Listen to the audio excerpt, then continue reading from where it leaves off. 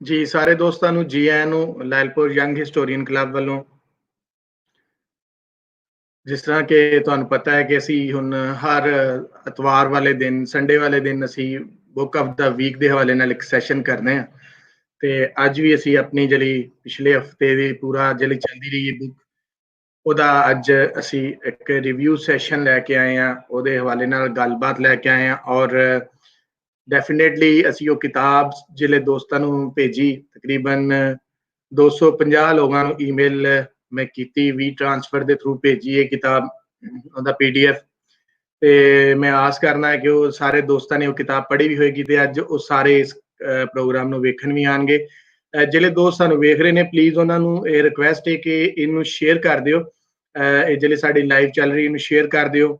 ਜਿਹੜੇ ਫੇਸਬੁੱਕ ਤੇ ਵੇਖ ਰਹੇ ਨੇ ਉਹ ਵੀ ਔਰ ਜਿਹੜੇ YouTube ਤੇ ਵੇਖ ਰਹੇ ਨੇ ਉਹ ਵੀ ਦੋਸਤ ਇਹਨੂੰ ਸ਼ੇਅਰ ਕਰ ਦਿਓ ਤਾਂ ਕਿ ਸਾਰੇ ਦੋਸਤ ਜਿਹੜੇ ਨੇ ਉਹ ਆ ਜਾਣ ਤੇ ਅਸੀਂ ਫਿਰ ਆਪਣਾ ਜਿਹੜਾ ਪ੍ਰੋਗਰਾਮ ਹੈ ਉਹਨੂੰ ਸ਼ੁਰੂ ਕਰ ਸਕੀਏ। ਉਸ ਦੌਰਾਨ ਮੈਂ ਦੋਸਤਾਂ ਕੋਲੋਂ 2 ਮਿੰਟ ਦੀ ਬ੍ਰੇਕ ਲਾਂਗਾ ਤਾਂ ਕਿ ਮੈਂ ਆਪਣੇ ਸਕਾਲਰਸ ਨੂੰ ਜਿਹੜਾ ਹੈ ਉਹ ਭੇਜ ਸਕਾਂ ਜਿਹੜਾ ਲਿੰਕ ਹੈ ਤਾਂ ਕਿ ਉਹ ਆਪਣੀ ਫੇਸਬੁੱਕ ਤੇ ਵੀ ਇਹਨੂੰ ਸ਼ੇਅਰ ਕਰ ਸਕਣ। ਉਨੀ ਦੇਰ ਤੱਕ ਬਾਕੀ ਦੋਸਤ ਜਿਹੜੇ ਵੇਖ ਰਹੇ ਨੇ ਸਾਨੂੰ ਉਹਨਾਂ ਅੱਗੇ ਰਿਕੁਐਸਟ ਹੈ ਕਿ ਪਲੀਜ਼ ਇਹ ਸਾਡੀ ਜਿਹੜੀ ਟ੍ਰਾਂਸਮਿਸ਼ਨ ਚੱਲ ਰਹੀ ਹੈ ਇਹਨੂੰ ਸ਼ੇਅਰ ਕਰਦੇ ਜਾਣ ਤਾਂ ਕਿ ਅਸੀਂ ਜਿਹੜਾ ਹੈ ਉਹ ਦੋਸਤਾਂ ਨੂੰ ਜ਼ਿਆਦਾ ਤੋਂ ਜ਼ਿਆਦਾ ਦੋਸਤ ਜਿਹੜੇ ਨੇ ਉੱਥੇ ਪਹੁੰਚ ਸਕਣ ਔਰ ਉਹ ਵੀ ਸਾਡੇ ਨਾਲ ਸ਼ਾਮਲ ਹੋ ਸਕਣ।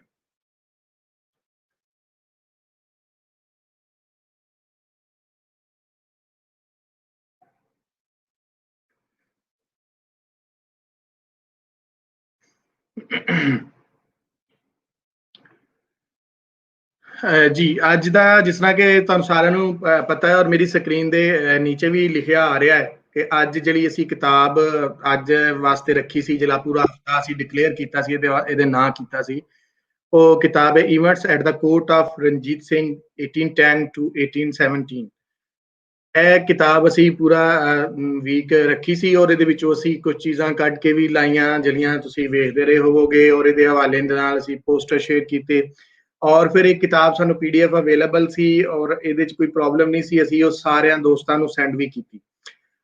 ਅੱਜ ਅਸੀਂ ਇਸ ਕਿਤਾਬ ਦੇ ਹਵਾਲੇ ਨਾਲ ਦੋ ਸਾਡੇ ਸੀਨੀਅਰ ਜਿਹੜੇ ਸਾਥੀ ਨੇ ਉਹ ਅੱਜ ਇਹਦੇ ਹਵਾਲੇ ਨਾਲ ਗੱਲ ਕਰਨਗੇ। ਮੈਂ ਸਭ ਤੋਂ ਪਹਿਲਾਂ ਤਾਰਫ ਕਰਵਾਵਾਂਗਾ ਪ੍ਰੋਫੈਸਰ ਡਾਕਟਰ ਸੁਖਦੇਵ ਸੋਲ ਹੋਰਾਂ ਦਾ।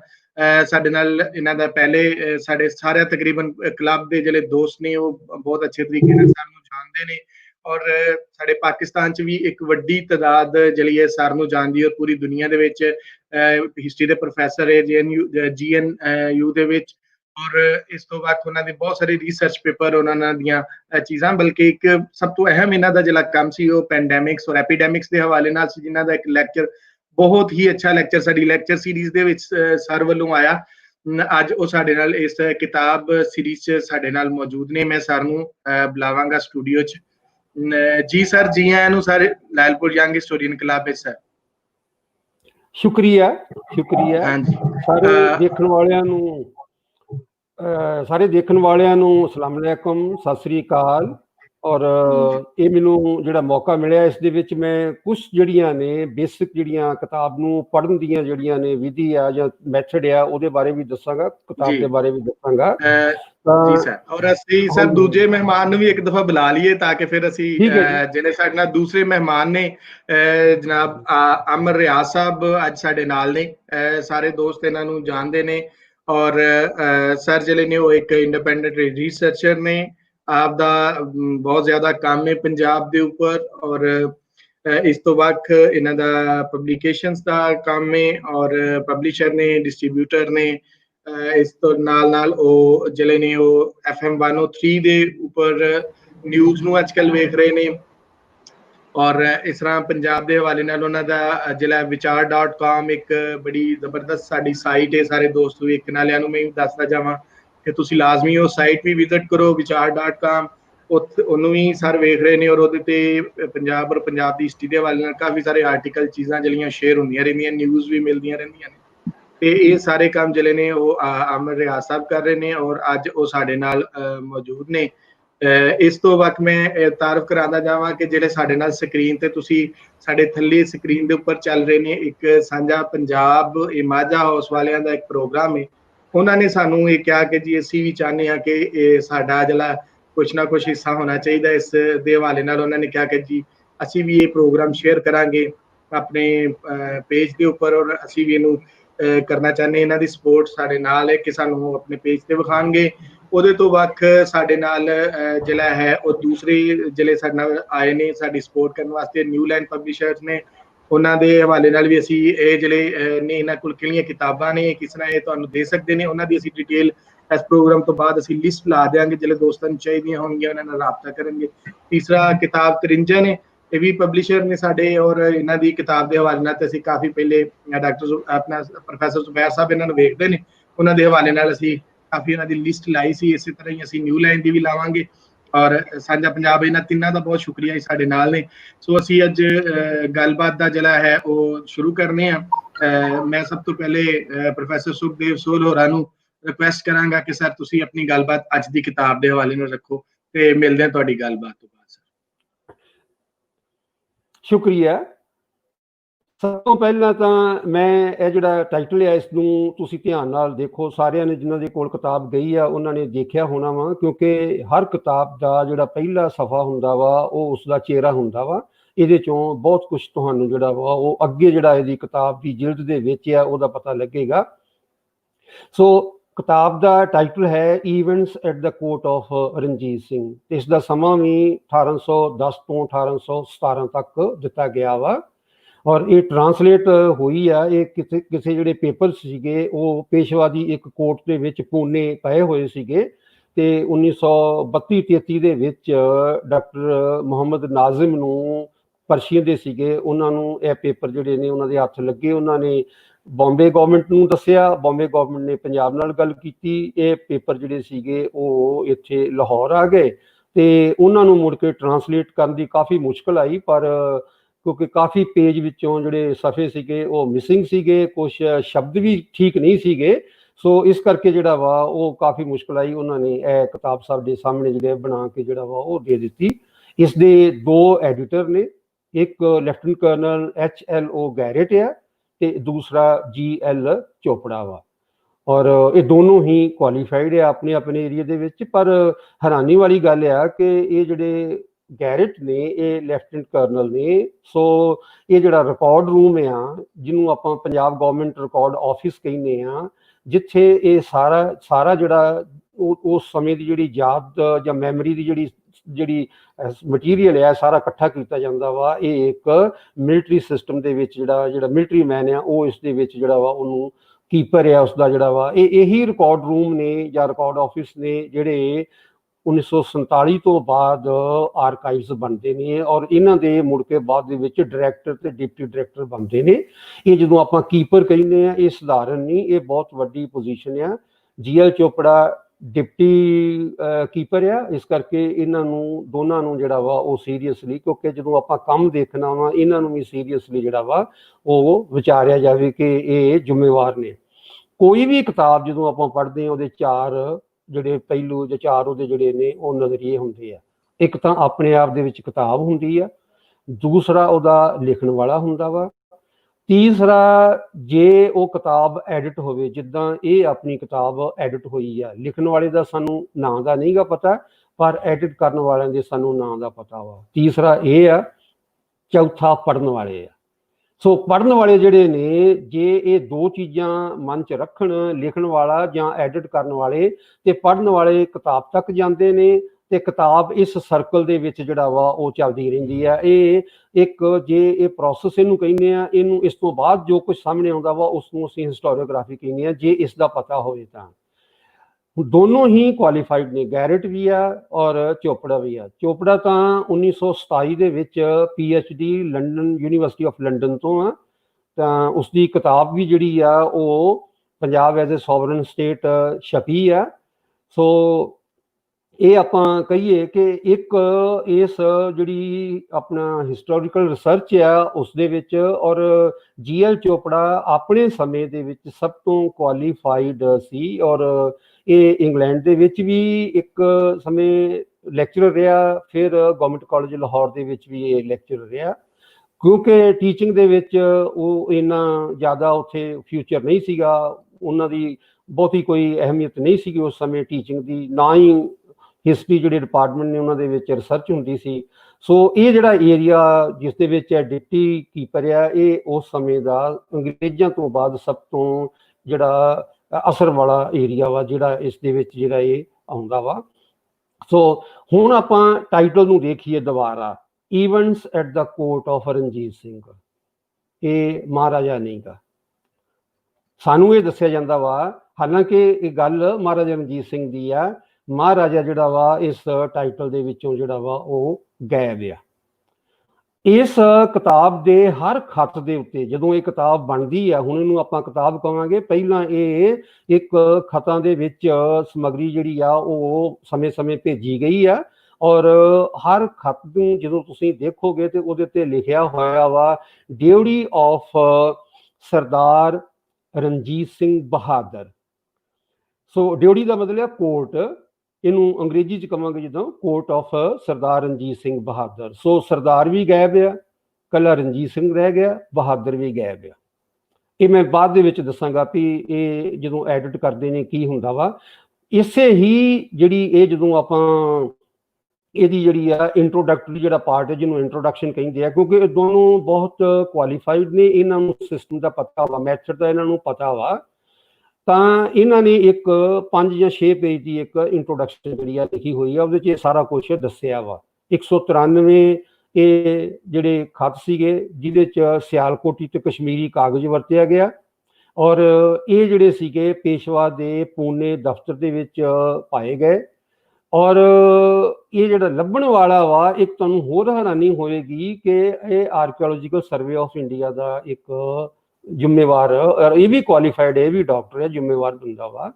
ਸੋ ਇੱਕ ਬੰਨੇ ਸਾਡੇ ਪੰਜਾਬ ਦੇ ਵਿੱਚ ਜਿਹੜਾ ਵਾ ਉਹ ਲੈਫਟੀਨੈਂਟ ਕਰਨਲ ਜਿਹੜਾ ਰਿਕਾਰਡ ਜਿਹੜਾ ਵਾ ਕੰਟਰੋਲ ਕਰ ਰਿਹਾ ਵਾ, ਦੂਸਰੇ ਬੰਨੇ ਜਿਹੜਾ ਪੇਸ਼ਵਾ ਦਾ ਜਿਹੜਾ ਦਫ਼ਤਰ ਆ ਜਾਂ ਉੱਥੋਂ ਜਿਹੜੀ ਸਮੱਗਰੀ ਜਾਂਦੀ ਆ ਉਹਨੂੰ ਲੱਭਣ ਵਾਲਾ ਆਰਕੀਓਲੋਜੀਕਲ ਸਰਵੇ ਆਫ ਇੰਡੀਆ ਦਾ ਜਿਹੜਾ ਵਾ ਉਹ ਇੱਕ ਮੁਲਾਜ਼ਮ ਜਾਂ ਇੱਕ ਜ਼ਿੰਮੇਵਾਰ ਜਿਹੜਾ ਵਾ ਉਹ ਲੱਭਦਾ ਵਾ। ਪਰਸ਼ੀਅਨ ਸ਼ਿਕਸਤਾ ਦੇ ਵਿੱਚ ਲਿਖੀ ਗਈ ਆ, ਕਾਫੀ ਇਹਨਾਂ ਨੂੰ ਮੁਸ਼ਕਲ ਆਈ ਟਰਾਂਸਲੇਟ ਕਰਨ ਦੇ ਵਿੱਚ। ਹੁਣ ਇਹਦੇ ਵਿੱਚ ਇੱਕ ਸਕੀਮ ਦੱਸੀ ਆ, ਉਹਨਾਂ ਦੇ ਵਿੱਚੋਂ ਸਿਰਫ ਇੱਕ ਸਕੀਮ, ਇੱਕ ਹੀ ਡਿਊਟੀ ਆ ਜਿਹਦੀ ਸਾਰੀ ਇਹ ਕਿਤਾਬ ਜਿਹੜੀ ਆ, ਤੇ ਫਿਰ ਆਪਾਂ ਨੂੰ ਪਤਾ ਵੀ ਲੱਗੇਗਾ। ਔਰ ਮੈਂ ਜਿਹੜੇ ਪਾਕਿਸਤਾਨ ਆਰਕਾਈਵਸ ਦੇ ਵਿੱਚ ਨੇ ਲਾਹੌਰ, ਉਹਨਾਂ ਨੂੰ ਇਹ ਗੁਜ਼ਾਰਿਸ਼ ਵੀ ਕਰਾਂਗਾ ਕਿ ਉਹ ਦੇਖਣ ਕਿ ਜਿਹੜੀਆਂ ਬਾਕੀ ਡਿਊਟੀਆਂ ਦਾ ਜਿਹੜਾ ਇਹ ਇੱਦਾਂ ਦੀ ਸਮੱਗਰੀ ਆ ਕਿ ਉਹ ਉਸੇ ਤਰੀਕੇ ਨਾਲ ਪਈ ਹੋਈ ਆ, ਕਿਉਂਕਿ ਉਹਨਾਂ ਦੀ ਟਰਾਂਸਲੇਸ਼ਨ ਸਾਡੇ ਕੋਲ ਨਹੀਂ। ਪਹਿਲੀ ਡਿਊਟੀ ਜਿਹੜੀ ਆ ਉਹ ਹੈਗੀ ਆ ਡਿਊਟੀ ਹੈ ਦਰਬਾਰੇ ਮੁਅੱਲਾ, ਦੂਸਰੀ ਡਿਊਟੀ ਹੈਗੀ ਆ ਸਰਦਾਰ ਰਣਜੀਤ ਸਿੰਘ ਬਹਾਦਰ, ਤੀਸਰੀ ਡਿਊਟੀ ਹੈਗੀ ਆ ਮਹਾਰਾਜਾ ਜਗਤ ਸਿੰਘ ਬਹਾਦਰ। ਇਹ ਭਰਤਪੁਰ ਦਾ ਆ, ਅੰਗਰੇਜ਼ਾਂ ਨਾਲ ਇਹਦੀ ਕਾਫੀ ਆ, ਇਹ ਮਹਾਰਾਜਾ ਵਾ, ਯਾਨੀ ਇੱਥੇ ਜਿਹੜਾ ਵਾ ਮਹਾਰਾਜਾ ਲੱਗਾ ਹੋਇਆ ਵਾ। ਫਿਰ ਚੌਥਾ ਜਿਹੜਾ ਵਾ ਮਹਾਰਾਜਾ ਆਲੀਜ਼ਾ ਦੌਲਤ ਰਾਓ ਸ਼ਿੰਦੀਆ। ਸੋ ਇਹ ਇੱਕ ਮਰਾਠਾ ਸਰਦਾਰ ਆ, ਇਹ ਵੀ ਮਹਾਰਾਜਾ ਵਾ, ਹਾਲਾਂਕਿ ਇਹਦੇ ਕੋਲ ਰਾਜੇ ਦਾ ਖਿਤਾਬ ਵੀ ਨਹੀਂ ਹੈਗਾ। ਇਹ ਮਹਾਰਾਜਾ ਵਾ, ਇਹ ਆਲੀਜਾ ਵੀ ਹੈ, ਔਰ ਇਹ ਸ਼ਿੰਦੀਆ ਵਾ। ਇਹਦੇ ਬਾਰੇ ਮੈਂ ਤੁਹਾਨੂੰ ਥੋੜਾ ਜਿਹਾ ਦੱਸਾਂ ਇਸ ਕਰਕੇ। ਤੀਸਰਾ ਜਿਹੜਾ ਚੌਥਾ ਜਿਹੜਾ ਹੈਗਾ ਵਾ, ਜਿਹੜਾ ਪੰਜਵਾਂ, ਉਹ ਮਹਾਰਾਜਾ ਮਲਹਾਰ ਰਾਓ ਹੋਲਕਰ ਹੈ, ਇਹ ਵੀ ਮਰਾਠਾ ਸਰਦਾਰ ਆ।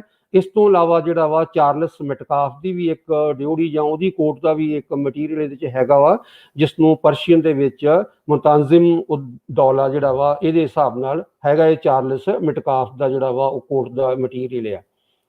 ਮਰਾਠਾ ਕਨਫੈਡਰੇਸੀ ਦੇ ਵਿੱਚ 4 ਸਰਦਾਰ ਸਨ, ਜਿਨ੍ਹਾਂ ਦੇ ਵਿੱਚੋਂ ਹੋਲਕਰ ਇੰਦੌਰ ਦਾ ਏਰੀਆ ਜਿਹੜਾ ਵਾ ਉਹਦੇ ਕੰਟਰੋਲ 'ਚ ਆ, ਭੋਸਲੇ ਨਾਗਪੁਰ ਦੇ ਏਰੀਆ 'ਚ ਆ, ਗਾਇਕਵਾੜ ਬੜੌਦਾ 'ਚ ਆ, ਜਿਹੜੇ ਸ਼ਿੰਦੀਆ ਨੇ ਇਹ ਗਵਾਲੀਅਰ ਦੇ ਏਰੀਆ ਦੇ ਵਿੱਚ ਨੇ।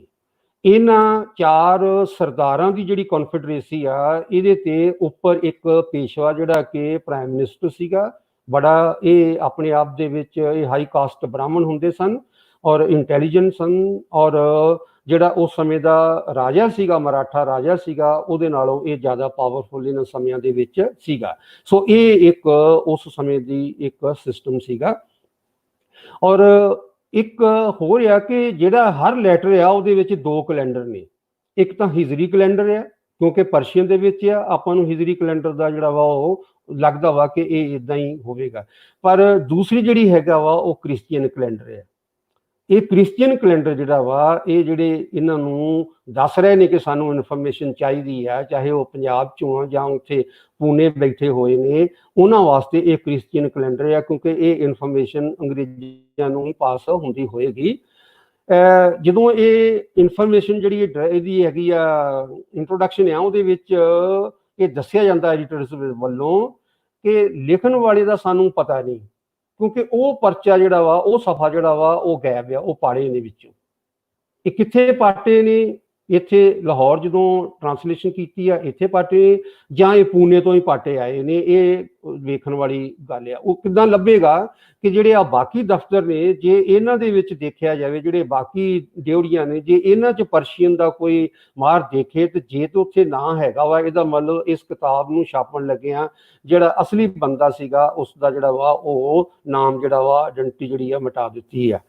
ਪਰ ਜਿਹੜੇ ਬੰਦੇ ਨੇ ਇਨਫੋਰਮੇਸ਼ਨ ਦਿੱਤੀ ਆ, ਉਹ ਹਰ ਲੈਟਰ ਦੇ ਵਿੱਚ ਇਹ ਲਿਖਦਾ ਵਾ ਵੀ ਮੈਨੂੰ ਇਹ ਇਨਫੋਰਮੇਸ਼ਨ ਖੁਸ਼ਹਾਲ ਸਿੰਘ ਤੋਂ ਆਈ ਆ।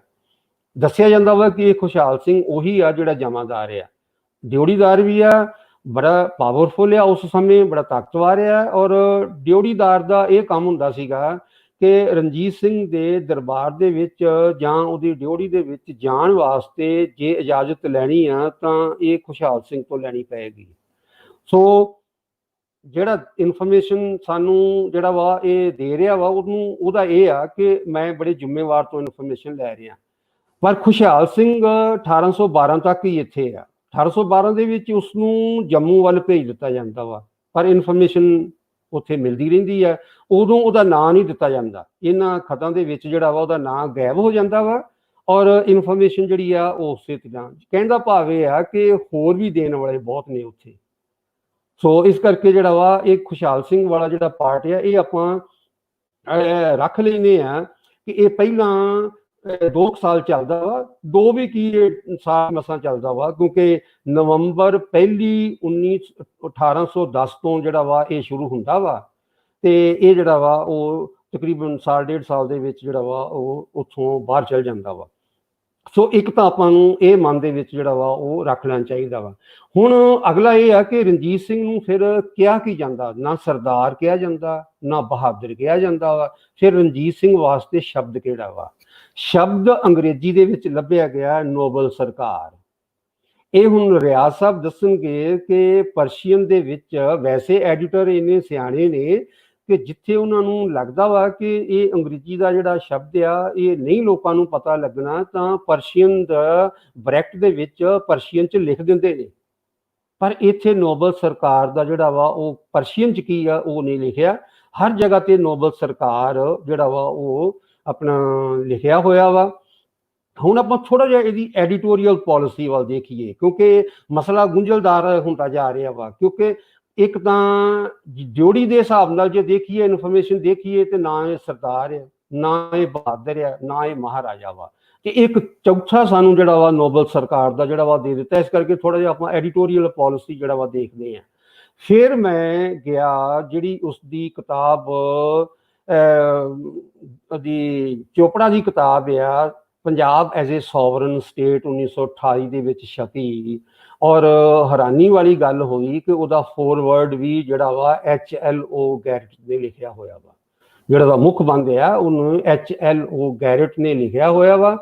ਇਹ ਜਨਵਰੀ 1928 ਦੀ ਉਹਦੀ ਡੇਟ ਪਈ ਹੋਈ ਆ। ਇਹਦਾ ਮਤਲਬ ਕਿ ਇਹ 27 ਦੇ ਵਿੱਚ ਸਾਰਾ ਤਿਆਰ ਸੀ ਮਟੀਰੀਅਲ, ਤੇ ਹੁਣ ਇਹ ਜਿਹੜਾ ਵਾ ਉਹ ਕਿਤਾਬ ਦੇ ਸ਼ਕਲ ਦੇ ਵਿੱਚ ਇਦਾਂ ਆ ਗਿਆ। ਜਦੋਂ ਤੁਸੀਂ ਉਹ ਫੋਰਵਰਡ ਦੇਖੋਗੇ, ਪਹਿਲੀਆਂ 2 ਲਾਈਨਸ ਦੇ ਵਿੱਚ ਹੀ ਮਹਾਰਾਜਾ ਰਣਜੀਤ ਸਿੰਘ ਆ, ਪਰ ਇਹ ਜਦੋਂ ਐਡਿਟ ਕਰਦੇ ਨੇ ਉੱਥੇ ਮਹਾਰਾਜਾ ਨਹੀਂ। ਗੈਰਟ ਫੋਰਵਰਡ ਦੇ ਵਿੱਚ ਮਹਾਰਾਜਾ ਰਣਜੀਤ ਸਿੰਘ ਲਿਖਦਾ। ਜਿਹੜਾ ਚੋਪੜਾ ਵਾ ਉਹ ਹਰ ਪੇਜ ਦੇ ਉੱਤੇ ਜਿੱਥੇ ਵੀ ਰਣਜੀਤ ਸਿੰਘ ਆ ਮਹਾਰਾਜਾ ਰਣਜੀਤ ਸਿੰਘ ਆ, ਬਕਾਇਦਾ ਮਹਾਰਾਜਾ ਦੇ ਉੱਤੇ ਇੱਕ ਚੈਪਟਰ ਵੀ ਲਿਖਿਆ ਜਾਂਦਾ ਵਾ। ਫਿਰ ਮੈਂ ਥੋੜਾ ਜਿਹਾ ਹੋਰ ਸ਼ੱਕ ਨਾਲ ਦੇਖਿਆ, ਮੈਂ ਕਿਹਾ ਚਲੋ ਦੇਖਦੇ ਹਾਂ, ਗੈਰਟ ਦੀ ਸੋਚ ਨੂੰ ਹੀ ਦੇਖਦੇ ਹਾਂ। ਉਹ ਮੈਨੂੰ ਲੱਭੀ ਇੱਕ ਉਸਨੇ ਕਿਤਾਬ ਕੀਤੀ ਹੋਈ ਆ, ਕੋ ਆਥਰ ਆ ਐਡਵਰਡ ਥਾਮਸਨ ਦੇ ਨਾਲ, ਰਾਈਜ਼ ਐਂਡ ਫੁਲਫਿਲਮੈਂਟ ਆਫ ਦਾ ਬ੍ਰਿਟਿਸ਼ ਰੂਲ ਇਨ ਇੰਡੀਆ। ਤੁਸੀਂ ਇਹ ਕਿਤਾਬ ਦੇਖੋਗੇ, ਇਹ ਕਾਫੀ ਇਹਦੇ 'ਚ ਲੰਮਾ ਸਪੈਨ ਜਿਹੜਾ ਵਾ ਉਹ ਕਵਰ ਕੀਤਾ। ਹਿਸਟਰੀ ਦੇ ਸਟੂਡੈਂਟ ਵਾਸਤੇ ਜਿਹੜੀ ਇਹ ਕਿਤਾਬ ਆ, ਜਦੋਂ ਤੁਸੀਂ ਇਹ ਕਿਤਾਬ ਦੇਖੋਗੇ ਨਾ, ਇਹਦੇ ਵਿੱਚ ਦੁਬਾਰਾ ਫੇਰ ਰਣਜੀਤ ਸਿੰਘ ਦੇ ਨਾਲ ਮਹਾਰਾਜਾ ਗਾਇਬ ਆ। ਔਰ ਇਹ ਐਡੀਟਰ ਦੀ ਨੀਤੀ ਜਿਹੜੀ ਆ ਜਾਂ ਉਹਦੀ ਜਿਹੜੀ ਪਾਲਿਸੀ ਜਿਹੜੀ ਉਹਦਾ ਮਾਈਂਡ ਆ ਕਲੀਅਰ ਇਸ ਕਰਕੇ ਹੋ ਜਾਂਦਾ ਵਾ ਕਿ ਇੱਕ ਜਗ੍ਹਾ ਤੇ ਇਹ ਕੋਟ ਕਰਦਾ ਵਾ ਲਾਈਫ ਆਫ ਚਾਰਲਸ ਮਿਟਕਾਫ ਜਿਹੜੀ ਬੁੱਕ ਆ ਉਹਦੇ ਤੋਂ ਇੱਕ ਕੋਟੇਸ਼ਨ ਦਿੰਦਾ ਵਾ। ਉਸ ਕੋਟੇਸ਼ਨ ਦੇ ਵਿੱਚ ਜਿਹੜਾ ਵਾ ਮਹਾਰਾਜਾ ਰਣਜੀਤ ਸਿੰਘ ਆ, ਪਰ ਜਿਹੜੀ ਉਹਦੀ ਟੈਕਸਟ ਆ ਉੱਥੇ ਮਹਾਰਾਜਾ ਨਹੀਂ ਹੈਗਾ। ਸੋ ਇਹ ਹੁਣ ਸੋਚੀ ਸਮਝੀ ਸਕੀਮ ਆ ਕਿ ਰਣਜੀਤ ਸਿੰਘ ਤੋਂ ਮਹਾਰਾਜੇ ਦਾ ਜਿਹੜਾ ਹੈਗਾ ਖਿਤਾਬ ਆ ਉਹ ਵੀ ਖੋਹ ਲਿਆ ਜਾਵੇ। ਸੋ ਇਹ ਇੱਧਰ ਨੂੰ ਇਹਦੀ ਹੈਗੀ। ਫਿਰ ਮੈਂ ਦੁਬਾਰਾ ਜਿਹੜਾ ਵਾ ਦੇਖਿਆ ਕਿ ਕੀ ਇਹ ਬ੍ਰਿਟਿਸ਼ ਪਾਲਿਸੀ ਆ ਕਿ ਜਾਂ ਹੁਣੀ ਆਈ ਹੈ। ਜੇ ਤੁਸੀਂ ਇਹ ਦੇਖਣਾ ਵਾ ਤਾਂ ਲੈਪਲ ਗ੍ਰਿਫਨ ਨੇ 1892 ਦੇ ਵਿੱਚ ਇੱਕ ਕਿਤਾਬ ਲਿਖੀ, ਉਹ ਵੀ ਕਿਤਾਬ ਰਣਜੀਤ ਸਿੰਘ ਤੇ ਹੈ, ਪਰ ਉਹਦਾ ਟਾਈਟਲ ਜਿਹੜਾ ਸਬ ਟਾਈਟਲ ਆ ਨਾ, ਉੱਥੋਂ ਤੁਹਾਨੂੰ ਪਤਾ ਲੱਗੇਗਾ ਕਿ ਉਹਦੀ ਸੋਚ ਦੇ ਵਿੱਚ ਤੇ ਹੁਣ ਦੀ ਸੋਚ 'ਚ ਫਰਕ ਕਿੱਦਾਂ ਪੈ ਗਿਆ। ਉਹਦਾ ਸਬ ਟਾਈਟਲ ਆ Ranjit Singh from the Sikh barrier between the growing empire between our growing empire and central Asia. So ਇਹ ਸਿੱਧਾ ਜਿਹੜਾ ਗ੍ਰੇਟ ਗੇਮ ਜਿਹੜੀ ਆ ਉਹਦੇ ਨਾਲ ਜੁੜ ਜਾਂਦਾ ਵਾ ਕਿ ਅੰਗਰੇਜ਼ ਜਿਹੜਾ ਲੈਪਲ ਗ੍ਰਿਫਨ ਆ ਉਹ ਹੁਣ ਰਣਜੀਤ ਸਿੰਘ ਨੂੰ ਜਿਹੜੀ ਗ੍ਰੇਟ ਗੇਮ ਦੇ ਵਿੱਚ ਜਿਹੜਾ ਵਾ ਉਹ ਸਾਹਮਣੇ ਲਿਆ ਰਿਹਾ ਵਾ। ਔਰ ਇਹ ਕਿਤਾਬ ਜ਼ਿਆਦਾ ਜਿਹੜੀ ਆ ਉਹ ਯੂਰਪ ਦੇ ਵਿੱਚ ਜਿਹੜੀ ਆ ਉਹ ਛਪੀ ਔਰ ਵੰਡੀ ਗਈ। ਆਕਸਫੋਰਡ ਯੂਨੀਵਰਸਿਟੀ ਨੇ ਛਾਪੀ। Oxford university in fact rulers of India series ਜਿਹੜੀ ਸੀਗੀ ਉਹ ਛਾਪਦੀ ਸੀਗੀ, ਤੇ ਇਸ ਕਰਕੇ ਇਹ ਕਿਤਾਬ ਬਾਅਦ ਦੇ ਵਿੱਚ ਉਸ ਸੀਰੀਜ਼ ਦੇ ਵਿੱਚ ਵੀ ਛਪੀ। ਜੇ ਹੁਣ ਇਸ ਕਿਤਾਬ ਨੂੰ ਦੇਖੋ ਤਾਂ ਇਹਦੇ ਵਿੱਚ ਹਰ ਜਗ੍ਹਾ ਤੇ ਮਹਾਰਾਜਾ ਰਣਜੀਤ ਸਿੰਘ ਆ, ਇੱਥੋਂ ਤੱਕ ਕਿ ਇਸ ਦੇ ਵਿੱਚ ਇੱਕ ਚੈਪਟਰ ਆ ਦ ਮਹਾਰਾਜਾ।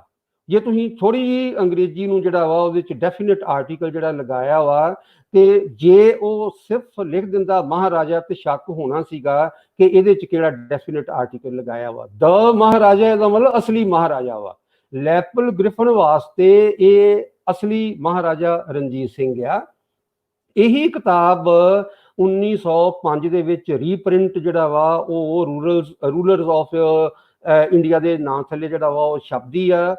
ਇੱਕ ਸ਼ਬਦ ਜਿਹੜਾ ਵਾ ਉਹ ਨਹੀਂ ਬਦਲਿਆ ਜਾਂਦਾ, ਮਹਾਰਾਜਾ ਰਣਜੀਤ ਸਿੰਘ ਹੀ ਆ, ਉਹੀ ਉਹਦਾ ਜਿਹੜਾ ਵਾ ਉਹ ਉਸਦਾ ਜਿਹੜਾ ਵਾ ਉਹ ਟਾਈਟਲ ਜਿਹੜਾ ਚੈਪਟਰ ਆ ਦਾ ਮਹਾਰਾਜਾ ਉਹ ਵੀ ਉਹਦੇ ਵਿੱਚ ਹੈਗਾ ਵਾ। ਸੋ ਇਹ ਆਪਾਂ ਨੂੰ ਜਿਹੜਾ ਵਾ ਉਹ ਪਤਾ ਲੱਗ ਗਿਆ ਕਿ ਹੁਣ ਇਹ ਜਾਣ ਬੁੱਝ ਕੇ ਉਹਦਾ ਕਾਰਨ ਕੀ ਹੈ। 1900 ਤੋਂ ਲੈ ਕੇ ਤੇ 1920 ਦੇ ਜਿਹੜਾ ਹੈਗਾ ਵਾ ਦਹਾਕਾ, ਉਹਦੇ ਵਿੱਚ ਇੱਕ ਨਵੀਂ ਸੋਚ ਉੱਭਰਦੀ ਆ ਜਿਹੜੀ ਰਾਸ਼ਟਰਵਾਦੀ ਆ, ਜਿਹਦੇ ਚ ਸਾਡੇ ਲੋਕਲ ਹੀਰੋ ਜਿਹੜੇ ਨੇ ਉਹਨਾਂ ਨੂੰ ਲਿਆਂਦਾ ਜਾਂਦਾ ਸਾਹਮਣੇ, ਚਾਹੇ ਉਹ ਸ਼ਿਵਾਜੀ ਆ ਜਾਂ ਬੰਦਾ ਬਹਾਦਰ ਆ, ਗੁਰੂ ਨਾਨਕ ਆ, ਇਸੇ ਤਰੀਕੇ ਨਾਲ ਰਣਜੀਤ ਸਿੰਘ ਆ। ਇਹਨਾਂ ਦੇ ਬਾਰੇ ਸਾਰੇ ਵੱਖਰੇ ਵੱਖਰੇ ਏਰੀਆ ਦੇ ਵਿੱਚ ਆਪਣੇ ਆਪਣੇ ਜਿਹੜੇ ਨੇ ਉਹ ਨਾਇਕ ਜਿਹੜੇ ਨੇ ਲਿਆਂਦੇ ਜਾਂਦੇ ਨੇ, ਔਰ ਜਿਹੜੀ ਰਾਸ਼ਟਰਵਾਦੀ ਜਿਹੜੀ ਹੈਗੀ ਆ ਇੱਕ ਇਤਿਹਾਸਕਾਰੀ ਜਿਹੜੀ ਆ ਉਹ ਸਾਹਮਣੇ ਆਉਂਦੀ ਆ। ਤਾਂ ਜਿਹੜੀਆਂ ਕਿਤਾਬਾਂ ਆਪਾਂ ਨੂੰ ਨਜ਼ਰ ਆਉਂਦੀਆਂ ਨੇ, ਜਿੱਦਾਂ ਰਣਜੀਤ ਸਿੰਘ ਦੇ ਉੱਪਰ ਮੈਂ ਦੇਖੀਆਂ, BPL ਇੱਕ ਤਾਂ ਪਹਿਲਾਂ ਚੋਪੜਾ ਦੀ ਕਿਤਾਬ ਹੈਗੀ ਆ Punjab as a sovereign state, ਜਿਹਦੇ ਚ ਮਹਾਰਾਜਾ ਰਣਜੀਤ ਸਿੰਘ ਲਿਖਿਆ ਹੋਇਆ ਵਾ। ਇਸੇ ਤਰੀਕੇ ਨਾਲ BPL ਬੇਦੀ ਦੀ ਆ, SN ਬੈਨਰਜੀ ਦੀ ਕਿਤਾਬ ਆ, ਇਹ NK ਸਿਨਹਾ ਦੀ ਆ, ਫਿਰ ਇਸੇ ਤਰ੍ਹਾਂ ਸੀਤਾਰਾਮ ਕੋਹਲੀ ਦਾ ਆਰਟੀਕਲ ਆ। ਇਹ ਸਾਰੇ ਹੀ 1934 ਤੋਂ ਪਹਿਲਾਂ ਜਿਹੜਾ ਵਾ ਉਹ 35 ਤੋਂ ਪਹਿਲਾਂ ਦੇ ਲਿਖੇ ਹੋਏ ਨੇ। ਇਹਨਾਂ ਸਾਰਿਆਂ ਦੇ ਵਿੱਚ ਹੀ ਮਹਾਰਾਜਾ ਵਾ। ਸੋ ਹੁਣ ਇਹ ਆ ਕਿ ਮਹਾਰਾਜੇ ਦਾ ਖਿਤਾਬ ਲੋਕਾਂ ਦੇ ਵਿੱਚ ਜਾ ਰਿਹਾ, ਮਹਾਰਾਜਾ ਇਹ ਲੋਕਾਂ ਦੀ ਸੋਚ ਦੇ ਵਿੱਚ ਆ ਰਿਹਾ। ਇਸ ਕਰਕੇ ਇਹ ਕਿਤਾਬ ਜਿਹੜੀ ਆ ਇਹਨੂੰ ਤੁਸੀਂ ਇਸ ਜਿਹੜਾ ਇਹ ਸ਼ਬਦ ਆ ਇਹਨੂੰ ਬਾਹਰ ਕੱਢ ਕੇ ਇੱਕ ਨਵਾਂ ਸ਼ਬਦ ਜਿਹੜਾ ਵਾ ਉਹ, ਔਰ ਮੈਨੂੰ ਨਹੀਂ ਲੱਗਦਾ ਵੀ ਕਿਸੇ ਨੇ ਜੇ ਪੜ੍ਹੀ ਹੋਏਗੀ ਤੇ ਨੋਬਲ ਸਰਕਾਰ ਜਿਹੜੀ ਆ ਉਹ ਸ਼ਬਦ ਉਹ ਵਰਤਦੇ ਹੋਣਗੇ। ਇਹ ਇੱਥੋਂ ਤੱਕ ਕਿ ਅੰਗਰੇਜ਼ਾਂ ਦੇ ਜਿਹੜੇ ਰਾਈਟਰ ਨੇ ਉਹਨਾਂ ਨੇ ਵੀ ਇਹ ਸ਼ਬਦ ਜਿਹੜਾ ਵਾ ਬਾਅਦ ਦੇ ਵਿੱਚ ਨਹੀਂ ਵਰਤਿਆ। ਹਾਲਾਂਕਿ ਮਹਾਰਾਜਾ ਜਿਹੜਾ ਵਾ ਇਸ ਕਿਤਾਬ ਦੇ ਵਿੱਚ ਗਾਇਬ ਆ, ਪਰ ਜਿਹੜਾ ਦਾ ਤੌਰ ਤਰੀਕਾ ਨੋਬਲ ਸਰਕਾਰ ਦਾ ਵਾ ਇਹ ਸਾਰੇ ਦਾ ਸਾਰਾ ਹੀ ਮਹਾਰਾਜਿਆਂ ਵਰਗਾ ਵਾ। ਕਾਰਨ ਕੀ ਆ ਕਿ ਇਸ ਦੇ ਵਿੱਚ ਇਹਦਾ ਵਰਤਾਰਾ ਤੁਸੀਂ ਦੇਖੋਗੇ, ਲੋਕ ਬੜੀ ਵੱਡੀ ਤਾਦਾਦ ਦੇ ਵਿੱਚ ਆ ਰਹੇ ਨੇ, ਆਪਣੀਆਂ ਆਪਣੀਆਂ ਮੁਸ਼ਕਲਾਂ ਲੈ ਕੇ ਆ ਰਹੇ ਨੇ, ਔਰ ਮਹਾਰਾਜਾ ਜਿਹੜਾ ਵਾ ਸੁਣ ਰਿਹਾ ਬੜੇ ਹੌਸਲੇ ਦੇ ਨਾਲ, ਕਈਆਂ ਨੂੰ ਜਿਹੜਾ ਵਾ ਡਾਇਰੈਕਸ਼ਨ ਦੇ ਰਿਹਾ ਵਾ, ਕਈ ਕਿਸਮ ਦੀ ਜਿਹੜੀ ਆ ਉਹ ਐਕਟੀਵਿਟੀ ਹੈ। ਬੜੀ ਇਹ ਉਥਲ ਪੁਥਲ ਦੇ ਵਿੱਚ ਬੜੇ ਲੋਕ ਨੇ ਇਹਦੇ ਵਿੱਚ ਸ਼ਾਮਲ ਦੇ, ਬੜੀ ਜਿਹੜੀ ਇੰਟਰਸਟਿੰਗ ਜਿਹੜੀ ਇਹਦੀ ਹੈਗੀ ਆ ਉਹ ਸਮੱਗਰੀ ਆ ਜੋ ਵੀ ਇਹਦੇ 'ਚ ਹੈਗਾ ਵਾ। ਤਾਂ ਉੱਥੋਂ ਤਾਂ ਲੱਗਦਾ ਵਾ ਕਿ ਇਹ ਜੇ ਨੋਬਲ ਸਰਕਾਰ ਕਰੀਏ, ਨਾ ਤਾਂ ਇਹ ਫਕੀਰ ਆ, ਨਾ ਤਾਂ ਇਹ ਕੋਈ ਜਿਹੜਾ ਵਾ ਪੀਰ ਆ, ਇਹ ਨੋਬਲ ਸਰਕਾਰ ਅਸਲ ਦੇ ਵਿੱਚ ਮਹਾਰਾਜੇ ਦੇ ਵਰਤਾਰੇ ਦੇ ਵਿੱਚ ਜਿਹੜਾ ਵਾ ਨਜ਼ਰ ਆਉਂਦੀ ਆ।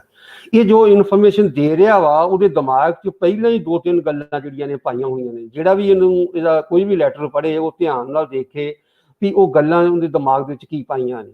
ਇੱਕ ਤਾਂ ਇਹ ਪਾਈ ਹੋਈ ਆ ਕਿ ਹਰ ਲਾਈਨ ਦੇ ਵਿੱਚ ਇਹਦੀ ਜਿਹੜੀ ਆ ਨਾ, ਇਹ ਜਿਹੜਾ ਇਹਦਾ ਖਾਤੇ ਆ ਉਹਦੇ ਵਿੱਚ ਰਾਜੇ ਦੀ ਸਿਹਤ ਬਾਰੇ ਤੁਸੀਂ ਜ਼ਰੂਰ ਦੱਸਣਾ ਵਾ, ਕਿਉਂਕਿ ਅੰਗਰੇਜ਼ਾਂ ਨੂੰ ਹਮੇਸ਼ਾ ਰਹਿੰਦਾ ਹੁੰਦਾ ਸੀਗਾ ਵੀ ਇਹਨਾਂ ਦੀ ਸਿਹਤ ਦੇ ਨਾਲ ਉਥਲ ਪੁਥਲ ਜਿਹੜਾ ਵਾ ਵੱਧ ਸਕਦੀ ਆ, ਤੇ ਸਿਹਤ ਦੇ ਬਾਰੇ ਦੱਸੋ ਤੁਸੀਂ।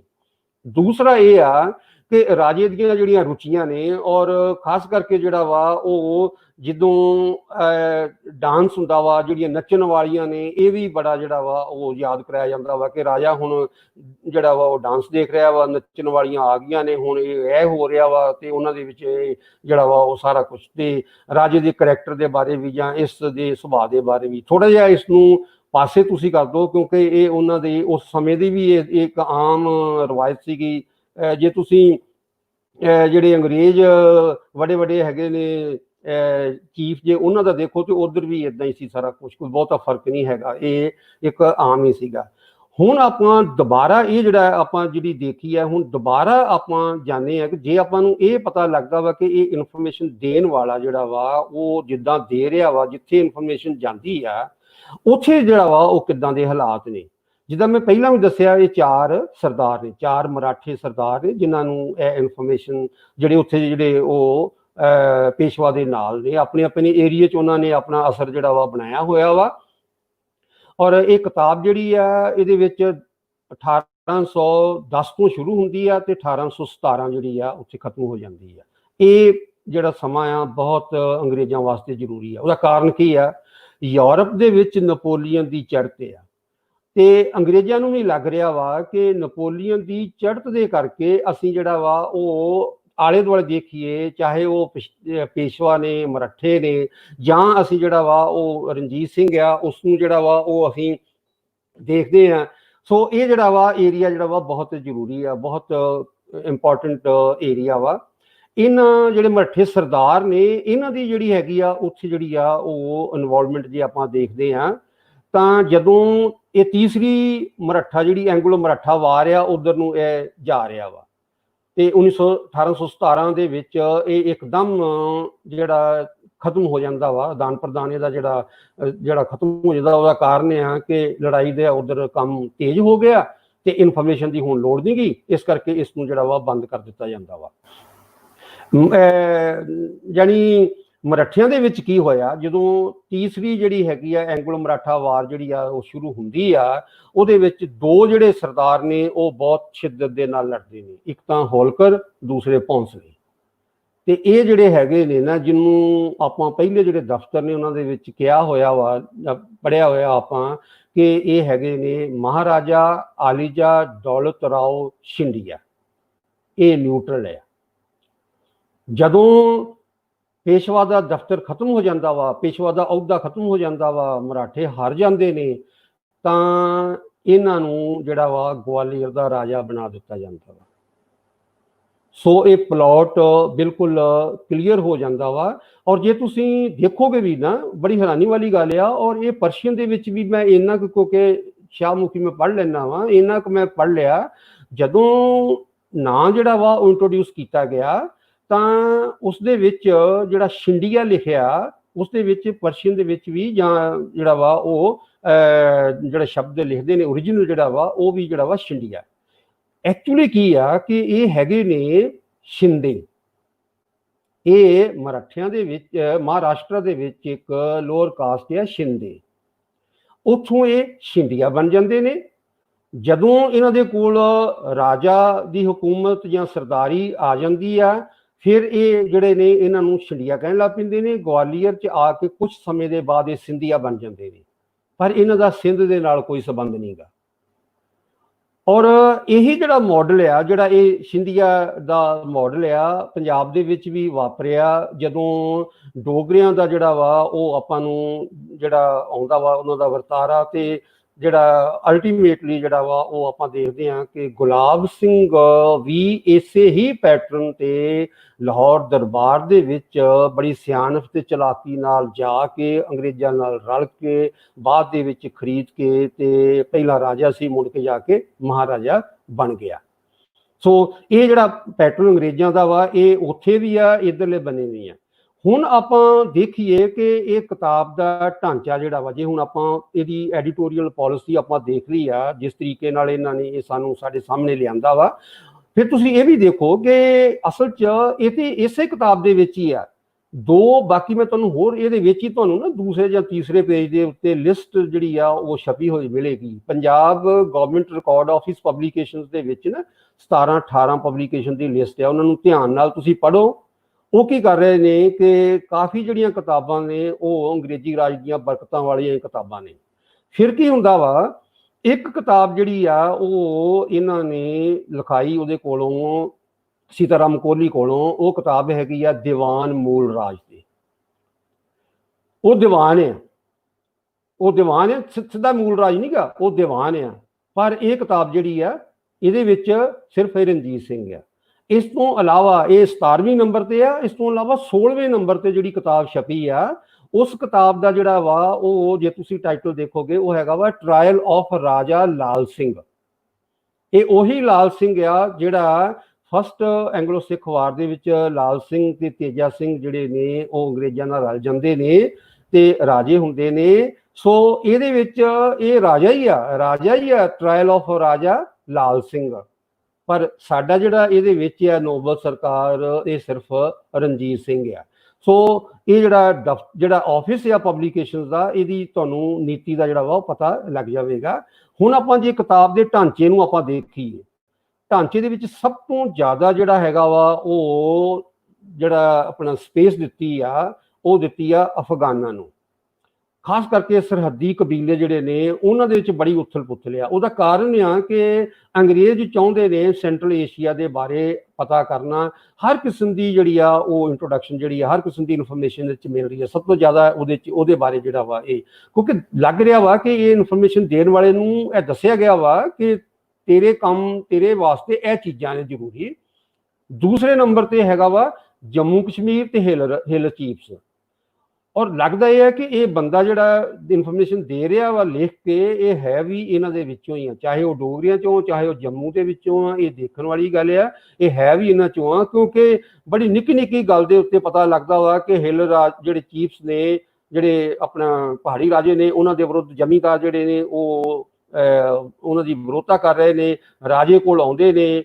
ਰਾਜਾ ਜਿਹੜਾ ਇਹ ਨੋਬਲ ਸਰਕਾਰ ਹੈ ਰਣਜੀਤ ਸਿੰਘ ਦੇ ਕੋਲ ਆਉਂਦੇ ਨੇ। ਸੋ ਇਸ ਕਿਸਮ ਦੀ ਇਨਫੋਰਮੇਸ਼ਨ ਜਿਹੜੀ ਦਿੱਤੀ ਜਾ ਰਹੀ ਆ। ਇਸੇ ਤਰੀਕੇ ਨਾਲ ਜੰਮੂ ਜਾਂ ਕਸ਼ਮੀਰ ਬਾਰੇ ਜਿਹੜਾ ਵਾ ਉਹ ਕੀਤਾ ਜਾ ਰਿਹਾ ਵਾ। ਔਰ ਤੀਸਰੇ ਨੰਬਰ ਤੇ ਜਿਹੜੀ ਇਹ ਜਿਹੜਾ ਮਟੀਰੀਅਲ ਉਹਦੇ ਵਿੱਚ ਆ ਅੰਗਰੇਜ਼ਾਂ ਨੂੰ ਇਹ ਹਰ ਜਗ੍ਹਾ ਤੇ ਸਾਹਿਬ ਬਹਾਦਰ ਜਿਹੜੇ ਨੇ ਲਿਖਦੇ ਨੇ। ਪਰ ਦੁਬਾਰਾ ਮੈਂ ਕਹਾਂਗਾ ਕਿ ਰਣਜੀਤ ਸਿੰਘ ਦੇ ਨਾਲ ਬਹਾਦਰ ਨਹੀਂ ਗਾ ਜਾਨੀ ਕਿ ਲਗਾਇਆ। ਦੁਬਾਰਾ ਜਿਹੜਾ ਵਾ ਉਹ ਸਾਹਿਬ ਬਹਾਦਰ, ਗੋਰੇ ਸਾਹਿਬ ਨਾਲ ਇਹ ਵੀ ਦੱਸਿਆ ਜਾਂਦਾ ਵਾ ਇਹ ਤਾਕਤਵਰ ਨੇ। ਸੋ ਇਹ ਵੀ ਲੱਗਦਾ ਵਾ ਕਿ ਇਹ ਅੰਗਰੇਜ਼ਾਂ ਦੇ ਲਿੰਕ ਦੇ ਵਿੱਚ ਆ। ਅੰਗਰੇਜ਼ਾਂ ਨੂੰ ਪਤਾ ਵਾ ਕਿ ਇਹ ਇਨਫੋਰਮੇਸ਼ਨ ਜਿਹੜੀ ਆ ਉਹ ਸਾਡੇ ਵਾਸਤੇ ਆ, ਚਾਹੇ ਇਹ ਇਨਫੋਰਮੇਸ਼ਨ ਵਾਇਆ ਲੁਧਿਆਣਾ ਪੂਨੇ ਵੱਲ ਨੂੰ ਜਾਂਦੀ ਆ, ਜਾਂ ਪੂਨੇ ਤੋਂ ਜਿਹੜਾ ਵਾ ਇਹ ਜਿਹੜੇ ਆਪਣਾ ਮਰਾਠੇ ਸਰਦਾਰ ਨੇ ਉਹ ਅੱਗੇ ਪਾਸ ਕਰ ਦਿੰਦੇ ਨੇ। ਇਹ ਵੀ ਜਿਹੜਾ ਵਾ ਉਹ ਆਪਾਂ ਦੇਖ ਸਕਦੇ ਹਾਂ। ਇਸੇ ਤਰੀਕੇ ਨਾਲ ਤੀਸਰੀ ਜਿਹੜਾ ਚੌਥਾ ਵਾ ਉਹ ਮੁਲਤਾਨ ਆ। ਮੁਲਤਾਨ ਦੇ ਬਾਰੇ ਬਹੁਤੀ ਇਨਫੋਰਮੇਸ਼ਨ ਨਹੀਂ ਦਿੱਤੀ ਜਾਂਦੀ। ਇਹ ਇਸ ਕਰਕੇ ਵੀ ਕਿਤਾਬ ਜ਼ਰੂਰੀ ਆ ਕਿ ਇਸੇ ਸਮੇਂ ਜਿਹੜਾ ਵਾ ਉਹ ਇਸ ਤੋਂ ਬਾਅਦ ਲਾਹੌਰ ਤੋਂ ਇਸ ਤੋਂ ਬਾਅਦ ਜਿਹੜਾ ਮੁਲਤਾਨ ਜਾਂ ਜੰਮੂ ਕਸ਼ਮੀਰ ਜਾਂ ਆਪਾਂ ਕਹਿ ਸਕਦੇ ਹਾਂ ਪਿਸ਼ਾਵਰ ਦੇ ਉੱਤੇ ਜਿਹੜਾ ਵਾ ਉਹ ਕਬਜ਼ੇ ਹੁੰਦੇ ਨੇ।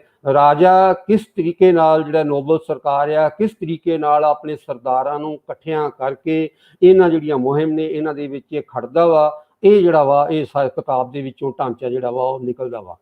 ਚੌਥਾ ਜਿਹੜਾ ਵਾ ਉਹ ਹੁਣ ਆਪਾਂ ਦੇਖੀਏ ਤੇ ਇਹਦੀ ਜਿਹੜੀ ਆ ਉਹ ਅਹਿਮੀਅਤ ਕੀ ਆ, ਇਹ ਕਿਤਾਬ ਨੂੰ ਜਦੋਂ ਆਪਾਂ ਪੜ੍ਹਨਾ ਹੋਵੇ ਦੀ ਖਾਸੀਅਤ ਕੀ ਆ।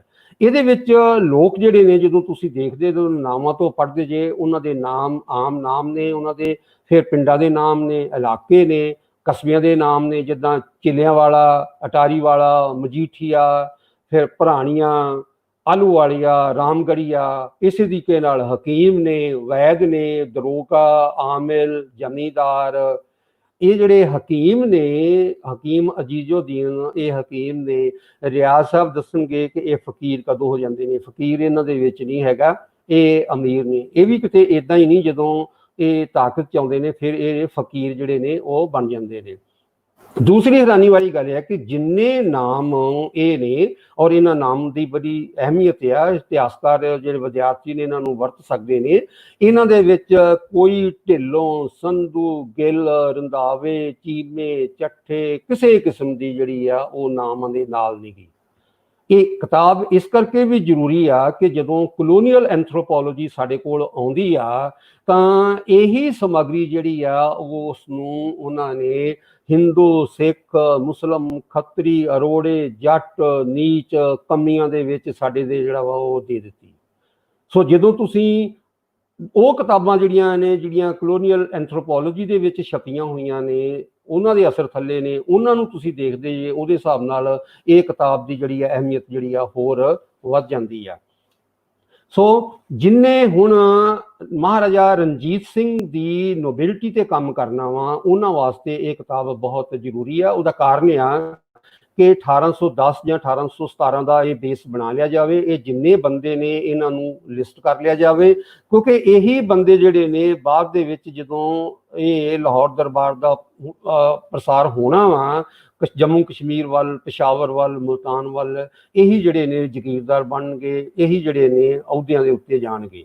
ਸੋ 1810 ਤੋਂ 1840 ਦੇ ਵਿੱਚ ਇਹ ਜਿਹੜੀ ਆ ਸ਼ਿਫਟ ਜਿਹੜੀ ਚੇਂਜ ਦੇਖੀ ਜਾ ਸਕਦੀ ਆ। 1849 ਦੇ ਨਾਲ ਇਹਨੂੰ ਜਿਹੜਾ ਵਾ ਇਹਦਾ ਕੰਪੈਰੀਜ਼ਨ ਕੀਤਾ ਜਾ ਸਕਦਾ ਵਾ। ਉਹਦੇ ਵਾਸਤੇ ਤੁਸੀਂ ਹੁਣ ਜੇ ਲੈਪਲ ਗ੍ਰਿਫਨ ਦੀ ਚੀਫਸ ਆਫ ਦਾ ਪੰਜਾਬ ਦੇਖੋਗੇ ਤਾਂ ਤੁਹਾਨੂੰ ਇਹ ਪਤਾ ਲੱਗ ਜਾਏਗਾ, ਕਿਉਂਕਿ ਉਹਨੇ ਹਰ ਪਰਿਵਾਰ ਦਾ ਜਿਹੜਾ ਓਰੀਜਨ ਦਿੱਤਾ ਹੋਇਆ ਵਾ।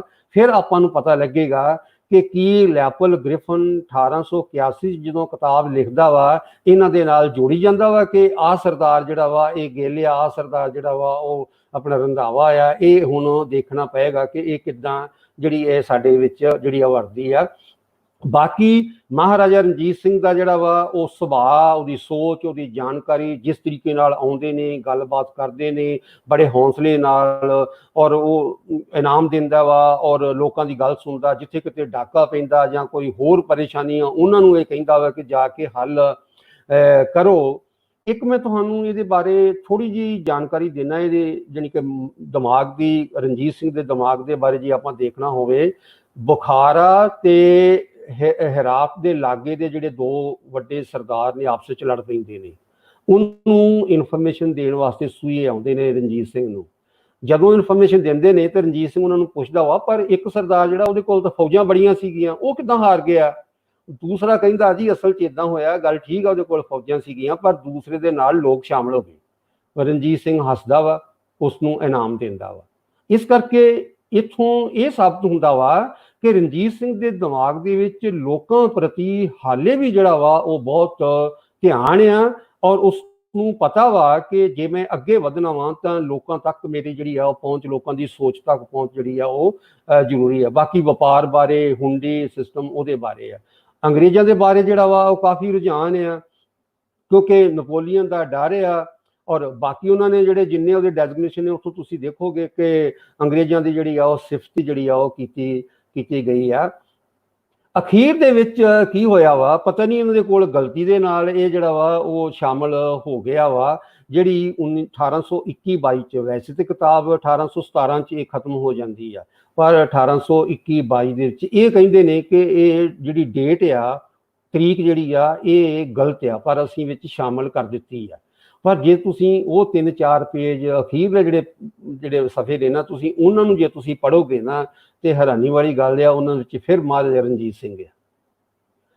ਸੋ ਜਿੱਥੋਂ ਜਿਹੜੀ ਐਡੀਟਰ ਦੀ ਪਾਲਿਸੀ ਸ਼ੁਰੂ ਹੋਈ ਸੀਗੀ, ਇਹ ਹੁਣ ਦੇਖਣ ਵਾਲੀ ਗੱਲ ਆ ਕਿ ਇਹ ਜਿਹੜੇ 2 ਜਾਂ 3 ਜਾਂ 4 ਪੇਜ ਜਿਹੜੇ ਸਫ਼ੇ ਜਿਹੜੇ ਨੇ ਇਹ ਜਦੋਂ ਵਿੱਚ ਸ਼ਾਮਲ ਹੋ ਗਏ ਨੇ, ਇਹ ਕਿਤੇ ਇਹਨਾਂ ਦੇ ਕੋਲ ਗਲਤੀ ਨਾਲ ਹੋ ਗਏ ਨੇ ਜਾਂ GL ਚੋਪੜਾ ਨੇ ਵਿੱਚ ਜਿਹੜਾ ਵਾ ਉਹ ਵਿੱਚ ਪਾ ਦਿੱਤੇ ਆ। ਇੱਦਾਂ ਦੀ ਕੋਈ ਅਹਿਮੀਅਤ ਹੈਗੀ ਆ ਜਿਹੜੇ ਇਹ ਆਖਰੀ ਨੇ, ਕਿਉਂਕਿ ਜਦੋਂ ਖਤਮ ਹੋਣ ਲੱਗਦੀ ਉਹਦੇ ਵਿੱਚ ਤੇ ਫਿਰ ਦੁਬਾਰਾ ਮਹਾਰਾਜਾ ਰਣਜੀਤ ਸਿੰਘ ਜਿਹੜਾ ਵਾ ਆ ਜਾਂਦਾ ਵਾ। ਦੂਸਰਾ ਜਿਹੜਾ ਵਾ ਦੇਖਣ ਵਾਲਾ ਗੱਲ ਆ ਕਿ ਇਹਦੇ ਵਿੱਚ ਜਿਹੜਾ ਗੁਰੂ ਨਾਨਕ ਆ ਉਹਦੇ ਬਾਰੇ ਜਿਹੜਾ ਨਾਮ ਜਾਂ ਉਹਦੇ ਬਾਰੇ ਜਿਹੜੀ ਪਛਾਣ ਆ ਉਹ ਹੈਗੀ ਆ ਬਾਬਾ ਨਾਨਕ ਸ਼ਾਹ। ਜਿਹੜਾ ਗੁਰੂ ਨਾਨਕ ਦੇਵ ਨਹੀਂ ਹੈਗਾ, ਬਾਬਾ ਨਾਨਕ ਸ਼ਾਹ ਇਹ ਪਛਾਣ ਆ। ਔਰ ਰਣਜੀਤ ਸਿੰਘ ਇਹ ਸਫਾ 265 ਸਫਾ ਆ। ਔਰ ਅਪ੍ਰੈਲ 20 ਨੂੰ 1817 ਦੇ ਵਿੱਚ ਰਣਜੀਤ ਸਿੰਘ ਡੇਰਾ ਬਾਬਾ ਨਾਨਕ ਸ਼ਾਹ ਜਾਂਦਾ ਵਾ। ਇਹ ਹੁਣ ਦੇਖਣ ਵਾਲੀ ਗੱਲ ਆ ਕਿ ਇਹ ਕਰਤਾਰਪੁਰ ਵਾਲਾ ਜਿਹੜਾ ਗੁਰਦੁਆਰਾ ਵਾ ਜਿਹੜਾ ਵਾ ਉਹ ਆ ਜਾਂ ਡੇਰਾ ਬਾਬਾ ਨਾਨਕ ਜਿਹੜਾ ਲਾਗੇ ਕਸਬਾ ਵਾ ਉਹ ਆ, ਜਾਂ ਇਹ ਉਸ ਸਮੇਂ ਇੱਕੋ ਹੀ ਨਾਂ ਸੀਗਾ। ਇਹ ਡੇਰਾ ਬਾਬਾ ਨਾਨਕ ਸ਼ਾਹ ਜਾਂਦਾ ਵਾ, ਉੱਥੇ ਮੰਗਤਿਆਂ ਨੂੰ ਜਿਹੜਾ ਵਾ ਉਹ ਰੁਪਈਏ ਦਿੰਦਾ ਵਾ। ਸੋ ਇੱਥੋਂ ਤੱਕ ਮੈਂ ਜਿਹੜਾ ਵਾ ਉਹ ਜਿਹੜੀ ਇਹ ਇਨਫੋਰਮੇਸ਼ਨ ਆ। ਬਾਕੀ ਇੱਕ ਦੋ ਪੁਆਇੰਟ ਹੈਗੇ ਨੇ ਉਹ ਮੈਂ ਜਦੋਂ ਰਿਆਜ਼ ਸਾਹਿਬ ਦੱਸਣਗੇ ਉਹਨਾਂ ਨਾਲ ਸ਼ੇਅਰ ਕਰਾਂਗਾ, ਉਹਨਾਂ ਕੋਲੋਂ ਇਹ ਪੁੱਛਾਂਗਾ। ਤੇ ਮੇਰਾ ਜਿਹੜਾ ਵਾ ਉਹ ਜਿੰਨਾ ਕੁ ਇਹ ਜਿਹੜੀ ਪਹਿਲੀ ਜਿਹੜੀ ਹੈਗੀ ਹੈ ਇਸ ਦੀ ਰੀਡਿੰਗ ਇਸ ਦੇ ਮੁਤਾਬਕ ਆ। ਔਰ ਮੈਂ ਚਾਹਾਂਗਾ ਕਿ ਜਿਹੜਾ ਵੀ ਇਸ ਨੂੰ ਪੜ੍ਹੇ ਉਹ ਇਹ ਨੁਕਤੇ ਜਿਹੜੇ ਨੇ ਮਨ 'ਚ ਰੱਖ ਕੇ ਇਹਨੂੰ ਅੱਗੇ ਹੋਰ ਸਮਝਣ ਦੀ ਕੋਸ਼ਿਸ਼ ਕਰੇ। ਬਹੁਤ ਬਹੁਤ ਸ਼ੁਕਰੀਆ ਜੀ ਸਰ, ਬਹੁਤ ਸ਼ੁਕਰੀਆ। ਤੁਸੀਂ ਸਰ ਸਾਡੇ ਨਾਲ ਰਹਿਣਾ। ਅਸੀਂ ਅਮਰ ਰਿਆਜ਼ ਸਾਹਿਬ ਵੱਲੋਂ ਸੁਣਨੇ ਆ ਜੀ ਰਿਵਿਊ। ਜੀ ਸਰ, ਜੀ ਆਇਆਂ ਨੂੰ। हाँ जी, मैं क्या थोड़ी लाइट ठीक कर ली इतला मिली थी, लाइट ठीक नहीं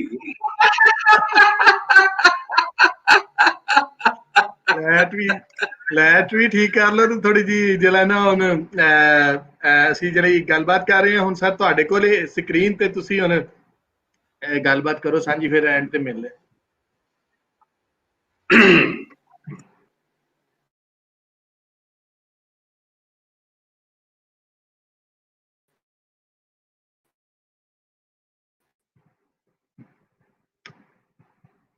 हाँ जी, हेलो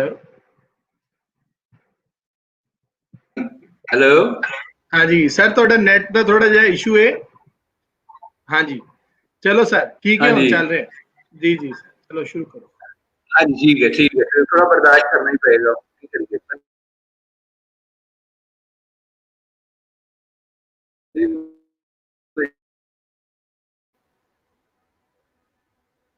थोड़ा जिहा अगर मसला होए तो फिर वो देखना पड़ेगा। कोशिश तो मैं पूरी करांगा।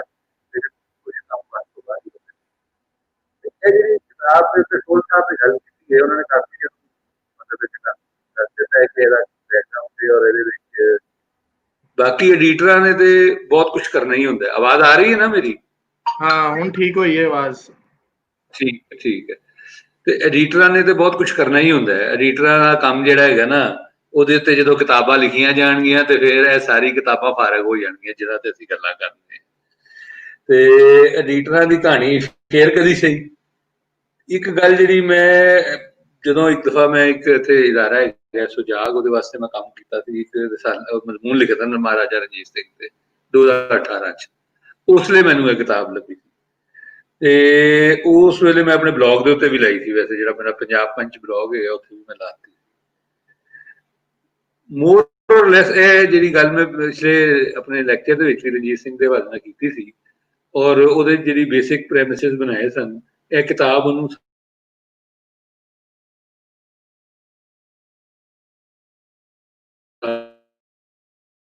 ਉਹ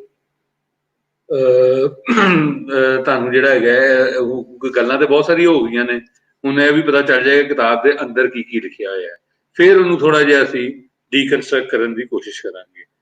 ਇਹ ਗੱਲ ਅਹਿਮ ਹੈਗੀ ਹੈ ਸਾਰੇ ਪੜ੍ਹਨ ਤੋਂ ਪਹਿਲੇ ਕਿ ਉਹ ਵੇਲਾ ਕਿਹੜਾ ਹੈਗਾ ਸੀ ਜਦੋਂ ਇਹ ਸਭ ਕੁਝ ਹੋ ਰਿਹਾ ਸੀ। ਮਤਲਬ ਅਗਰ ਤੁਹਾਡੇ ਚੇਤੇ ਹੈਗਾ ਕਿ ਉਸ ਵੇਲੇ ਅਫਗਾਨਿਸਤਾਨ ਦੇ ਵਿੱਚ ਕੀ ਤਬਦੀਲੀਆਂ ਹੋ ਰਹੀਆਂ ਸਨ। ਅਫਗਾਨਿਸਤਾਨ 'ਚ ਕਿਸ ਤਰ੍ਹਾਂ ਤੈਮੂਰ ਸ਼ਾਹ ਜਿਹੜਾ ਅਹਿਮਦ ਸ਼ਾਹ ਅਬਦਾਲੀ ਦਾ ਪੁੱਤਰ ਹੈਗਾ, ਉਹਦੇ ਮਰਨ ਤੋਂ ਬਾਅਦ ਜਿਹੜਾ ਹੈਗਾ ਉੱਥੇ ਇੱਕ ਇੰਟਰਨਲ ਲੜਾਈਆਂ ਸ਼ੁਰੂ ਹੋ ਗਈਆਂ ਔਰ ਬਾਰਕਜ਼ਈ ਔਰ ਸਿੱਧੋਜ਼ਈ ਆਪਸ ਦੇ ਵਿੱਚ ਬਹੁਤ ਜ਼ਿਆਦਾ ਉਹਨਾਂ ਦੀ ਲੜਾਈ ਹੋਈ। ਔਰ ਬਾਰਕਜ਼ਈਆਂ ਦੇ ਜਿਹੜੇ ਵੱਡੇ ਹੈਗੇ ਸਨ, ਜਿਹੜੇ ਦੋਸਤ ਮੁਹੰਮਦ ਖਾਨ ਵੀ ਬਾਰਕਜ਼ਈ ਹੈਗਾ ਸੀ, ਤੇ ਜਿਹੜੇ ਉਹਦੇ ਵੱਡੇ ਹੈਗੇ ਸਨ ਉਹਨਾਂ ਨੇ ਕੋਰਟ ਇੰਟਰੀਗਸ ਕੀਤੀਆਂ ਕਤਲਬਾਸ਼ਾਂ ਨਾਲ ਮਿਲ ਕੇ ਔਰ ਫਿਰ ਬਾਰਕਜ਼ਈ ਦੇ ਵੱਡਿਆਂ ਨੂੰ ਕਤਲ ਕੀਤਾ ਗਿਆ। ਸਿੱਧੋਜ਼ਈਆਂ ਨੇ ਕਤਲ ਕੀਤਾ ਔਰ ਫਿਰ ਸਿੱਧੋਜ਼ਈ ਜਿਹੜੇ ਹੈਗੇ ਨੇ ਯਾਨੀ ਅਹਿਮਦ ਸ਼ਾਹ ਅਬਦਾਲੀ ਦੇ ਜਿਹੜੀ ਔਲਾਦ ਹੈ ਉਹਨਾਂ ਨੂੰ ਦਰਬਦਰ ਹੋਣਾ ਪਿਆ ਔਰ ਬਾਰ-ਬਾਰ शाह जमान, महमूद और फिर तीसरा जिहड़ा सी शुजा, ਇਹ ਤਿੰਨਾਂ ਨੂੰ ਰਣਜੀਤ ਸਿੰਘ ਨੇ ਵੀ ਪਨਾਹ ਦਿੱਤੀ। ਜਿਹੜੇ ਹੈਗੇ ਨੇ ਆਪਣਾ ਇਹਨਾਂ ਨੂੰ ਲੁਧਿਆਣੇ ਵੀ ਪਨਾਹ ਮਿਲੀ। ਹੱਤਾ ਕਿ ਸ਼ਾਹ ਸ਼ੁਜਾ ਔਰ ਜ਼ਮਾਨ ਜਿਹੜੇ ਹੈਗੇ ਨੇ ਉਹਨਾਂ ਨੇ ਬਕਾਇਦਾ ਪੈਨਸ਼ਨਾਂ ਵੀ ਦਿੱਤੀਆਂ ਅੰਗਰੇਜ਼ਾਂ ਦੇ ਕੋਲੋਂ। ਫਿਰ ਬਾਅਦ ਜਦੋਂ ਨੈਸ਼ਨਲਿਸਟ ਹਿਸਟਰੀ ਲਿਖੀ ਜਾਂਦੀ ਹੈ ਤੇ ਫਿਰ ਇਹ ਗੱਲਾਂ ਕੱਟਦੀਆਂ ਜਾਂਦੀਆਂ ਨੇ। ਜਿੰਜ ਜਾਲੀ ਤਰੀਕੇ ਨਾਲ ਅਸੀਂ ਬਹਾਦਰ ਸ਼ਾਹ ਜ਼ਫਰ ਨੂੰ ਬਾਦਸ਼ਾਹ ਬਣਾਇਆ ਹੋਇਆ, ਉਹ ਜਦ 3 ਨਸਲਾਂ ਤੋਂ ਪੈਨਸ਼ਨ ਲੈ ਰਿਹਾ ਸੀ, ਲੇਕਿਨ 1857 ਦਾ ਘੁੰਮਾ ਚਲਾਣਾ ਸੀ ਅਸੀਂ ਉਹਦੇ ਫਿੱਟ ਕਰਤਾ। ਤੇ ਇਸ ਕਿਤਾਬ ਦਾ ਜਿਹੜਾ ਮਤਲਬ ਜਿਹੜਾ ਸਭ ਤੋਂ ਅਹਿਮ ਗੱਲ ਹੈਗੀ, ਮੈਂ ਥੋੜੀ ਜਿਹੀ ਇਸ ਵਾਸਤੇ ਕਰਨਾ ਚਾਹੁੰਦਾ ਕਿ ਪੁਰਾਣਾ ਰਿਕਾਰਡ ਕਿਸ ਤਰ੍ਹਾਂ ਲਿਖੀਦਾ ਹੈ।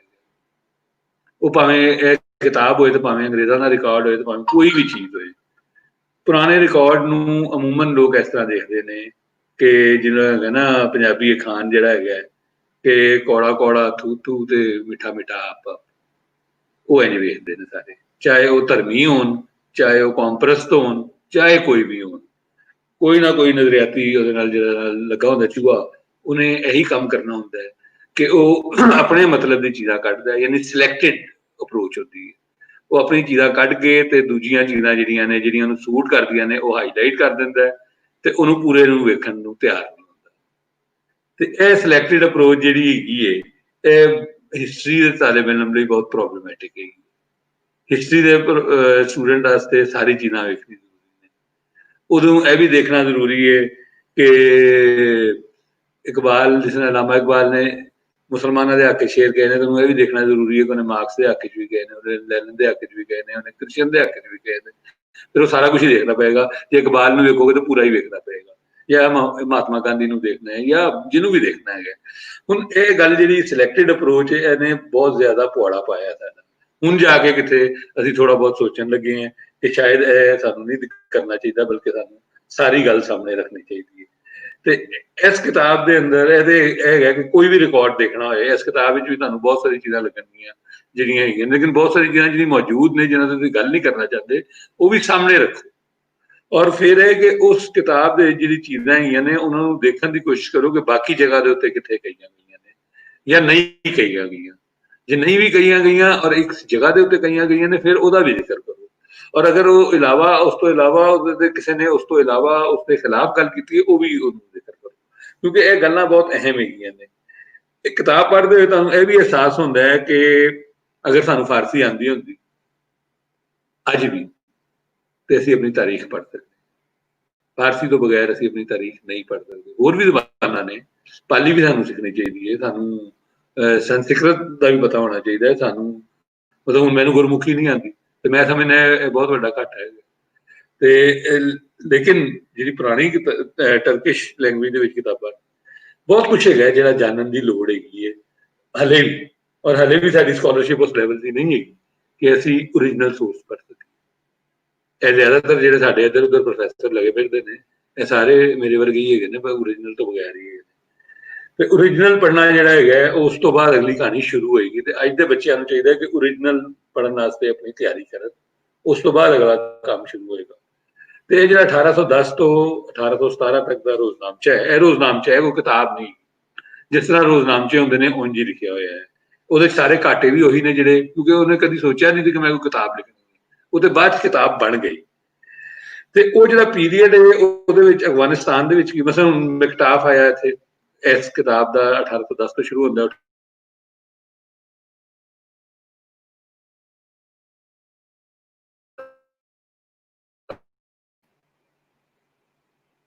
ਉਹ ਵਕਤ ਜਿਹੜਾ ਆਇਆ ਉਹ ਦੂਸਰਾ ਵਕਤ, ਸੌਰੀ ਇਹ ਮੇਰੇ ਖਿਆਲ ਵਿੱਚ ਥੋੜਾ ਜਿਹਾ ਇਸ਼ੂ ਬਣ ਰਿਹਾ ਹੈ।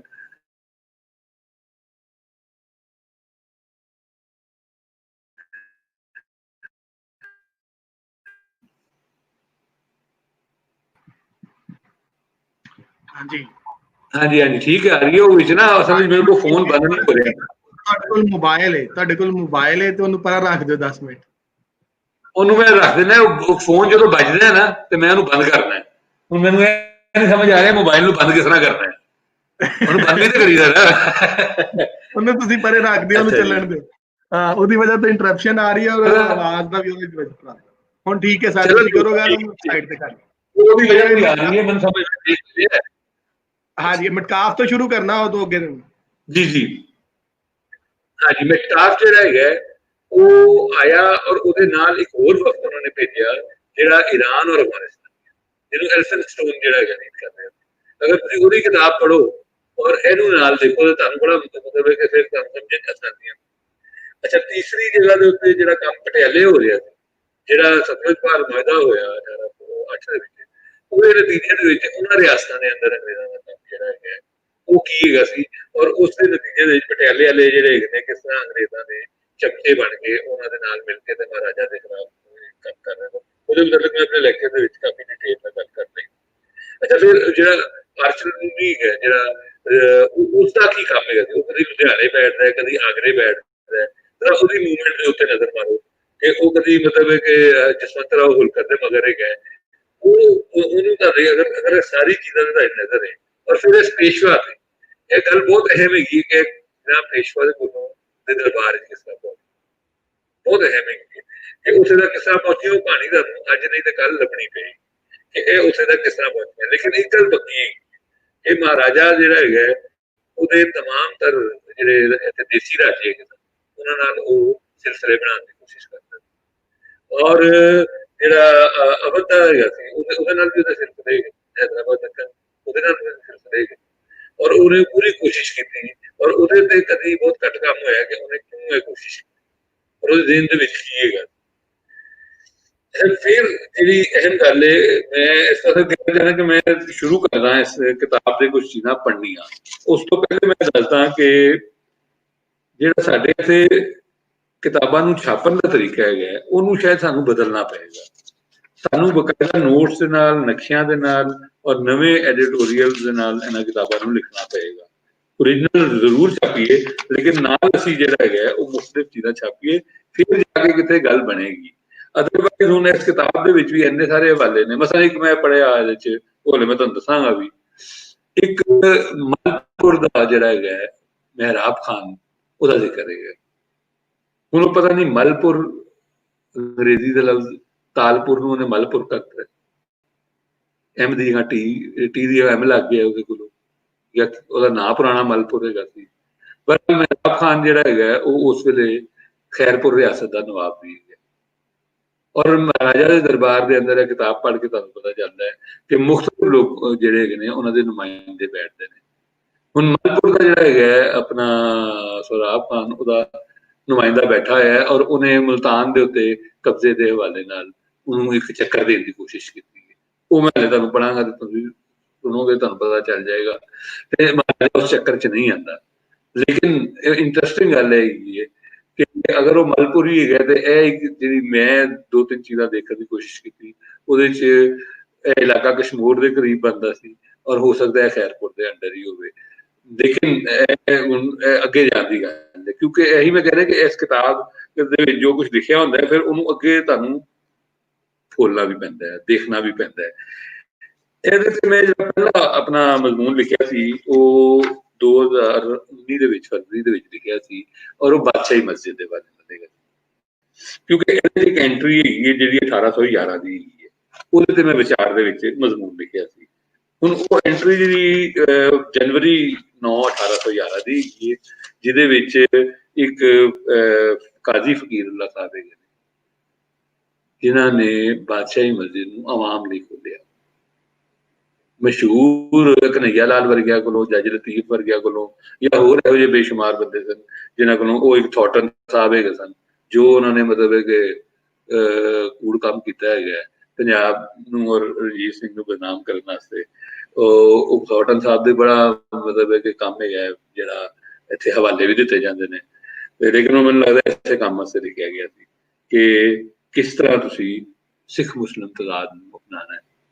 ਇੱਕ ਗੱਲ ਬਹੁਤ ਇੰਟਰਸਟਿੰਗ ਹੈ, ਮੈਂ ਇਸ ਤੋਂ ਪਹਿਲੇ ਕਿ ਮੈਂ ਤੁਹਾਨੂੰ ਦੱਸਦਾ ਕਿ ਸਾਰੇ ਰੋਜ਼ਨਾਮਚੇ ਜਿਹੜੇ ਨੇ ਉਹਨਾਂ ਦੇ ਉੱਤੇ ਜਿਹੜਾ ਤਾਰੀਖ ਦਿੱਤੀ ਹੋਈ ਹੈ, ਇੱਕ ਅੰਗਰੇਜ਼ੀ ਦਿੱਤੀ ਹੋਈ ਹੈ ਔਰ ਦੂਜੀ ਜਿਹੜੀ ਹੈਗੀ ਨਾ ਆਪਣਾ ਹਿਜਰੀ ਸਾਲ ਦਿੱਤਾ ਹੋਇਆ, ਜਿਹੜਾ ਮੁਸਲਮਾਨ ਦਾ ਹਿਜਰੀ ਸਾਲ ਹੈ ਉਹ ਦਿੱਤਾ ਹੋਇਆ। ਅੱਛਾ, ਹੁਣ ਇਹ ਵੀ ਇੰਟਰਸਟਿੰਗ ਹੈਗੀ ਹੈ ਤੇ ਉਹ ਜਿਹੜੀ ਬਾਦਸ਼ਾਹੀ ਮਸਜਿਦ ਦਾ ਵਾਕਿਆ ਹੈ ਕਿਉਂਕਿ ਉਹ ਬਹੁਤ ਪਲੇ ਕੀਤਾ ਗਿਆ ਹੈ, ਹੱਤਾਂ ਕਿ ਉਹ ਆਖਰ ਵਿੱਚ ਆ ਕੇ ਯੂਨੀਅਨਿਸਟਾਂ ਵੀ ਪਲੇ ਕੀਤਾ ਹੈ। ਉਹ ਜਿਹੜਾ ਸਿਕੰਦਰ ਸੀ ਉਹਨੇ ਵੀ ਬਹੁਤ ਪਲੇ ਕੀਤਾ ਉਹਨੂੰ। ਔਰ ਕਿਉਂਕਿ ਅੰਗਰੇਜ਼ ਪਹਿਲੇ ਤੋਂ ਪਲੇ ਕਰ ਰਹੇ ਸਨ, ਅੰਗਰੇਜ਼ਾਂ ਨੇ ਕਬਜ਼ੇ ਤੋਂ ਬਾਅਦ ਇਹਦੇ ਤੇ ਬਹੁਤ ਪਲੇ ਕੀਤਾ ਕਿ ਅਸੀਂ ਬਾਦਸ਼ਾਹੀ ਮਸਜਿਦ ਬਹਾਲ ਕਰ। ਸਰ ਸੌਰੀ, ਆਵਾਜ਼ ਦਾ ਬੜਾ ਇਸ਼ੂ ਆ ਰਿਹਾ ਤੇ ਤੁਸੀਂ हाँ जी, आवाज बिल्कुल समझ नहीं आ रही, बार बार बोलदियां विचों आवाज कट रही है। ਤੁਸੀਂ ਇਹਨੂੰ ਮੋਬਾਈਲ ਤੇ ਬੇਸ਼ੱਕ ਖੋਲ ਕੇ ਵੇਖੋ, ਸ਼ਾਇਦ ਉਹਦੇ ਤੋਂ ਬਿਹਤਰ ਹੋ ਸਕਦਾ ਹੈ। ਤੇ ਮੈਂ ਕਰਨਾ 1 ਮਿੰਟ। ਹਾਂ, ਕਿਉਂਕਿ ਜਿਹੜਾ ਨਾ ਇਹ ਗੱਲ ਬੜੀ ਅਹਿਮ ਹੈ ਤੇ ਔਰ ਉਹਦੇ ਚ ਵਾਇਸ ਦਾ ਪ੍ਰੋਬਲਮ ਜਿਹੜਾ ਨਾ ਦੋਸਤਾਂ ਨੇ ਕਮੈਂਟ ਕੀਤਾ। ਹਾਂਜੀ, ਤੁਸੀਂ ਇਹਨੂੰ ਓਪਨ ਕਰੋ।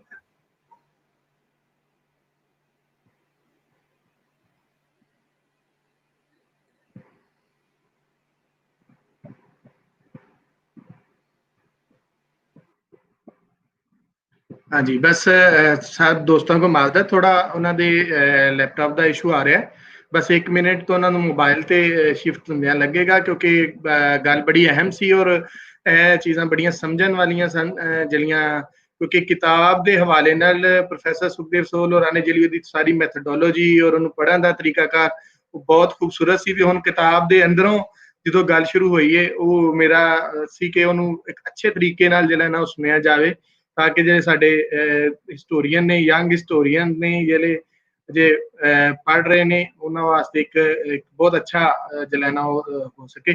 बस जी, आमर साहब आ गए साडे नाल, मैं उन्होंने दोबारा ऐड करना जी। सर जनाब अली, मैं गल करा, इत्थे ते चंद चढ़ गया है।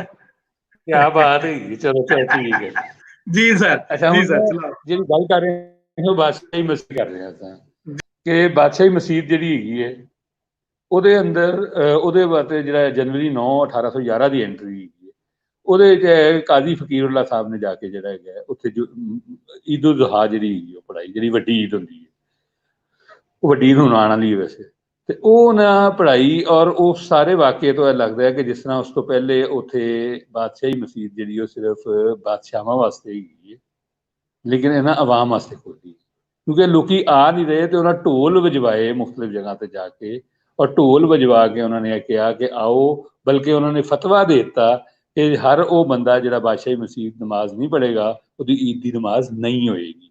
ਇਸ ਹੱਦ ਤੱਕ ਉਹਦੇ ਨਤੀਜੇ ਦੇ ਵਿੱਚ ਖਲਕਤ ਆਈ ਬਹੁਤ ਵੱਡੀ, ਔਰ ਉਹ ਮਤਲਬ ਕਿ ਉਹਨਾਂ ਨੇ ਹੁਣ ਇਹ ਸਾਰਾ ਜਿਹੜਾ ਵਾਕਿਆ ਹੈਗਾ 1811 ਦਾ ਹੈਗਾ। ਲੇਕਿਨ ਤੁਸੀਂ ਦੇਖੋ ਕਿ ਰਣਜੀਤ ਸਿੰਘ ਦੇ ਮੁਤਲਕ ਇੱਕ ਪੂਰਾ ਪ੍ਰੋਪੇਗੈਂਡਾ ਕੀਤਾ ਗਿਆ ਕਿ ਉਹਨੇ ਮਸਜਿਦ ਬੰਦ ਕਰਾ ਦਿੱਤੀ ਸੀ, ਉਹਨੇ ਮਸਜਿਦ ਤੇ ਘੋੜੇ ਬਣਵਾ ਦਿੱਤੇ ਸਨ, ਉਹਨੇ ਉੱਤੇ ਅਸਲੇ ਦਾ ਡਿਪੂ ਬਣਵਾ ਦਿੱਤੇ ਸਨ, ਫਲਾਂ ਇਸ ਤਰ੍ਹਾਂ ਦੇ ਬਹੁਤ ਸਾਰੇ। ਤੇ ਬਲਕਿ ਇੱਕ ਜਿਹੜਾ ਮੈਂ ਵਿਚਾਰ ਤੇ ਆਰਟੀਕਲ ਲਿਖਿਆ ਉਸ ਮੈਂ ਜ਼ਿਕਰ ਵੀ ਕੀਤਾ ਕਿ 1827 ਦਾ ਇੱਕ ਜ਼ਲਜ਼ਲਾ ਹੈ ਜਿਹੜਾ ਕਾਂਗੜਾ ਜਿਹਦਾ ਬੇਸ ਹੈਗਾ ਸੀ, ਉਹਦੇ ਲਾਹੌਰ ਦੀ ਬਹੁਤ ਸਾਰੀ ਤਾਰੀਖੀ ਇਮਾਰਤਾਂ ਡਿੱਗ ਗਈਆਂ, ਔਰ ਉਹ ਲਿਖਿਆ ਹੋਇਆ ਹੈ, ਔਰ ਇਹ ਵਰਲਡ ਸੈਸਮਿਕ ਰਿਕਾਰਡ ਦੇ ਉੱਤੇ ਉਹ ਜ਼ਲਜ਼ਲੇ ਦਾ ਰਿਕਾਰਡ ਮੌਜੂਦ ਹੈ। ਔਰ ਮੈਂ ਤੁਹਾਨੂੰ 1873 ਦਾ ਗੈਜ਼ਟੀਅਰ ਵੀ ਦੱਸ ਸਕਦਾ, ਉਹਦੇ 'ਚ ਫੁੱਟਨੋਟ ਹੈਗਾ, ਲੇਕਿਨ ਉਸ ਤੋਂ ਇਲਾਵਾ ਮੈਂ ਤੁਹਾਨੂੰ ਹਵਾਲੇ ਦੇ ਸਕਦਾ ਜਿਹਦੇ 'ਚ ਲਿਖਿਆ ਹੋਇਆ ਹੈ ਕਿ ਬਾਦਸ਼ਾਹੀ ਮਸਜਿਦ ਦੇ 2 ਮੀਨਾਰ ਡਿੱਗੇ ਉਹਦੇ ਜ਼ਲਜ਼ਲੇ ਦੇ ਵਿੱਚ। ਹੁਣ ਉਹ ਜਿਹੜੇ ਮੀਨਾਰ ਡਿੱਗੇ ਉਹ ਨਾ ਰਣਜੀਤ ਸਿੰਘ ਤੇ, ਔਰ ਜਿਹੜੀ ਰਣਜੀਤ ਸਿੰਘ ਤੋਂ ਬਾਅਦ ਸ਼ੇਰ ਸਿੰਘ ਦੀ ਲੜਾਈ ਹੋਈ ਸੀ ਲਾਹੌਰ ਦਰਬਾਰ ਦੇ ਨਾਲ, ਉਹਦੇ ਤੇ ਪਾਤੇ ਕਿ ਉਹਨਾਂ ਨੇ ਤੋਪਾਂ ਚੜਾਈਆਂ ਸਨ। ਹੁਣ ਕੋਈ ਵੀ ਬੰਦਾ ਜਿਹਨੇ ਬਾਦਸ਼ਾਹੀ, ਮੈਂ ਤੇ ਆਪ ਚੜਿਆ ਹੈਗਾ, ਉਹ ਇੰਨੀ ਬਰੀਕ ਸੀੜੀਆਂ ਹੈਗੀਆਂ ਨੇ ਕਿ ਉੱਥੇ ਤੋਪਾਂ ਚੜ੍ਹ ਹੀ ਨਹੀਂ ਸਕਦੀਆਂ, ਕਿ ਉੱਤੋਂ ਮੀਨਾਰ ਤੋੜਤੇ ਤੇ ਉੱਤੇ ਤੋਪ ਫਿੱਟ ਕਰਤੀ ਤੇ ਉੱਥੋਂ ਫਿਰ ਕਿਲੇ ਦੇ ਅੰਦਰ ਬੰਬਾਰੀ ਕੀਤੀ। ਔਰ ਇਹ ਵਾਕਿਆ ਥੌਟਨ ਸਮੇਤ ਬੇਸ਼ੁਮਾਰ ਹੀ ਬੰਦਿਆਂ ਨੇ ਲਿਖਿਆ ਹੈਗਾ, ਔਰ ਸਭ ਝੂਠਮ ਝੂਠ ਚੁਤਾਲੀ ਹੈਗਾ। ਇਹ ਕੰਮ ਜਿਹੜਾ ਹੈਗਾ ਇਹ ਅੰਗਰੇਜ਼ਾਂ ਨੂੰ ਵੈਸੇ ਵੀ ਬਹੁਤ ਆਉਂਦਾ ਹੈਗਾ, ਔਰ ਉਹਨਾਂ ਦੇ ਜਿਹੜੇ ਇੱਥੇ ਕਾਠੇ ਅੰਗਰੇਜ਼ ਨੇ ਉਹ ਵੀ ਬਹੁਤ ਕਰਦੇ ਨੇ, ਸੁਬਾਹ ਸ਼ਾਮ ਝੂਠ ਬੋਲਦੇ ਨੇ ਤਾਂ ਕਿ ਲੋਕ ਜਿਹੜਾ ਹੈਗਾ ਉਹਦੇ ਤੇ ਯਕੀਨ ਕਰ ਲੈਣ, ਇੰਨਾ ਝੂਠ ਬੋਲੋ ਕਿ ਯਕੀਨ ਕਰ ਲੈਣ। ਤੇ ਇਹ ਜਿਹੜਾ ਵਾਕਿਆ ਸੀ ਕਾਜ਼ੀ ਸਾਹਿਬ ਦਾ, ਇਹਦੇ ਤੇ ਮੈਂ ਉਸ ਵੇਲੇ ਆਪਣਾ 2019 ਦੇ ਵਿੱਚ ਫਰਵਰੀ ਦੇ ਵਿੱਚ ਮਜ਼ਮੂਨ ਲਿਖਿਆ, ਔਰ ਐਸੇ ਵਾਸਤੇ ਲਿਖਿਆ ਕਿ ਇਹ ਜਿਹੜਾ ਸਾਰਾ ਕੰਮ ਹੈਗਾ ਇਹ ਤੁਸੀਂ ਮਤਲਬ ਜੋ ਫੈਲਾਇਆ ਹੋਇਆ ਉਹ ਇੱਕ ਵਾਕਿਏ ਨੇ ਉਹਨੂੰ ਕਿਸ ਤਰ੍ਹਾਂ ਫਾਰਕ ਕਰ। ਤੇ ਹੁਣ ਮੈਂ ਕੁਝ ਐਂਟਰੀਆਂ ਜਿਹੜੀਆਂ ਹੈਗੀਆਂ ਨੇ, ਤੁਸੀਂ ਜਦੋਂ ਇਹਨੂੰ ਕਿਤਾਬ ਨੂੰ ਪੜ੍ਹਨਾ ਸ਼ੁਰੂ ਕਰਦੇ ਹੋ, ਮਸਲਨ ਇੱਕ 15 ਮਾਰਚ 1812 ਦੀ ਐਂਟਰੀ ਹੈਗੀ ਤੇ ਉਹਦੇ ਵਿੱਚ ਇਹ ਹੈ ਕਿ ਮੁਜ਼ੱਫਰ ਖਾਨ ਜਿਹੜਾ ਹੈਗਾ ਉਹਦਾ ਨੁਮਾਇੰਦਾ ਜਿਹੜਾ ਹੈ ਮੋਹਸਨ ਸ਼ਾਹ ਉਹ ਬੈਠਾ ਹੋਇਆ। ਹੁਣ ਤੁਸੀਂ ਜ਼ਰਾ ਗੌਰ ਕਰੋ, ਅਸੀਂ ਕਹਿੰਦੇ ਹਾਂ ਕਿ ਮੁਜ਼ੱਫਰ ਖਾਨ ਜਿਹੜਾ ਹੈਗਾ ਰਣਜੀਤ ਸਿੰਘ ਉਹਦੀ ਲੜਾਈਆਂ ਬਿਆਨ ਕਰਨੇ, ਅਸੀਂ ਇਹ ਗੱਲ ਨਹੀਂ ਕਰਨਾ ਚਾਹੁੰਦੇ ਕਿ ਜਨਾਬ ਉਹ ਤੇ 1801 ਤੋਂ ਮੁਸਲਸਲ ਉਹਨੂੰ ਟੈਕਸ ਅਦਾ ਕਰ ਰਹੇ, ਔਰ ਇਸ ਐਂਟਰੀ ਦੇ ਵਿੱਚ ਵੀ ਉਹ ਕਹਿ ਰਿਹਾ ਹੈ ਕਿ ਤੂੰ ਸਾਨੂੰ ਇਸ ਵਾਰੀ 80,000 ਮੰਗ ਰਿਹਾ ਹੈ ਤੇ ਅਸੀਂ ਪਿਛਲੇ ਸਾਲ 70,000 ਤੈਅ ਹੋਇਆ, ਤੇ ਇਹ 10,000 ਦਾ ਜਿਹੜਾ ਹੈਗਾ ਕੰਮ ਉਹਦੇ ਉੱਤੇ ਜਿਹੜਾ ਹੈਗਾ ਤੂੰ ਸਾਡੇ ਨਾਲ ਜਿਹੜਾ ਹੈਗਾ ਤੈਅ ਕਰ ਰਿਹਾ ਕਿ 80-70 ਹਜ਼ਾਰ ਤੇ ਹੀ ਕੰਮ ਮੁੱਕ ਜਾਏ। ਤੇ ਮਹਾਰਾਜਾ ਜਿਹੜਾ ਹੈਗਾ ਉਹਦੇ ਤੇ ਤਿਆਰ ਨਹੀਂ ਹੈਗਾ। ਅੱਛਾ, ਉੱਥੇ ਹੀ ਉਸੇ ਐਂਟਰੀ ਦੇ ਵਿੱਚ ਜਿਹੜਾ ਹੈਗਾ ਉਹ ਬਹਾਵਲਪੁਰ ਦਾ ਨੁਮਾਇੰਦਾ ਜਿਹੜਾ ਹੈ ਉਹ ਵੀ ਬੈਠਾ ਹੋਇਆ ਉੱਥੇ, ਔਰ ਉਹ ਹੈਗਾ ਕਿਸ਼ਨ ਦਾਸ। ਅੱਛਾ, ਉਹ ਜਿਹੜਾ ਹੈਗਾ ਉਹਨੂੰ ਉਹ ਮਹਾਰਾਜਾ ਕਹਿ ਰਿਹਾ ਕਿ ਤੂੰ ਵੀ ਆਪਣਾ ਬਾਅਦ ਹਲੇ ਤੱਕ ਟੈਕਸ ਹਲੇ ਦਿੱਤਾ ਨਹੀਂ ਹੈਗਾ, ਫੌਰੀ ਤੌਰ ਤੇ ਜਮ੍ਹਾਂ ਕਰਾਓ। ਅੱਛਾ, ਹੁਣ ਪੂਰੀ ਕਿਤਾਬ ਤੁਸੀਂ ਪੜ੍ਹ ਕੇ ਦੇਖ ਲਓ, ਇਹਦੇ 'ਚ 2-3 ਚੀਜ਼ਾਂ ਦਾ ਬਹੁਤ ਜ਼ਿਕਰ ਹੈ ਜਿਹੜੇ ਸਾਡੇ MBA ਕਰਨ ਵਾਲੇ ਹੈਗੇ ਨੇ, ਔਰ ਜਿਹੜੇ ਸਾਡੇ ਪੰਜਾਬ ਦੀ ਤਾਰੀਖ ਨੂੰ, ਅਗਰ ਉਹਦੀ ਮਈਸ਼ੀਅਤ ਨੂੰ ਪੁਰਾਣਾ ਦੇਖਣਾ ਚਾਹੁੰਦੇ ਨੇ ਤੇ ਉਹਨਾਂ ਨੂੰ ਦੇਖਣਾ ਚਾਹੀਦਾ ਹੈ। ਮਤਲਬ ਇੱਕ ਤੇ ਇਹੀ ਗੱਲ ਕਿ ਇਹ ਟੈਕਸ ਜਿਹੜਾ ਹੈਗਾ ਜਿਹੜਾ ਕਲੈਕਟ ਹੋ ਰਿਹਾ ਸੀ, ਇਹ ਕੀ ਫੀਨੋਮੀਨਾ ਹੈਗਾ ਸੀ। ਫਿਰ ਹੁੰਡੀ, ਜਿਹਨੂੰ ਅੱਜ ਕੱਲ੍ਹ ਅਸੀਂ ਹੁੰਡੀ ਕਹਿੰਦੇ ਹਾਂ, ਉਹੀ ਹੁੰਡੀ ਹੈ, ਲੇਕਿਨ ਉਹ ਹੁੰਡੀ ਪ੍ਰੋਪਰ ਹਿੱਸਾ ਹੈਗੀ ਹੈ ਕਾਰੋਬਾਰ ਦਾ। ਯਾਨੀ ਮੁਜ਼ੱਫਰ ਖਾਨ ਜਿਹੜਾ ਹੈਗਾ ਉਹ ਮੁਲਤਾਨ ਦਾ ਰਾਜਾ ਹੈਗਾ, ਔਰ ਉਹ ਜਿਹੜਾ ਦਰਿਆ ਹੈਗਾ ਉਹਦੀ ਟ੍ਰੇਡ ਨੂੰ ਵੀ ਇੱਕ ਤਰ੍ਹਾਂ ਜਿਹੜਾ ਹੈਗਾ ਉਹ ਦੇਖਦਾ ਹੈ, ਕਿਉਂਕਿ ਜ਼ਾਹਿਰ ਹੈ ਮੁਲਤਾਨ ਦੇ ਕੋਲੋਂ ਰਾਵੀ ਲੱਗਦਾ ਤੇ ਉਹ ਉਸ ਟ੍ਰੇਡ ਬੰਦ ਹੋ ਜਾਂਦੀ ਹੈ ਉੱਥੇ। ਉਹ ਐਂਟਰੀ ਵੀ ਮੈਂ ਤੁਹਾਨੂੰ ਦੱਸਾਂਗਾ। ਉਹਦੇ ਵਿੱਚ ਟ੍ਰੇਡ ਬੰਦ ਹੁੰਦੀ ਹੈ ਤੇ ਪਿੰਡੀ ਦਾਸ ਜਿਹੜਾ ਠੱਠਾ ਭੱਕਰ ਆਬੀ ਗੁਜ਼ਰਗਾਹ ਦਾ ਹਾਕਮ ਹੈਗਾ, ਔਰ ਹਾਕਮ ਦਾ ਨੁਮਾਇੰਦਾ ਹੈ ਪਿੰਡੀ ਦਾਸ। ਹਾਕਮ ਦਾ ਵੀ ਨਾਮ ਮੁਹੰਮਦ ਅਲੀ ਹੈਗਾ, ਉਹ ਮੈਂ ਤੁਹਾਨੂੰ ਦੱਸਾਂਗਾ। ਤੇ ਉਹਨੂੰ ਮਹਾਰਾਜਾ ਪੁੱਛਦਾ ਕਿ ਟ੍ਰੇਡ ਕਿਉਂ ਬੰਦ ਹੋਈ, ਤੇ ਉਹ ਕਹਿੰਦਾ ਹੈ ਕਿ ਜਨਾਬ ਆਪਣਾ ਉਹ ਮੁਜ਼ੱਫਰ ਖਾਨ ਨੇ 200 ਰੁਪਇਆ ਦੇਣਾ ਸੀ, ਉਹਨੇ ਨਹੀਂ ਦਿੱਤਾ। ਤੇ ਮਹਾਰਾਜਾ ਕਹਿੰਦਾ ਚੱਲ ਵੀ ਇਹਨੂੰ 200 ਰੁਪਏ ਦੀ ਹੁੰਡੀ ਕਰਾ ਦਿਓ, ਹੁੰਡੀ ਕਰਾ ਦਿਓ ਤੇ ਟ੍ਰੇਡ ਖੋਲ ਲਓ, ਤੇ ਮੁਜ਼ੱਫਰ ਨਾਲ ਮੈਂ ਅੱਗੇ ਪੈਸੇ ਬੜੇ ਲੈਣੇ ਨੇ, ਮੈਂ ਆਪੇ ਉਹਦੇ ਨਾਲ ਨਿਬੜ ਲਾਂਗਾ। ਹੁਣ ਇਹ ਜਿਹੜੀ ਟ੍ਰੇਡ ਹੋ ਰਹੀ ਹੈ, ਜਿਹੜੀ ਦਰਿਆਈ ਟ੍ਰੇਡ ਹੈ, ਮੈਂ ਤੁਹਾਨੂੰ ਪਹਿਲੇ ਵੀ ਸ਼ਾਇਦ ਦੱਸਿਆ ਸੀ ਪਿਛਲੇ ਲੈਕਚਰ 'ਚ ਕਿ ਉਹ ਬ੍ਰਾਇਨ ਹਿਊਗਲ ਜਿਹੜਾ ਹੈਗਾ ਉਹਦੀ ਕਿਤਾਬ ਪੜ੍ਹੋ, travel in Punjab and Kashmir, extensively ਭਰੀ ਹੋਈ ਹੈ ਇਹਨਾਂ ਚੀਜ਼ਾਂ ਦੇ। ਜਿਹੜੀ ਰਿਵਰ ਚੈਨਲ ਟ੍ਰੇਡ ਹੈਗੀ, ਉਹ ਕਿਹੜੀ ਟ੍ਰੇਡ ਹੈਗੀ ਸੀ ਜਿਹੜੀ ਇਹਨਾਂ ਨੇ ਬੰਦ ਕਰਤੀ, ਔਰ ਉਹ ਸਾਰੀ ਟ੍ਰੇਡ ਜਿਹੜੀ ਹੈਗੀ ਹੈ ਸਾਡੇ ਪੰਜ ਦਰਿਆਵਾਂ ਨਾਲ ਹੁੰਦੀ ਸੀ, ਔਰ ਅਖੀਰ ਜਾ ਕੇ ਉਹ ਜਿਹੜਾ ਲਾਹੌਰੀ ਬੰਦਰ ਤੋਂ ਨਿਕਲਦਾ ਸੀ ਸਾਰਾ ਸਮਾਨ, ਔਰ ਸਮੁੰਦਰ ਤੱਕ ਜਾਂਦਾ ਸੀ, ਸਮੁੰਦਰ ਤੋਂ ਅੱਗੇ ਜਾਂਦਾ ਸੀ। ਇਹਨਾਂ ਅੰਗਰੇਜ਼ਾਂ ਨੇ ਆ ਕੇ ਜਦੋਂ ਸਿੰਧ ਤੇ ਕਬਜ਼ਾ ਕੀਤਾ ਤੇ ਲਾਹੌਰੀ ਬੰਦਰ ਬੰਦ ਕਰਕੇ ਕਰਾਚੀ ਸ਼ਹਿਰ ਬਣਾ ਦਿੱਤਾ। ਤੇ ਇਹ ਸਾਰੀ ਕਹਾਣੀ ਕੌਣ ਲੱਭੇਗਾ? ਜਦੋਂ ਤੁਸੀਂ ਪੁਰਾਣੀ ਚੀਜ਼ਾਂ ਦੇਖੋਗੇ ਤੇ ਫਿਰ ਤੁਹਾਨੂੰ ਸਮਝ ਆਏਗੀ। ਅੱਛਾ, ਇੱਕ ਹੋਰ ਐਂਟਰੀ ਹੈ ਜਿਹੜੀ 24 ਦਸੰਬਰ 1810 ਦੀ। ਡੇਟਾਂ ਦੇ ਨਾਲ ਤੁਹਾਨੂੰ ਇਸ ਤਰ੍ਹਾਂ ਅੰਦਾਜ਼ਾ ਹੁੰਦਾ ਕਿ ਉਹ ਮਾਹੌਲ ਕਿਹੜਾ ਹੁੰਦਾ ਹੈ। ਤੇ ਗੁਜਰਾਤ ਦਾ ਜਿਹੜਾ ਸਾਹਿਬ ਸਿੰਘ ਹੈ ਉਹਦੀ ਕਹਾਣੀ ਹੈਗੀ ਹੈ। ਸਾਹਿਬ ਸਿੰਘ ਜਿਹੜਾ ਹੈਗਾ ਉਹਨੂੰ ਮਹਾਰਾਜਾ ਨੇ ਕੁਝ ਲੈਂਡਸ ਦਿੱਤੀਆਂ। ਇਹ ਵੀ ਬਹੁਤ ਅਹਿਮ ਹੈਗਾ ਕਿ ਲੈਂਡ ਜਿਹੜੀ ਹੈ ਉਹਦਾ ਜ਼ਿਕਰ ਹੋ ਰਿਹਾ ਇਸ ਤਰ੍ਹਾਂ ਕਿ ਇਹ ਐਸਟੇਟ ਦਿੱਤੀ। ਮਹਾਲ, ਅਗਰ ਤੁਸੀਂ ਗਣੇਸ਼ ਦਾਸ ਦੀ ਕਿਤਾਬ ਦੇਖੋ, ਚਾਰ ਬਾਗ ਪੰਜਾਬ, ਜਿਹਨੂੰ ਇਹ ਗਰੇਵਾਲ ਸਾਹਿਬ ਵਗੈਰਾ ਨੇ ਕੁਛ ਕਰਨ ਦੀ ਕੋਸ਼ਿਸ਼ ਕੀਤੀ, ਐਡਿਟ ਕੀਤੀ ਇਹਨਾਂ ਨੇ, ਬੰਗਾ ਔਰ ਮਿਸਿਸ ਬੰਗਾ ਔਰ ਗਰੇਵਾਲ ਨੇ, ਉਹ ਚਾਰ ਬਾਗ ਪੰਜਾਬ ਜਿਹੜੀ ਹੈ ਉਹ ਮਿਡ 19th ਸੈਂਚੁਰੀ ਪੰਜਾਬ ਦੇ ਨਾਂ ਤੇ। ਉਸ ਕਿਤਾਬ ਦੇ ਅੰਦਰ ਮੈਂ ਉਹਦਾ ਫਾਰਸੀ ਮਖਤੂਤਾ ਵੀ ਕਢਵਾਇਆ, ਉਹ ਮੇਰਾ ਖਿਆਲ ਅਹਿਮਦ ਸਲੀਮ ਸਾਹਿਬ ਕੋਲੋਂ ਮੇਰਾ ਖਿਆਲ ਦਿੱਤਾ। ਲੇਕਿਨ ਇਹ ਮੈਂ ਤੁਹਾਨੂੰ ਦੱਸਦਾ ਕਿ ਉਹ ਜਿਹੜੀ ਚਾਰ ਬਾਗ ਪੰਜਾਬ ਹੈ ਉਹਦੇ ਦੇ ਸ਼ੁਰੂ ਦੇ ਵਿੱਚ ਹੀ ਗਣੇਸ਼ ਦਾਸ ਨੇ ਲਿਖਿਆ ਕਿ ਪੰਜਾਬ ਦੇ 360 ਮਹਾਲ ਨੇ, ਮਹਾਲ ਐਸਟੇਟ ਹੈਗੀ। ਹੁਣ ਇਹ ਜਿਹੜਾ ਕੰਮ ਹੈਗਾ ਕਿ ਜਿਸ ਦੇ ਮੁਤਲਕ ਮੇਰਾ ਖਿਆਲ ਹੈ ਬਿਲਕੁਲ ਅਸੀਂ ਇੱਥੇ ਗੱਲ ਨਹੀਂ ਕੀਤੀ, ਔਰ ਸਾਨੂੰ ਸਮਝ ਨਹੀਂ ਆਉਂਦੀ, ਕਿਉਂਕਿ ਅਸੀਂ ਜ਼ਿਲ੍ਹਿਆਂ ਦੇ ਵਿੱਚ ਸੂਬਿਆਂ ਦੇ ਅੰਦਰ ਫਸੇ ਰਹਿੰਦੇ ਹਾਂ। ਕਦੀ ਗਵਰਨਰ ਕਹਿ ਦਿੰਦੇ ਹਾਂ ਕਿਸੇ ਨੂੰ, ਇਹ ਨਹੀਂ ਦੇਖਦੇ ਕਿ ਉੱਥੇ ਤੇ ਜਥੇਦਾਰੀ ਸਿਸਟਮ ਹੈ, ਔਰ ਜਥੇਦਾਰੀ ਸਿਸਟਮ ਦੇ ਵਿੱਚ ਐਸਟੇਟਸ ਦੇ ਮਾਲਕ ਹੈਗੇ ਨੇ। ਐਸਟੇਟਸ ਜਿਹੜੀਆਂ ਹੈਗੀਆਂ ਨੇ ਉਹ ਪੂਰੇ ਪੰਜਾਬ ਦੇ ਵਿੱਚ ਉਹ ਵੰਡ ਹੈਗੀ ਹੈ, ਔਰ ਕਿਉਂਕਿ ਇਹ ਗਣੇਸ਼ ਦਾ ਸੁਧ ਕਾਨੂੰਨ ਗੋ ਹੈ, ਇਸ ਵਾਸਤੇ ਇਹਨੇ ਜ਼ਮੀਨ ਦੀ ਵੰਡ ਤੇ ਗੱਲ ਕਰਦੇ ਹੋਏ ਸ਼ੁਰੂ ਦੇ ਵਿੱਚ ਹੀ ਦੱਸਤਾ ਕਿ ਇਹ ਜਿਹੜੇ ਹੈਗੇ ਨੇ 360 ਮਹਾਲ ਹੈਗੇ ਨੇ। ਫਿਰ ਉਹਨੇ ਇਹ ਵੀ ਦੱਸਿਆ ਕਿ ਜਿਹੜਾ ਸਿਆਲਕੋਟ ਜਿਸ ਦੇ ਵਿੱਚ ਹੈਗਾ ਮਹਾਲ, 4 ਮਹਾਲ ਹੈਗੇ ਨੇ, ਸਿਆਲਕੋਟ ਗੁਜਰਾਤ ਔਰ 2 ਹੋਰ ਹੈਗੇ ਨੇ, ਔਰੰਗਾਬਾਦ ਇੱਕ ਲਿਖਿਆ ਉਹਨੇ ਉਹਦੇ ਨਾਲ ਹੀ। ਤੇ ਇਹ ਜਿਹੜੇ 4 ਮਹਾਲ ਨੇ ਇਹ ਪੰਜਾਬ ਦੀ ਇਕੋਨੋਮੀ ਦੇ ਵਿੱਚ ਬਹੁਤ ਵੱਡਾ ਕਿਰਦਾਰ ਅਦਾ ਕਰਦੇ ਨੇ, ਇਹ ਵੀ ਇਹਨੇ ਲਿਖਿਆ। ਤੇ ਇਹ ਜਿਹੜਾ ਸਾਰਾ ਮਹਾਲ ਦਾ ਕੰਮ ਹੈਗਾ, ਇਹਨੂੰ ਅਗਰ ਤੁਹਾਡੇ ਤੇ ਨਜ਼ਰ ਹੋਏ ਤੇ ਫਿਰ ਜਾ ਕੇ ਤੁਸੀਂ ਅਗਲੀ ਗੱਲ ਸਮਝ ਸਕਦੇ ਹੋ। ਤੇ ਇਹ ਜਿਹੜਾ ਗੁਜਰਾਤ ਜਿਹੜੀ 24 ਦਸੰਬਰ 1810 ਦੀ ਐਂਟਰੀ ਹੈ, ਉਹਦੇ 'ਚ ਉਹਨੇ ਲਿਖਿਆ ਗੁਜਰਾਤ ਦੇ ਸਾਹਿਬ ਸਿੰਘ ਨੂੰ। ਸਾਹਿਬ ਸਿੰਘ ਨੇ ਆ ਕੇ ਕਿਹਾ ਜੀ ਤੁਸੀਂ ਮੈਨੂੰ ਮਹਾਲ ਦਿੱਤੇ ਸਨ ਬਜਵਾਤ ਦੇ ਵਿੱਚ, ਤੇ ਇੱਕ ਹੋਰ ਇਲਾਕਾ ਮੈਂ ਹਲੇ ਦੱਸ ਦਾਂਗਾ ਉਹਦਾ ਨਾਂ, ਉਹਦੇ ਵਿੱਚ ਦਿੱਤੇ ਸਨ, ਤੇ ਉਹ ਤੇ ਮੈਨੂੰ ਕਬਜ਼ਾ ਦਿਓ, ਤੇ ਮੈਂ ਉੱਥੇ ਜਾ ਕੇ ਜਿਹੜਾ ਹੈਗਾ ਨਾ ਆਪਣਾ ਕੰਮ ਸ਼ਮ ਕਰਨਾ ਚਾਹੁੰਦਾ। ਉਹਦਾ ਜਵਾਬ ਮਹਾਰਾਜਾ ਨੇ ਉਹਨੂੰ ਇਹ ਦਿੱਤਾ ਕਿ ਦੇਖ, ਮੇਰਾ ਜਿਹੜਾ ਪਿਓ ਹੈਗਾ ਮਹਾ ਸਿੰਘ ਯਾਨੀ ਰਣਜੀਤ ਸਿੰਘ ਦਾ ਪਿਓ, ਉਹਨੇ ਹਮੇਸ਼ਾ ਬਜਵਾਤ ਦਾ ਬਹੁਤ ਖਿਆਲ ਰੱਖਿਆ। ਔਰ ਦੂਜਾ ਕਾਲੂਵਾਲ ਔਰ ਬਜਵਾਤ ਦਾ ਉਹਨੇ ਬਹੁਤ ਖਿਆਲ ਰੱਖਿਆ। ਤੇ ਦੇਖ ਉਹਨਾਂ ਦੀ ਅਣਖ ਬੜੀ ਹੈ, ਡਿਗਨਿਟੀ ਦੇ ਉੱਤੇ ਉਹ ਲੜ ਪੈਂਦੇ ਨੇ। ਤੇ ਜੇ ਤੂੰ ਉੱਥੇ ਜਾਣਾ ਹੈ, ਉਦੋਂ ਤੇ ਜਗ੍ਹਾ ਤੇ ਮੈਂ ਤੈਨੂੰ ਦੇਤੀ ਹੈ, ਲੇਕਿਨ ਕਬਜ਼ਾ ਉਸ ਵੇਲੇ ਮਿਲੇਗਾ ਜਦੋਂ ਮੈਂ ਕਹਾਂਗਾ ਤੈਨੂੰ। ਤੇ ਇੱਕ ਤੇ ਤੂੰ ਥੋੜਾ ਜਿਹਾ ਇੰਤਜ਼ਾਰ ਕਰ, ਦੂਜਾ ਹੈ ਕਿ ਉੱਥੇ ਜਦੋਂ ਜਾਣਾ ਤੇ ਉਹਦੇ ਨਾਲ ਉਹੀ ਸਲੂਕ ਕਰਨਾ ਜੋ ਮੇਰਾ ਪਿਓ ਉਹਨਾਂ ਨਾਲ ਕਰਦਾ ਸੀ।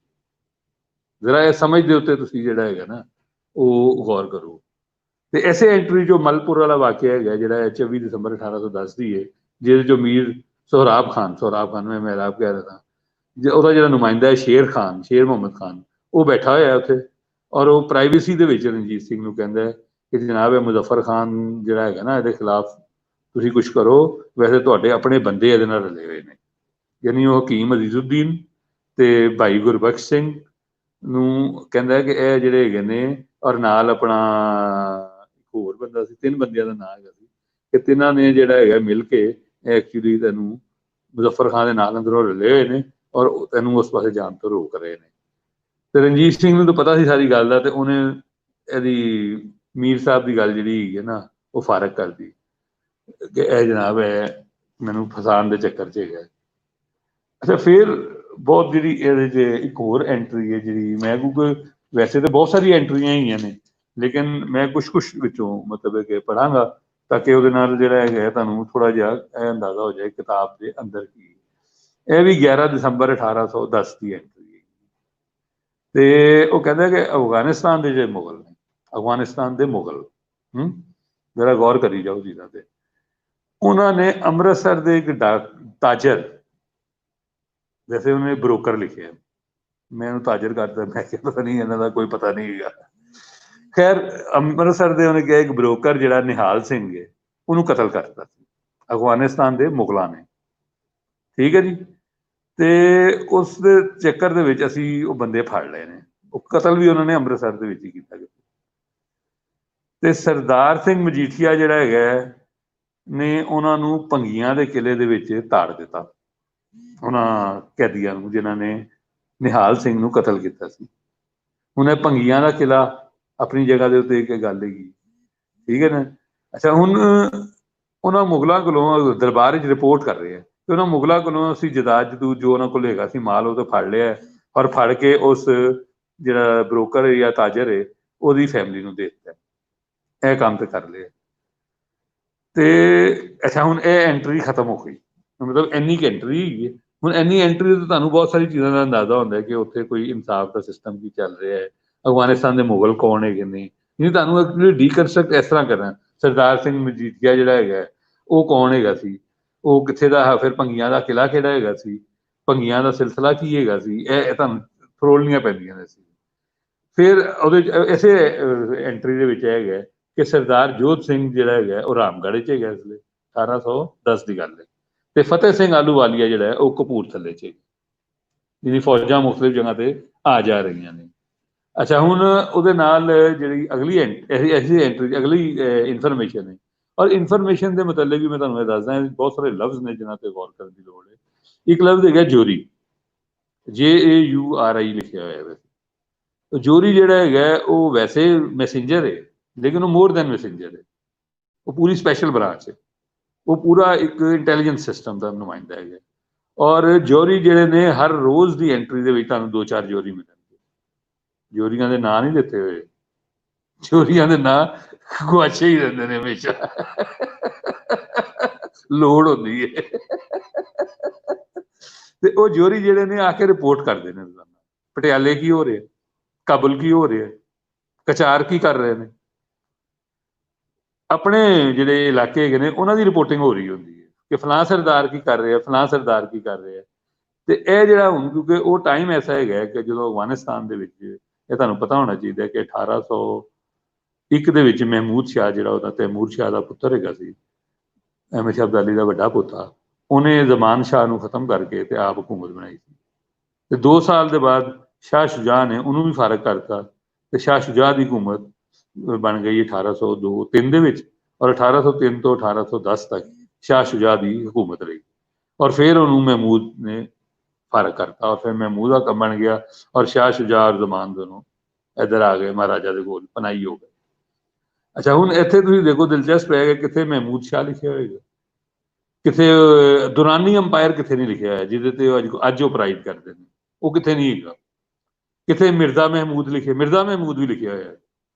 अच्छा उन्हें कौन है ने, वो हैगा तो उही है बंदा, बंदे उही ने, लेकिन उन्होंने जिहड़े मुख्तलिफ नाम है ने वो भी तुहानूं दसदे ने कि जिस तरह पक्के करके अज असीं उहनूं दुरानी अंपायर और वो बुलाने हैं, शायद उसले वो ब्लर रह गए सन चीज़ां। अच्छा हुण इस एंट्री दे विच जिहड़ी 11 दिसंबर 1810 दी है, ਇਹਦੇ जो कहते हैं कि मिर्जा महमूद शाह जिहड़ा है और जहादात खान और फतेह खान वो बंदा है जिहड़ा बहुत अहम है, लेकिन बारकज़ई है। तो इन्हां दे बारे दे विच जोरी ने आके इतलाह दी और यह दसिया कि जमान शाह जिहड़ा है वो पिंडी च है। जमान शाह जिहड़ा है उन्होंने इन्होंने अन्ना करता सी महमूद शाह के बंदियां ने। हुण भरा नूं अन्ना कर देवे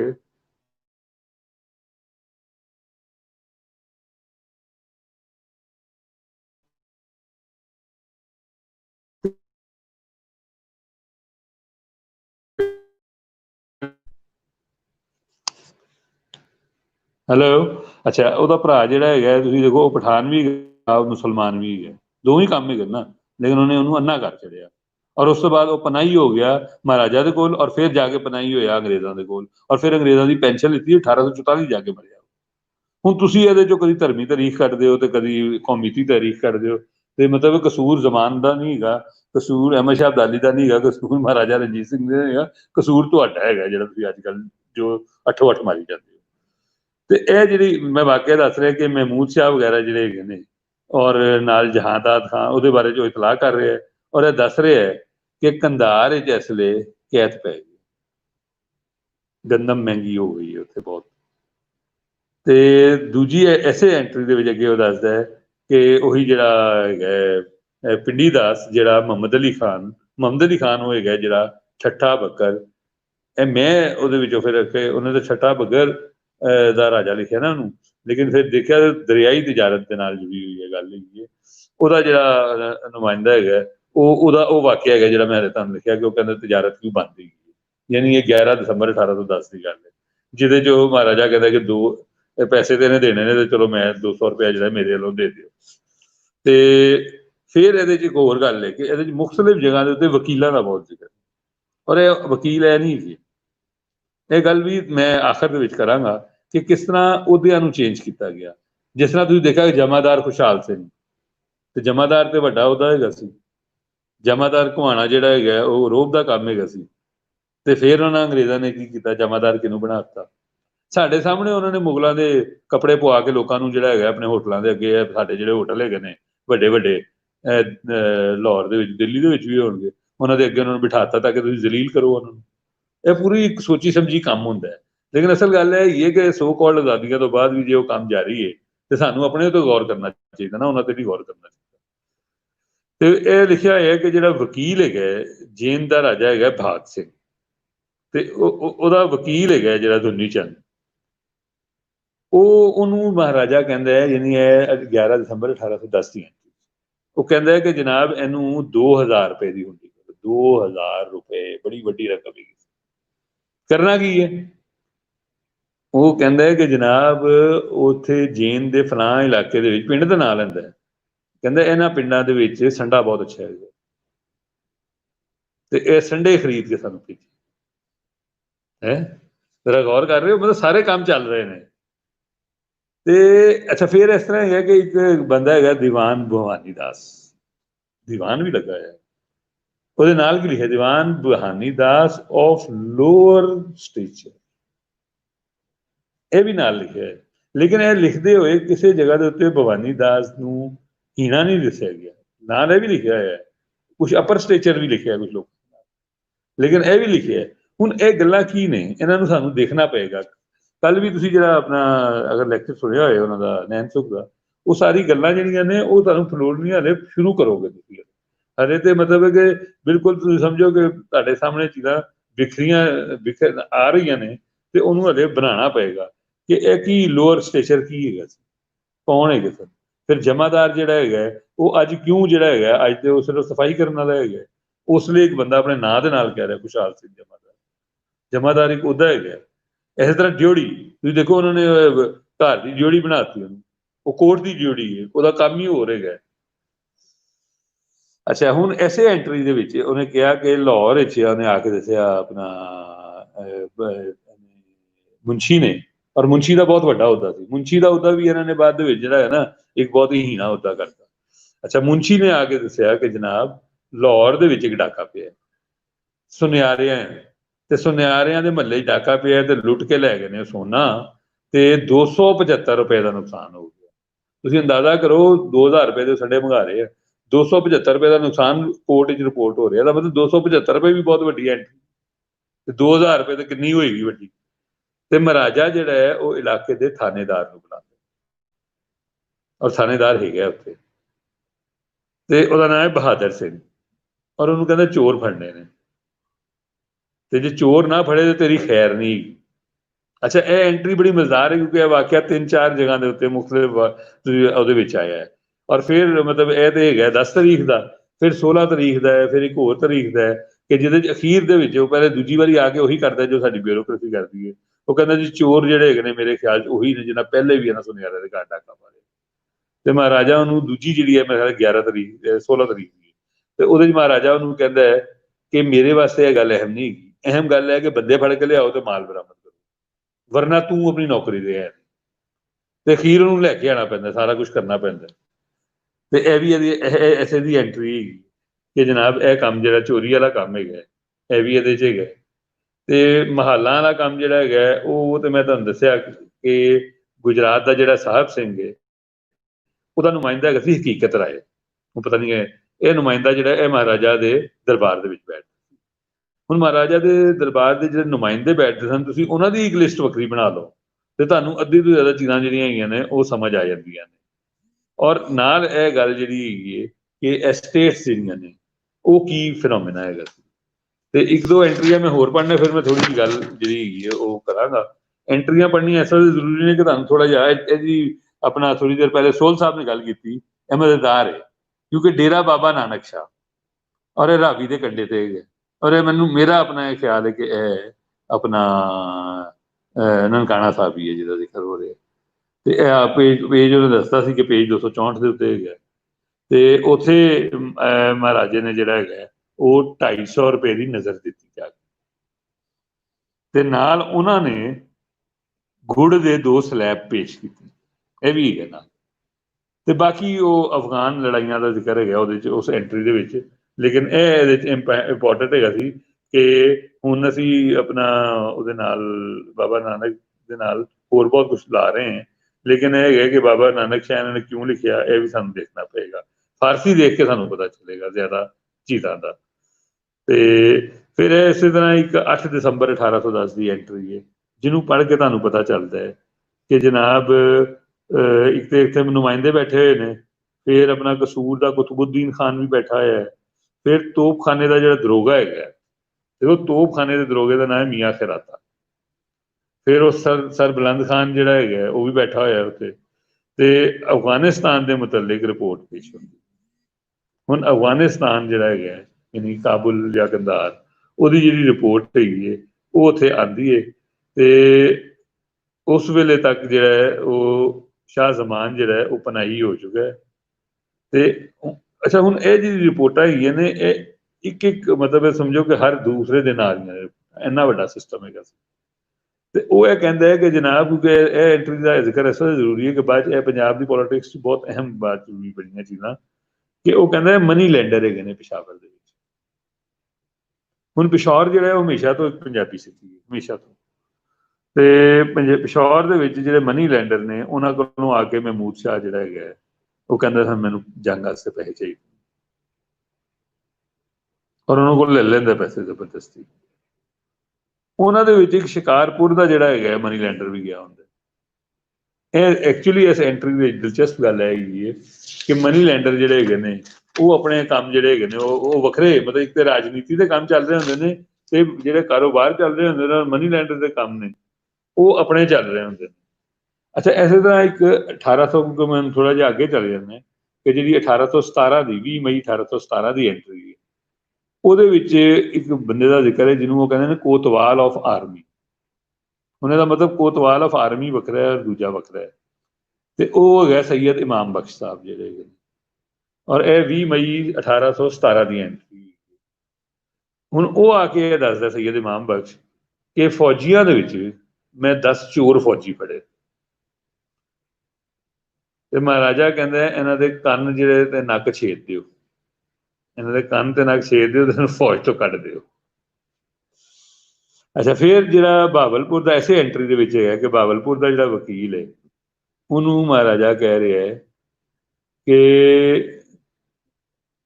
ਦੀਵਾਨ ਭਵਾਨੀ ਦਾਸ ਜਿਹੜਾ ਹੈ ਤੇ ਰਾਮ ਦਿਆਲ, ਇਹ ਜਦੋਂ ਵੀ ਤੁਹਾਡੇ ਕੋਲੋਂ ਕਿਸ਼ਤੀਆਂ ਮੰਗਣ ਤੁਹਾਨੂੰ ਦੇਣੀਆਂ ਪੈਣਗੀਆਂ। ਇਸ ਤੋਂ ਪਹਿਲੇ ਇੱਕ ਐਂਟਰੀ ਦੇ ਵਿੱਚ ਜਿਹੜਾ ਹੈਗਾ ਨਾ, ਨਵਾਬ ਆਫ ਬਹਾਵਲਪੁਰ ਨੇ ਥੋੜਾ ਜਿਹਾ ਅੜੀ ਕਰਨ ਦੀ ਕੋਸ਼ਿਸ਼ ਕੀਤੀ ਸੀ। ਤੇ ਉਸ ਤੋਂ ਅਗਲੀ ਗੱਲ ਹੈ ਕਿ ਜਦੋਂ ਨੁਮਾਇੰਦੇ ਨੂੰ ਬਿਠਾ ਕੇ ਉਹ ਸਮਝਾ ਰਿਹਾ ਹੈ ਕਿ ਤੂੰ ਅਗਰ ਇਹ ਨਾ ਕੀਤਾ, ਇਹ ਤੇ ਜ਼ਾਹਿਰ ਹੈ ਉਸ ਲਈ ਇਹੀ ਹੁੰਦਾ ਸੀ ਕਿ ਫਿਰ ਉਹ ਉਸ ਦੇ ਉੱਤੇ ਚੜ੍ਹਾਈ ਵੀ ਕਰ ਦਿੰਦੇ ਸਨ। ਫਿਰ ਐਸੇ ਜਗ੍ਹਾ ਦੇ ਵਿੱਚ ਜਿਹੜੀ 20 ਮਈ 1817 ਦੀ ਐਂਟਰੀ ਹੈ, ਉਹਦੇ 'ਚ ਉਹ ਡੇਰਾ ਗਾਜ਼ੀ ਖਾਨ ਜਿਹੜਾ ਹੈਗਾ ਉਹਦੇ ਮੁਤਲਕ ਕਹਿੰਦਾ ਕਿ ਇਹਦਾ ਜਿਹੜਾ ਆਂਦਾ ਸੀ ਟੈਕਸ ਉਹ ਘੱਟ ਗਿਆ ਇਸ ਸਾਲ, ਇਹ ਚੈੱਕ ਕਰੋ ਕਿਉਂ ਘਟਿਆ। ਫਿਰ ਫਲੌਰ ਤੇ ਰਾਮਗੜ੍ਹ ਤੇ ਗੋਬਿੰਦਗੜ੍ਹ, ਉਹਨਾਂ ਦੇ ਅੰਦਰ ਗੈਰੀਜ਼ਨ ਮਾਸਟਰਾਂ ਦਾ ਜ਼ਿਕਰ, ਉਹਨੂੰ ਗੈਰੀਜ਼ਨ ਮਾਸਟਰ ਇਹਨਾਂ ਨੇ ਲਿਖਤਾ। ਉਹ ਫਾਰਸੀ 'ਚ ਕੀ ਲਿਖਿਆ ਹੈ ਸਾਨੂੰ ਦੇਖਣਾ ਪਏਗਾ ਕਿ ਜਿਨ੍ਹਾਂ ਨੂੰ ਹੁਕਮ ਦੇ ਰਿਹਾ ਹੈ ਕਿ ਤੁਸੀਂ ਪੁਰਾਣੀ ਜਿਹੜੀ ਫਸਲ ਹੈਗੀ ਹੈ ਜਿਹੜੀ ਸਟੋਰ ਕੀਤੀ ਸੀ ਉਹ ਹੁਣ ਵੇਚ ਦਿਓ ਤੇ ਨਵੀਂ ਲੈ ਕੇ ਸਟੋਰ ਕਰ ਲਓ। ਹੁਣ ਮਤਲਬ ਹੈ ਕਿ ਇਹ ਹੁਕਮ ਹੈਗਾ ਨਾ, ਇਸ ਹੁਕਮ ਦੇ ਅੰਦਰ ਤੁਹਾਨੂੰ ਬਹੁਤ ਸਾਰੀ ਚੀਜ਼ਾਂ ਸਮਝ ਆਉਂਦੀਆਂ ਨੇ। ਫਿਰ ਰੋਹਤਾਸ ਦਾ ਹਰ ਜਗ੍ਹਾ ਨਾਂ ਰੋਹਤਾਸਗੜ੍ਹ ਲਿਖਿਆ ਕਿ ਉਹਦੇ ਗੈਰੀਜ਼ਨ ਮਾਸਟਰ ਨੂੰ ਹੁਕਮ ਦਿੱਤਾ ਕਿ ਤੇਰੀ ਜਿਹੜੀ ਥਾਂ ਹੈ ਉਹਦੇ 'ਚ 2000 ਦੀ ਚੋਰੀ ਹੋਈ ਹੈ ਔਰ ਇਹ ਚੋਰੀ ਜ਼ਿਮੀਂਦਾਰਾਂ ਨੇ ਕਰਾਈ ਹੈ ਔਰ ਤਾਜਰਾਂ ਨੂੰ ਲੁੱਟਿਆ। ਇਹ ਮਹਾਰਾਜਾ ਉਹਨੂੰ ਦੱਸ ਰਿਹਾ ਹੈ ਔਰ ਉਹਨੂੰ ਕਹਿ ਰਿਹਾ ਹੈ ਕਿ ਇਸ ਦਾ ਜਿਹੜਾ ਹੈਗਾ ਨਾ ਤੈਨੂੰ ਹਿਸਾਬ ਕਿਤਾਬ ਕਰਨਾ ਪਏਗਾ, ਇਹ ਬੰਦੇ ਲੱਭਣੇ ਪੈਣ, ਇਹ ਜ਼ਰੂਰੀ ਹੈ। ਇਸੇ ਤਰ੍ਹਾਂ ਮੁਜ਼ੱਫਰਗੜ੍ਹ ਦਾ ਵੀ ਜ਼ਿਕਰ ਹੈਗਾ ਔਰ ਮੁਜ਼ੱਫਰਗੜ੍ਹ ਦਾ ਨਾਂ ਉਹਨਾਂ ਨੇ ਮੁਜ਼ੱਫਰਨਗਰ ਹੀ ਲਿਖਿਆ। ਹੁਣ ਇਹ ਵੀ ਦੇਖਣ ਵਾਲੀ ਗੱਲ ਹੈਗੀ ਹੈ ਕਿ ਕਦੋਂ ਤੱਕ ਇਹ ਮੁਜ਼ੱਫਰਨਗਰ ਹੈਗਾ ਸੀ, ਨਹੀਂ ਹੈਗਾ ਸੀ, ਇੱਥੇ ਗਲਤ ਲਿਖਿਆ ਗਿਆ, ਕੀ ਚੱਕਰ ਹੈਗਾ, ਕਿਉਂਕਿ ਇਹ ਐਸੀ ਚੀਜ਼ਾਂ ਨੇ ਜਿਨ੍ਹਾਂ ਨੂੰ ਦੇਖਣਾ ਜ਼ਰੂਰੀ ਹੈ। ਤੇ ਜਿਹੜੀ ਮਤਲਬ ਹੈ ਕਿ ਇਹਨੂੰ ਇਹਦੇ 'ਚ ਇੱਕ ਦੋ ਹੋਰ ਮੈਂ ਕਰਕੇ ਫਿਰ ਗੱਲ ਜਿਹੜੀ ਹੈਗੀ ਉਹ ਕਰਾਂਗਾ, ਕਿਉਂਕਿ ਇਸ ਵਾਸਤੇ ਵੀ ਇਹ ਗੱਲਾਂ ਜ਼ਰੂਰੀ ਨੇ ਕਿ ਜਿਹੜਾ ਇਲਾਹੀ ਬਖਸ਼ ਦਾ ਜ਼ਿਕਰ ਹੈਗਾ ਇਹ 2 ਸਤੰਬਰ, ਇਹ ਵੀ 1817 ਜਿਹਦੇ 'ਚ ਜਿਹੜਾ ਤੋਪਖਾਨਾ ਹੈਗਾ, ਇਹ ਤੋਪਖਾਨੇ ਦਾ ਜਿਹੜਾ ਹੈ ਉਹ ਹੈਗਾ ਆਪਣਾ ਸੰਭਾਲਣ ਵਾਲਾ ਜਿਹੜਾ ਇਲਾਹੀ ਬਖਸ਼ ਹੈ ਉਹਦਾ, ਤੇ ਉਹਦੀ ਤਨਖਾਹ ਜ਼ਰਾ ਗੌਰ ਕਰੋ 1817 'ਚ 6000 ਰੁਪਏ ਦੀ। ਤੇ ਉਸੇ ਐਸੇ ਐਂਟਰੀ 'ਚ ਲਿਖਿਆ ਕਿ ਝੰਗ ਜਿਹੜਾ ਆਪਣਾ ਝੰਗ ਸਿਆਲਾਂ ਦਾ, ਤੇ ਝੰਗ ਸਿਆਲਾਂ ਤੋਂ ਜਿਹੜਾ ਹੈਗਾ ਉਹ ਟੈਕਸ ਦੀ ਰਕਮ ਆਈ ਹੈ। ਕਿੰਨੀ ਹੈ? 1 ਲੱਖ ਦੀ ਹੁੰਦੀ ਹੈ। ਤੇ ਹਕੀਮ ਅਜ਼ੀਜ਼ੁਦੀਨ ਨੂੰ ਇਤਲਾਹ ਦਿੱਤੀ ਹੈ ਮਹਾਰਾਜਾ ਨੇ ਕਿ ਜਨਾਬ ਇਹ 1 ਲੱਖ ਦੀ ਹੁੰਦੀ ਆ ਗਈ ਹੈ। ਤੇ ਮਹਾਰਾਜਾ ਕਹਿੰਦਾ ਹੈ ਕਿ ਇਹ ਬਈ ਇਹ ਜਿਹੜੀ ਹੈਗੀ ਹੈ ਇਹ ਹੁਕਮ ਸਿੰਘ ਕੋਲ ਜਿਹੜਾ ਹੈਗਾ ਨਾ ਉਹ ਜਮ੍ਹਾਂ ਕਰਾ ਦਿਓ ਤੇ ਬਾਅਦ 'ਚ ਫਿਰ ਦੇਖਾਂਗੇ ਕਿ ਇਹਦਾ ਕੀ ਕਰਨਾ ਹੈਗਾ। ਤੇ ਐਸੇ ਐਂਟਰੀ 'ਚ ਇੱਕ ਹੋਰ ਗੱਲ ਮਜ਼ੇਦਾਰ ਜਿਹੜੀ ਲਿਖੀ ਹੈ ਉਹ ਹੈ ਕਿ ਇੱਕ ਭਾਟੀਆ ਰਾਮ ਸਿੰਘ ਹੈਗਾ ਜਿਹੜਾ ਆ ਕੇ ਇਹ ਦੱਸ ਰਿਹਾ ਹੈ ਕਿ ਜਨਾਬ ਜਿਹੜਾ ਕੰਵਰ ਖੜਕ ਸਿੰਘ ਹੈ ਜਿਹੜਾ ਪੁੱਤਰ ਹੈ ਇਹਦਾ, ਉਹਦੇ ਕੋਲੋਂ ਨਜ਼ਰਾਨਾ ਨਹੀਂ ਆ ਰਿਹਾ ਅੱਜ ਕੱਲ੍ਹ। ਤੇ ਮਹਾਰਾਜਾ ਜਿਹੜਾ ਹੈਗਾ ਉਹਨੇ ਕਿਹਾ ਕਿਉਂ ਨਹੀਂ ਆ ਰਿਹਾ? ਉਹਨੇ ਕਿਹਾ ਜੀ ਉਹਦੇ ਮੁਲਾਜ਼ਮ ਜਿਹੜੇ ਨੇ ਉਹ ਤੰਗ ਕਰਦੇ ਨੇ। ਤੇ ਮਹਾਰਾਜਾ ਜਿਹੜਾ ਹੈਗਾ ਭਾਟੀਆ ਨੂੰ ਕਹਿੰਦਾ ਹੈ ਕਿ ਤੇਰੇ ਕੋਲ ਪੂਰਾ ਇਖਤਿਆਰ ਹੈ, ਪੁੱਤਰ ਦੀ ਗੱਲ ਹੈ, ਕਹਿੰਦਾ ਤੇਰੇ ਕੋਲ ਪੂਰਾ ਇਖਤਿਆਰ ਹੈ, ਜੇ ਉਹ ਨਾ ਦੇ ਪੈਸੇ ਤੇ ਤੂੰ ਜੋ ਕਰਨਾ ਕਰੇ। ਤੇ ਇਹ ਵੀ ਮਜ਼ੇਦਾਰ ਹੈਗਾ ਕਿ ਨਾਲ ਜਿਹੜਾ ਹੈਗਾ ਅਗਰ ਪੁੱਤਰ ਮਸਤੀ ਕਰਦਾ ਹੈ ਤੇ ਉਹਨੂੰ ਵੀ ਮਤਲਬ ਕਿ ਉਹ ਨਾਲ ਜਿਹੜਾ ਹੈਗਾ ਉਹ ਦੱਸ ਰਿਹਾ ਹੈ। ਤੇ ਬਸ ਇੱਕ ਅੱਧੀ ਹੋਰ ਮੈਂ ਤੁਹਾਨੂੰ ਦੇ ਕੇ ਤੇ ਫਿਰ ਇਸ ਤੋਂ ਬਾਅਦ ਮੈਂ ਥੋੜ੍ਹੀ ਜਿਹੀ ਗੱਲ ਕਰਾਂਗਾ। ਇੱਕ ਇਹਦੇ ਜਿਹੜੀ ਅੱਛੀ ਮਜ਼ੇਦਾਰ ਚੀਜ਼ ਹੈ ਉਹ ਇਹਦੇ ਨੋਟਸ ਐਂਡ ਐਕਸਪਲੇਨੇਸ਼ਨ।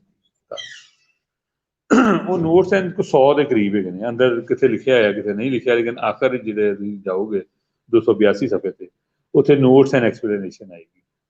ਉੱਥੇ ਤੁਸੀਂ ਦੇਖੋਗੇ ਨਾ, ਤੇ ਉੱਥੇ ਤੁਹਾਨੂੰ ਬਹੁਤ ਸਾਰੀ ਚੀਜ਼ਾਂ ਮਿਲਣਗੀਆਂ। ਮੈਂ ਨੇਪਾਲ ਦੇ ਗੁਰਖਿਆਂ ਦਾ ਜ਼ਿਕਰ ਵੀ ਮਿਲੇਗਾ, ਉਹ ਤੁਹਾਨੂੰ 80 ਨੰਬਰ ਐਂਟਰੀ ਹੈਗੀ ਹੈ, ਉਹਨੂੰ ਤੁਸੀਂ ਚੈੱਕ ਕਰੋਗੇ ਤੇ ਫਿਰ ਤੁਹਾਨੂੰ ਇਹ ਪਤਾ ਚੱਲੇਗਾ ਅੰਦਰ 80 ਨੰਬਰ ਤੇ ਨੇਪਾਲ ਦੇ ਮਤਲਬ ਕੀ ਗੱਲ ਹੋਈ। ਅੱਜ ਕੱਲ੍ਹ ਵੈਸੇ ਵੀ ਕਾਫੀ ਨੇਪਾਲ ਹਾਟਲਾਈਨ ਤੇ ਆ ਗਈ ਹੈ। ਅੱਛਾ, ਫਿਰ ਇੱਕ ਮਜ਼ੇਦਾਰ ਇਹ ਗੱਲ ਹੈ ਕਿ ਜਿਸ 76 ਨੰਬਰ ਜਿਹੜੀ ਉਹਦੇ ਚ ਰੈਫਰੈਂਸਿਸ ਹੈਗੇ ਨੇ 100 ਦੇ ਕਰੀਬ, 76 ਦਾ ਜਿਹੜਾ ਰੈਫਰੈਂਸ ਹੈ ਉਹ ਬੜਾ ਮਜ਼ੇਦਾਰ ਹੈ। ਉਹਦੇ ਵਿੱਚ ਉਹਨਾਂ ਲਿਖਿਆ ਹੈ ਕਿ ਜਿਹੜਾ ਅੰਗਰੇਜ਼ੀ ਸ਼ੇਰ ਹੈਗਾ ਸੀ, ਇਹ ਸੌਰੀ 75 ਨੰਬਰ, ਜਿਹੜਾ ਅੰਗਰੇਜ਼ੀ ਸ਼ੇਰ ਹੈ ਉਹਨੂੰ ਕਹਿੰਦੇ ਹਨ ਕੱਚਾ ਸ਼ੇਰ। ਸ਼ੇਰ ਅਸੀਂ ਵਜ਼ਨ ਜਿਹੜਾ ਕਰਨੇ, ਵੇਟ ਕਰਨੇ ਆ ਜਿਹੜਾ ਸੀ, ਉਹ ਹੈਗਾ ਸੀ ਕੱਚਾ। ਤੇ ਜਿਹੜਾ ਆਪਣਾ ਸ਼ੇਰ ਸੀ, ਜਿਹੜਾ ਸਵਾ ਸ਼ੇਰ ਸੀ ਐਕਚੁਅਲੀ, ਉਹਨੂੰ ਕਹਿੰਦੇ ਹਨ ਪੱਕਾ। ਹੈ ਛੋਟੀ ਜੀ ਗੱਲ, ਪਰ ਛੋਟੀ ਨਹੀਂ ਹੈਗੀ। ਤੇ ਇਸੇ ਤਰ੍ਹਾਂ ਇੱਕ ਜਗ੍ਹਾ ਦੇ ਉੱਤੇ ਉਹਨੇ 65 ਨੰਬਰ ਐਂਟਰੀ ਲਿਖਿਆ ਹੈ ਕਿ ਮਹਾਰਾਜਾ ਦੇ ਨਾਂ ਦੇ ਉੱਤੇ ਸਾਨੂੰ ਕੋਈ ਚੀਜ਼ ਨਜ਼ਰ ਨਹੀਂ ਆਉਂਦੀ। ਬਾਦਸ਼ਾਹ ਬਣ ਗਏ ਲੇਕਿਨ ਆਪਣੇ ਨਾਂ ਤੇ ਚੀਜ਼ਾਂ ਨਹੀਂ ਬਣਾਈਆਂ, ਸਵਾਈ ਇੱਕ ਰਣਜੀਤ ਫੋਰਟ। ਇਹ ਰਣਜੀਤ ਫੋਰਟ ਜਿਹੜਾ ਹੈ, ਇਹਦਾ ਨਾਮ ਮਹਾਰਾਜਾ ਨੇ ਰੱਖਿਆ ਜਾਂ ਬਾਅਦ ਚ ਰੱਖਿਆ ਗਿਆ ਇਹਦਾ ਨਹੀਂ ਪਤਾ, ਲੇਕਿਨ ਉਹਨਾਂ ਨੇ ਕਿਹਾ ਕਿ ਇਹ ਅਜੀਬ ਬਾਦਸ਼ਾਹ ਹੈਗਾ ਜਿਹੜਾ ਆਪਣੇ ਨਾਵਾਂ ਦੇ ਨਾਲ ਜਿਹੜਾ ਹੈਗਾ ਉਹ ਚੀਜ਼ਾਂ ਹੀ ਨਹੀਂ ਬਣਾਉਂਦਾ। ਅੱਛਾ, ਫਿਰ ਜਿਹਨੂੰ ਇਹ ਕਹਿੰਦੇ ਨਾ ਆਪਣਾ ਅਖਬਾਰ ਡਿਓੜੀ ਮਹਾਰਾਜਾ ਰਣਜੀਤ ਸਿੰਘ ਜੀ ਦਾ ਹਰ ਜਗ੍ਹਾ ਲਿਖਿਆ ਹੋਇਆ, ਤੁਸੀਂ ਇਹ ਦੇਖੋ, ਇੱਕ ਮੁਨਜ਼ਮ ਨਿਊਜ਼ ਸਰਵਿਸ, ਇੱਕ ਮੁਨਜ਼ਮ ਇਨਫੋਰਮੇਸ਼ਨ ਸਿਸਟਮ, ਇੱਕ ਮੁਨਜ਼ਮ ਜਿਹੜਾ ਹੈਗਾ ਉਹ ਇੰਟੈਲੀਜੈਂਸ ਸਿਸਟਮ। ਇਹਨਾਂ ਦੀ ਸ਼ਕਲ ਜਿਹੜੀ ਹੈਗੀ ਹੈ, ਜਿਹੜੀ ਬਣ ਰਹੀ ਹੁੰਦੀ ਹੈ, ਯਾਨੀ ਜਿਹੜੀ ਆਪਣੀ ਇਨਫੋਰਮਲ ਸ਼ਕਲ ਹੈ ਔਰ ਜਿਹੜੀ ਫਾਰਮਲ ਵੱਲ ਜਾ ਰਹੀ, ਉਹ ਤੁਹਾਨੂੰ ਨਜ਼ਰ ਆਉਂਦੀ ਹੈ। ਜਿਹਦੀ ਵਜ੍ਹਾ ਤੋਂ ਮੈਂ ਪਿਛਲੇ ਲੈਕਚਰ 'ਚ ਵੀ ਕਿਹਾ ਸੀ ਕਿ ਇਹ ਬਾਦਸ਼ਾਹਤ ਤੋਂ ਨੇਸ਼ਨ ਸਟੇਟ ਬਣਨ ਦਾ ਸਫ਼ਰ ਹੈਗਾ ਸੀ, ਜਿਹੜਾ ਲਾਹੌਰ ਦਰਬਾਰ ਦੇ 50 ਸਾਲ ਦੇ। ਤੇ ਇਸ ਕਿਤਾਬ ਤੋਂ ਇਹ ਗੱਲ ਜਿਹੜੀ ਹੈ ਸਾਹਮਣੇ ਆਉਂਦੀ ਕਿ ਇਹ ਉਹ ਸਫ਼ਰ ਹੈ। ਫਿਰ ਇਹ ਹੈ ਕਿ ਸ਼ਾਹ ਸ਼ੁਜਾ ਦੇ ਨਾਲ ਮਹਾਰਾਜਾ ਦੇ ਰਾਬਤੇ ਜਿਹੜੇ ਨੇ ਉਹ 1810, 1812, 1813 ਤੋਂ ਹੋਏ, ਆਇਆ ਤੋਂ ਬਾਅਦ ਦੇ ਵਿੱਚ, ਲੇਕਿਨ ਉਸ ਵੇਲੇ ਤੋਂ ਉਹਦੇ ਨਾਲ ਰਾਬਤੇ ਹੈਗੇ ਸਨ। ਔਰ ਜਿਹੜੀ ਇਹਦੇ 'ਚ ਇੱਕ 1822 ਦਾ ਹਾਲੇ ਇਹਨਾਂ ਨੇ ਜ਼ਿਕਰ ਕੀਤਾ, ਉਹ ਇੱਕ ਆਖਰ 'ਚ ਕਾਗਜ਼ ਲੱਗਾ ਹੋਇਆ 1822 ਦਾ, ਉਹ ਮਜ਼ੇਦਾਰ ਹੈਗਾ।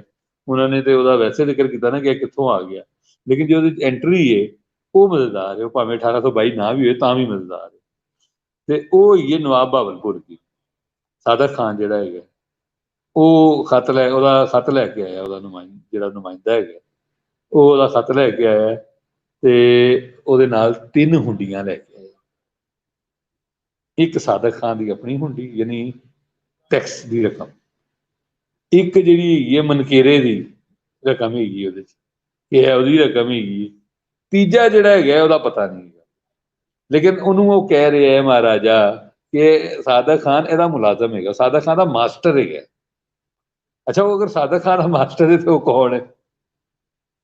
ਇਹ ਦੇਖਣ ਵਾਲੀ ਗੱਲ ਹੈ ਨਾ। ਹੁਣ ਮਨਕੀਰਾ ਦਾ ਤਾਂ ਸਾਨੂੰ ਸਮਝ ਆਉਂਦਾ ਹੈਗਾ, ਤੇ ਉਹ ਜਿਹੜਾ ਖਬਰਚੀ ਹੈ ਜਿਹੜਾ ਇਹਨੂੰ ਲਿਖ ਰਿਹਾ ਹੈ, ਜਿਹੜਾ ਖਤ ਲੈ ਕੇ ਆਇਆ, ਉਹ ਖੁਸ਼ਵਕਤ ਰਾਏ ਹੈਗਾ।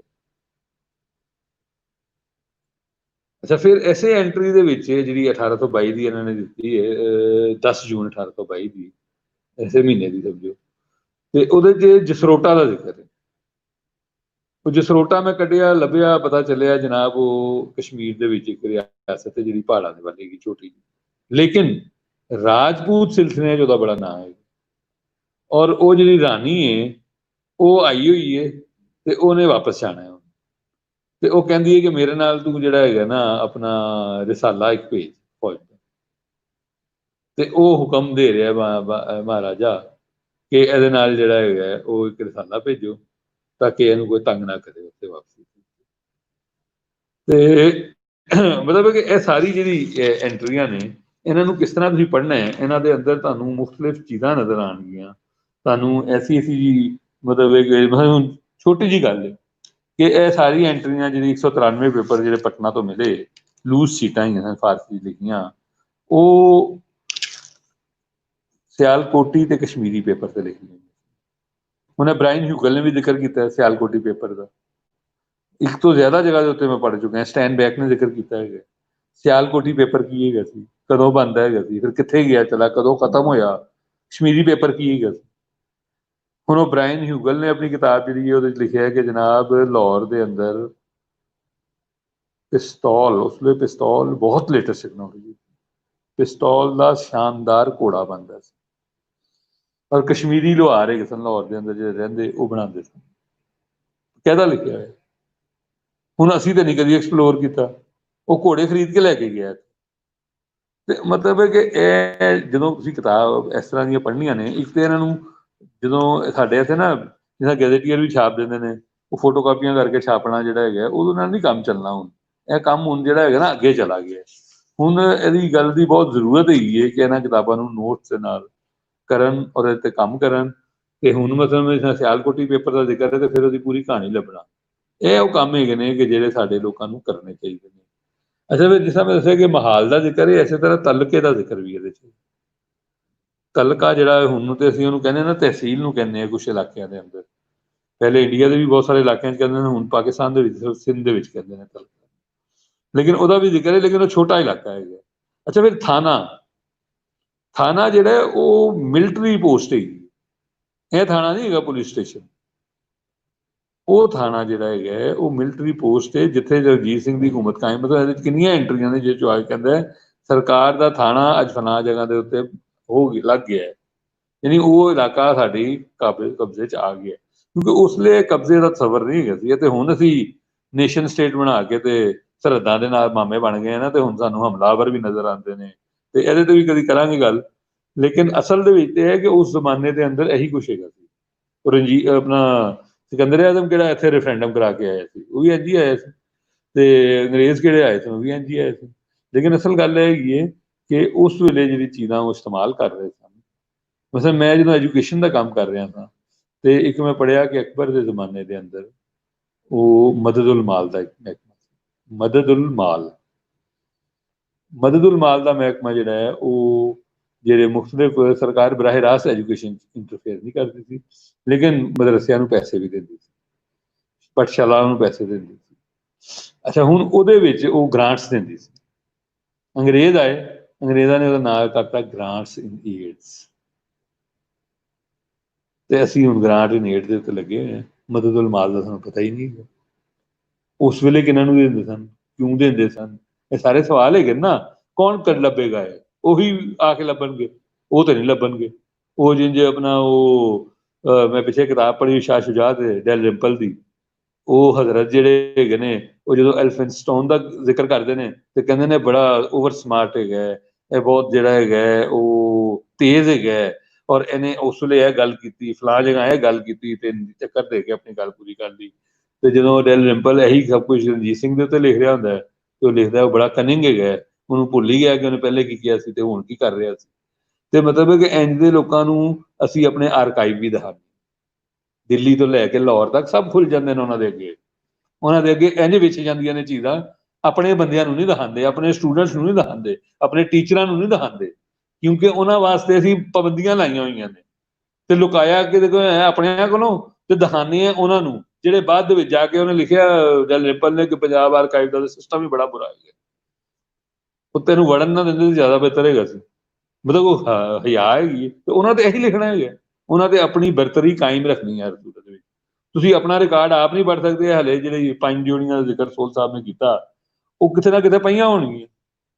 ਮੈਨੂੰ ਤੇ ਇੱਕ ਉਸ ਕਿਤਾਬ ਦਾ ਵੀ ਪਤਾ ਚੱਲਿਆ ਕਿ ਜਿਹੜੇ ਮਹਾਰਾਜਾ ਰਣਜੀਤ ਸਿੰਘ ਦੇ ਉਹ ਖੱਤ ਹੈਗੇ ਨੇ, ਜਿਹੜੇ ਮੇਰਾ ਖਿਆਲ ਹੈ ਕਿ ਫਕੀਰਖਾਨੇ ਮੈਂ ਗਿਆ ਤਾਂ ਉੱਥੇ ਉਹਨਾਂ ਨੇ ਦੱਸਿਆ ਸੀ ਕਿ ਉਹ ਖੱਤ ਜਿਹੜੇ ਉਹ ਮੁਖਤਲਿਫ ਰਿਆਸਤਾਂ ਦੇ ਦੂਜੀ ਕੌਮਾਂ ਨੂੰ ਲਿਖਦੇ ਹੈਗੇ, ਤੇ ਉਹ ਖਤੂਤ ਦੀ ਇੱਕ ਆਪਣੀ ਅਹਿਮੀਅਤ ਹੈਗੀ, ਉਹਨਾਂ 'ਚੋਂ ਤੁਹਾਨੂੰ ਬੇਸ਼ੁਮਾਰ ਚੀਜ਼ਾਂ ਮਿਲਣਗੀਆਂ। ਹੁਣ ਇਸ ਤਰ੍ਹਾਂ ਬਹੁਤ ਸਾਰਾ ਕੁਛ ਹੈਗਾ। ਬਾਕੀ ਇਹ ਪਹਿਲੇ ਉਹ ਹਕੀਮ ਹੈਗੇ ਸਨ, ਫਿਰ ਫਕੀਰ ਬਣ ਗਏ, ਇਹਦੇ ਨਾਲ ਕੋਈ ਫਰਕ ਇੰਨਾ ਨਹੀਂ ਪੈਂਦਾ। ਉਹਦੀ ਵਜ੍ਹਾ ਹੈਗੀ ਹੈ ਕਿ ਮੈਂ ਤੁਹਾਨੂੰ ਦੱਸ ਰਿਹਾ ਕਿ ਮਿਰਜ਼ਾ ਲਿਖਿਆ ਹੋਇਆ ਇਹਦੇ ਨਾਲ, ਅਹਿਮਦ ਸ਼ਾਹ ਅਬਦਾਲੀ ਦੇ ਪੁੱਤਰ ਦੇ ਨਾਲ ਸ਼ਾਹ ਵੀ ਲਿਖਿਆ ਹੋਇਆ, ਅਬਦਾਲੀ ਵੀ ਹੈਗਾ, ਹੁਣ ਉਹ ਦੁਰਾਨੀ ਅੰਪਾਇਰ ਹੈਗਾ, ਕੀ ਕਰੋਗੇ? ਤੇ ਇਹ ਨਾਵਾਂ ਦੇ ਰੌਲੇ ਜਿਹੜੇ ਹੈਗੇ ਨਾ ਇਹ ਇੰਝ ਦੇ ਚੱਲਦੇ ਰਹਿੰਦੇ ਨੇ, ਲੇਕਿਨ ਜਿਹੜੇ ਜਾਣ ਕੇ ਚੇਂਜ ਕੀਤੇ ਨੇ ਉਹਦੇ ਮਤਲਬ ਵਕੀਲ ਜਿਹੜਾ ਹੈਗਾ ਉਹ ਪੂਰੇ ਕਿਤਾਬ ਹੈ ਪੜ੍ਹ ਕੇ ਵੀ ਤੁਹਾਨੂੰ ਅੰਦਾਜ਼ਾ ਹੁੰਦਾ ਕਿ ਵਕੀਲ ਬਹੁਤ ਹੀ ਅਹਿਮ ਆਦਮੀ, ਉਹ ਐਕਚੁਅਲੀ ਸਫਾਰਤਕਾਰ ਟਾਈਪ ਬੰਦਾ ਹੈ। ਤੁਸੀਂ ਉਹਨੂੰ ਜਿਹੜਾ ਹੈਗਾ ਨਾ ਚੁੱਕ ਕੇ ਜਿਹੜਾ ਹੈਗਾ ਉਹ ਮੁਨਸ਼ੀ ਦੇ ਅੱਗੇ ਪਾਤਾ ਆਪਣਾ ਛੋਟੀ ਅਦਾਲਤਾਂ ਔਰ ਵੱਡੀ ਅਦਾਲਤਾਂ ਦੇ ਵਿੱਚ, ਉਹ ਵਿਚਾਰਾ ਜਿਹੜਾ ਹੈਗਾ ਨਾ ਹੁਣ ਜ਼ਮਾਨਤਾਂ ਕਰਾਈ ਫਿਰਦਾ ਲੋਕਾਂ ਨੇ, ਉਹ ਉਦਾਂ ਹੀ ਹੋ ਰਿਹਾ। ਅਹੁਦਿਆਂ ਨੂੰ ਖਰਾਬ ਕੀਤਾ, ਮਹਾਲ ਦਾ ਜ਼ਿਕਰ ਨਾ ਕੀਤਾ, ਜਮਾਦਾਰ ਦਾ ਜ਼ਿਕਰ ਮੈਂ ਤੁਹਾਡੇ ਨਾਲ ਕਰ ਚੁੱਕਾ, ਥਾਣੇ ਦਾ ਜ਼ਿਕਰ ਮੈਂ ਤੁਹਾਡੇ ਨਾਲ ਕਰ ਚੁੱਕਾ। ਇਸ ਤਰ੍ਹਾਂ ਦੀ ਇੱਕ ਲਿਸਟ ਹੈਗੀ ਕਿ ਜਿਨ੍ਹਾਂ ਲਫ਼ਜ਼ਾਂ ਨੂੰ ਉਹਨਾਂ ਨੇ ਜਿਹੜਾ ਹੈ ਨਾ ਚੇਂਜ ਕੀਤਾ, ਉਹਨਾਂ ਦੇ ਮਤਲਬ ਬਦਲ ਦਿੱਤੇ, ਉਹਨਾਂ ਦਾ ਵਰਤਾਰਾ ਬਦਲ ਦਿੱਤਾ। ਔਰ ਜਦੋਂ ਅਸੀਂ ਪੜ੍ਹਨੇ ਹਾਂ ਤਾਂ ਸਾਡੇ ਦਿਮਾਗ ਦੇ ਅੰਦਰ ਉਹਦਾ ਸਬਰ ਵੀ ਉਹੀ ਆਉਂਦਾ ਹੈਗਾ ਜੋ ਅੱਜ ਦੇ ਵਰਤਾਰੇ ਦਾ। ਅਸੀਂ ਸਮਝਦੇ ਹਾਂ ਕਿ ਜਮਾਦਾਰ ਉਹ ਜਿਹੜਾ ਖੁਸ਼ਹਾਲ ਸਿੰਘ ਹੈ ਉਹ ਨਾ ਪੰਡਤ ਹੈਗਾ ਸੀ ਮੇਰੇ ਖਿਆਲ, ਤੇ ਉਹ ਉਹਨੇ ਮਤਲਬ ਉਹਨੂੰ ਸਮਝਿਆ ਤੇ ਜਮਾਦਾਰ ਹੈਗਾ ਸੀ, ਕਿਉਂਕਿ ਅੱਜ ਜਮਾਦਾਰ ਦਾ ਮਤਲਬ ਹੋ ਰਿਹਾ। ਤੇ ਇਹ ਸਾਰੀ ਗੱਲਾਂ ਜਿਹੜੀਆਂ ਹੈਗੀਆਂ ਨੇ, ਸਾਨੂੰ ਕਿਤਾਬ ਨੂੰ ਜਦੋਂ ਅਸੀਂ ਪੜ੍ਹਨੇ ਆ ਤੇ ਸਾਨੂੰ ਇਹਨੂੰ ਬੜੇ ਇਹਨਾਂ ਜਦੋਂ ਸਾਡੀ ਚੀਜ਼ਾਂ ਦੇ ਉੱਤੇ ਨਜ਼ਰ ਹੁੰਦੀ ਹੈ। ਹੁਣ ਇਹ ਦੇਖੋ ਨਾ, ਇਹ ਪੇਸ਼ਵਾ ਜਿਹੜੇ ਹੈਗੇ ਨੇ, ਇਹ 1600 ਕੁਛ ਤੋਂ ਇਹਨਾਂ ਦੀ ਹੁਕਮਰਾਨੀਆਂ ਸ਼ੁਰੂ ਹੋਈਆਂ ਨੇ। ਪੇਸ਼ਵਾ ਦਾ 1817 ਦੇ ਵਿੱਚ ਡਿੱਗਣਾ ਕੋਈ ਛੋਟਾ ਕੰਮ ਨਹੀਂ ਹੈਗਾ ਸੀ ਅੰਗਰੇਜ਼ਾਂ ਲਈ, ਉਹ ਬਹੁਤ ਵੱਡੀ, ਯਾਨੀ 1803 ਚ ਉਹਨਾਂ ਦਿੱਲੀ ਫਤਹ ਕੀਤਾ ਤੇ 1817 ਦੇ ਵਿੱਚ ਉਹਨਾਂ ਨੇ ਪੇਸ਼ਵਾ ਨੂੰ ਖਤਮ ਕੀਤਾ। ਔਰ ਇਹਦਾ ਮਤਲਬ ਇਹ ਹੈ ਕਿ ਪੇਸ਼ਵਾ ਨਾਲ ਕੋਈ ਲਿੰਕ ਹੈਗਾ ਸੀ ਮਹਾਰਾਜਾ। ਔਰ ਵੈਸੇ ਅਗਰ ਤੁਹਾਨੂੰ ਯਾਦ ਹੋਏ ਤੇ ਮਹਾਰਾਜਾ ਰਣਜੀਤ ਸਿੰਘ ਨੇ ਮਰਨ ਲੱਗਿਆਂ ਇੱਕ ਆਪਣੇ ਜਿਹੜੇ ਆਪਣਾ ਬਲਕੇ ਹੈਗੇ ਸਨ, ਇਰਦ ਗਿਰਦ ਲੋਕ ਹੈਗੇ ਸਨ, ਉਹਨਾਂ ਨੂੰ ਇੱਕ ਗੱਲ ਕਹੀ ਸੀ ਕਿ ਅੰਗਰੇਜ਼ ਜਿਹੜਾ ਹੈਗਾ ਉਹ ਆ ਜਾਏਗਾ। ਤੇ ਕੋਹੇ ਨੂਰ, ਇੱਕ ਉਹਨਾਂ ਨੇ ਮੰਦਿਰ ਦਾ ਜ਼ਿਕਰ ਕੀਤਾ ਸੀ ਜਿਹੜਾ ਉੱਥੇ ਸਾਊਥ ਇੰਡੀਆ 'ਚ ਕਿਸੇ ਜਗ੍ਹਾ ਤੇ ਸੀ, ਜਿਹਦੇ ਮੁਤਲਕ ਉਹਨਾਂ ਨੂੰ ਯਕੀਨ ਹੈਗਾ ਸੀ ਕਿ ਅੰਗਰੇਜ਼ ਕਬਜ਼ਾ ਵੀ ਕਰ ਲੈਣ ਤੇ ਉਹ ਹਿੰਮਤ ਨਹੀਂ ਪਏਗੀ ਉਹਦੇ ਕੋਲ। ਉਹਨੇ ਕਿਹਾ ਸੀ ਉੱਥੇ ਰਹਾ ਦਿਓ ਜਾ ਕੇ। ਬਾਲਕਿਆਂ ਨੇ ਨਹੀਂ ਕੀਤਾ ਕੰਮ। ਤੇ ਗੱਲਾਂ ਤੇ ਮਤਲਬ ਹੈ ਕਿ ਬਹੁਤ ਹੈਗੀਆਂ ਨੇ। ਔਰ ਕਿਤਾਬ ਪੜ੍ਹ ਕੇ ਤੁਹਾਨੂੰ ਉਹ ਸਾਰਾ ਜਿਹੜਾ ਧਰਮੀ ਥੀਸਿਸ ਜਿਹੜਾ ਸਾਨੂੰ ਇਹ ਪੜ੍ਹਾਉਂਦੇ ਰਹੇ ਨੇ, ਸਿੱਖ ਮੁਸਲਿਮ ਵੈਰ ਦਾ, ਔਰ ਹਿੰਦੂ ਮੁਸਲਿਮ ਔਰ ਸਿੱਖ ਵੈਰ ਦਾ, ਔਰ ਪਛਾਣ ਪੰਜਾਬੀ ਵੈਰ ਦਾ, ਉਹ ਸਾਰਾ ਕੁਝ ਹੀ ਫਾਰਕ ਹੋ ਜਾਂਦਾ, ਕਿਉਂਕਿ ਉਹਦੇ ਨਾਲ ਪਠਾਨ ਵੀ ਬੈਠੇ ਹੋਏ ਨੇ। ਉਹ ਪਠਾਨਾਂ ਨਾਲ ਕੋਰਸਪੋਂਡੈਂਸ, ਉਹਨਾਂ ਦੀ ਗੱਲਾਂ, ਮਤਲਬ ਇੰਨੀਆਂ ਸਾਰੀ ਚੀਜ਼ਾਂ ਨੇ ਕਿ ਜਨਾਬ ਉਹਨੇ ਆਪਣਾ ਜਿਹੜਾ ਹੈਗਾ ਸ਼ਾਹ ਜ਼ਮਾਨ ਦਾ ਪੁੱਤਰ ਆਇਆ ਤੇ ਇਹਨੇ ਕਿਹਾ ਕਿ ਉਹਨੂੰ ਜਿਹੜਾ ਹੈਗਾ ਨਾ 200 ਰੁਪਇਆ ਦੇ ਦਿਓ। ਔਰ ਉਸ ਤੋਂ ਬਾਅਦ ਇੱਕ ਬੰਦੇ ਦੀ ਡਿਊਟੀ ਲਾਤੀ ਹੈ ਕਿ ਬਹੁਤ ਜ਼ਰੂਰੀ ਹੈਗਾ ਕਿ ਇਹਨੂੰ ਪ੍ਰੋਟੋਕੋਲ ਦਿਓ ਤੁਸੀਂ, ਔਰ ਇਹਦੀ ਟਹਿਲ ਸੇਵਾ ਕਰੋ ਇਹਦੀ। ਤੇ ਜ਼ਕੀਰਾਂ ਦੇ ਰਿਹਾ ਉਹਨਾਂ ਨੂੰ, ਮਤਲਬ ਇਹ ਹੈਗਾ ਕਿਉਂਕਿ ਜ਼ਾਹਿਰ ਹੈ ਉਹਨੂੰ ਵੀ ਉਹਦੇ 'ਚ ਫਾਇਦਾ ਹੈਗਾ। ਹੁਣ ਇਹ ਜਿਹੜੀ ਸਾਰੀ ਗੱਲਾਂ ਨੇ ਉਹ ਤੇ ਫਿਰ ਉਹ ਸਾਰੇ ਜਿਹੜੀ ਬਾਈਨਰੀਜ਼ ਅਸੀਂ ਬਣਾਈਆਂ ਹੋਈਆਂ ਨੇ ਉਹਦੇ 'ਚੋਂ ਫਾਰਗ ਹੋ ਜਾਂਦੀਆਂ ਨੇ, ਕਿਉਂਕਿ ਅੱਜ ਦੀ ਬਾਈਨਰੀ ਸਾਡੀ ਹੋ ਰਹੀਆਂ ਨੇ, ਉਹ ਬਾਈਨਰੀਜ਼ ਹੋ ਰਹੀਆਂ ਨੇ। ਉਹਦੇ ਵਾਸਤੇ ਇਹਨਾਂ ਚੀਜ਼ਾਂ ਦੀਆਂ ਉਹ ਇੱਕ ਰਾਜਾ ਹੈਗਾ, ਇੱਕ ਰਾਜੇ ਦੇ ਤੌਰ ਤੇ ਐਕਟ ਕਰ ਰਹੇ ਆ, ਉਹ ਆਹਿਸਤਾ ਆਹਿਸਤਾ ਇੱਕ ਵਤਨੀ ਰਿਆਸਤ ਵੱਲ ਵੱਧ ਰਿਹਾ। ਉਹਨੂੰ ਤੁਸੀਂ ਸਮਝੋ, ਉਹਦੇ ਜਿਹੜੇ ਇੰਸਟੀਟਿਊਸ਼ਨ ਬਣਾਏ ਨੇ ਉਹਨੂੰ ਤੁਸੀਂ ਸਮਝੋ, ਲੇਕਿਨ ਤੁਹਾਨੂੰ ਕਿਤਾਬ ਪੜ੍ਹਦੇ ਹੋਏ ਉਹ ਸਾਰੀ ਜਿਹੜੀ ਅੰਗਰੇਜ਼ ਦੀ ਫੈਲਾਈ ਗੱਲਾਂ ਹੈਗੀਆਂ ਨੇ ਉਹ ਕਿਤਾਬ ਪੜ੍ਹਦੇ ਪੜ੍ਹਦੇ ਆਪਣੇ ਆਪ ਟੁੱਟਦੀਆਂ ਜਾਂਦੀਆਂ। ਔਰ ਇਹੀ ਇਹਦੀ ਅਹਿਮੀਅਤ ਵੀ ਹੈਗੀ ਹੈ ਕਿ ਇਹ ਬਗੈਰ ਕਿਸੇ ਨਾਅਰੇਬਾਜ਼ੀ ਦੇ ਤੁਹਾਨੂੰ ਇਹ ਦੱਸ ਰਿਹਾ ਕਿ ਉਸਦੇ ਹੋ ਕੀ ਰਿਹਾ ਗਰਾਊਂਡ ਦੇ ਉੱਤੇ। ਔਰ ਇਹਦੇ ਸੋਸ਼ੀਓਲੋਜੀ ਵੀ ਹੈਗੀ ਹੈ, ਇਹਦੇ 'ਚ ਹਿਸਟਰੀ ਵੀ ਹੈਗੀ ਹੈ, ਇਹਦੇ ਟ੍ਰੇਡ ਵੀ ਹੈਗੀ ਹੈ, ਬਹੁਤ ਕੁਛ ਹੈਗਾ ਇਹਦੇ ਅੰਦਰ ਇੱਕੋ ਕਿਤਾਬ ਦੇ ਅੰਦਰ, ਛੋਟੀ ਜਿਹੀ ਕਿਤਾਬ ਹੈ। ਔਰ ਇਸ ਤਰ੍ਹਾਂ ਦੀ ਬਹੁਤ ਸਾਰੀ ਹੋਰ ਚੀਜ਼ਾਂ ਵੀ ਹੈਗੀਆਂ ਨੇ। ਤੇ ਮੇਰਾ ਖਿਆਲ ਹੈ ਹੁਣ ਮਤਲਬ ਕਿ ਚੱਠੇ ਸਾਹਿਬ ਨੂੰ ਵਿੱਚ ਜਿਹੜਾ ਹੈ ਨਾ ਕੰਮ ਪਾ ਦੇਣਾ ਚਾਹੀਦਾ, ਆ ਜਾਣਾ ਚਾਹੀਦਾ। ਜੀ ਸਰ, ਮੈਂ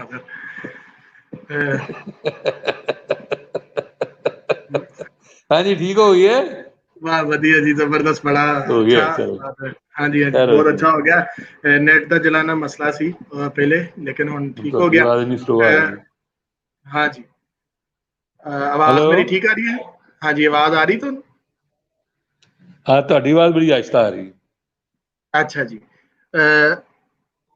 मैं ਹੁਣ ਪ੍ਰੋਫੈਸਰ ਸੁਖਦੇਵ ਸੋਹਰ ਹੋਰਾਂ ਨੂੰ ਵੀ ਬੁਲਾਣਾ ਤੇ ਅਸੀਂ ਕੋਈ ਗੱਲਬਾਤ ਜਿਹੜੀ ਹੈ ਨਾ ਉਹ ਰੱਖਨੇ ਆ ਦੋਸਤਾਂ ਦੇ ਸਾਹਮਣੇ। ਇਹਦੇ ਵਿੱਚ ਦੋ ਆਵਾਜ਼ ਦਾ ਕੋਈ ਇਸ਼ੂ ਹੈ? सर मेरी आवाज ਤੇ ਠੀਕ ਆ ਰਹੀ ਹੈ? ਡਾਕਟਰ ਸੋਲ ਸਾਹਿਬ, ਮੇਰੀ ਆਵਾਜ਼ ਤੁਹਾਨੂੰ ਠੀਕ ਆ ਰਹੀ ਹੈ? ਬਹੁਤ ਹੀ ਸਲੋ। ਹਾਂਜੀ ਹਾਂਜੀ, ਮੈਨੂੰ ਠੀਕ ਆ ਰਹੀ ਹੈ ਜੀ। ਅਮਰ ਸਾਹਿਬ, ਤੁਹਾਡੇ ਵੱਲ ਨੈਟ ਦਾ ਥੋੜਾ ਇਸ਼ੂ ਹੈ, ਮੇਰਾ ਮੈਨੂੰ ਆਵਾਜ਼ ਸਲੋ ਆ ਰਹੀ ਹੈ। ਹਾਂਜੀ ਹਾਂਜੀ, ਤੁਸੀਂ ਮੋਬਾਈਲ ਦੀ ਆਵਾਜ਼ ਤੇ ਨਹੀਂ ਸਲੋ ਕੀਤੀ ਹੋਈ? ਸਾਈਡ ਤੋਂ ਇਹਨੂੰ ਥੋੜੀ ਅਪ ਕਰ ਲਓ, ਇਹਦੀ ਵੋਲੀਅਮ ਮੋਬਾਈਲ ਦੀ।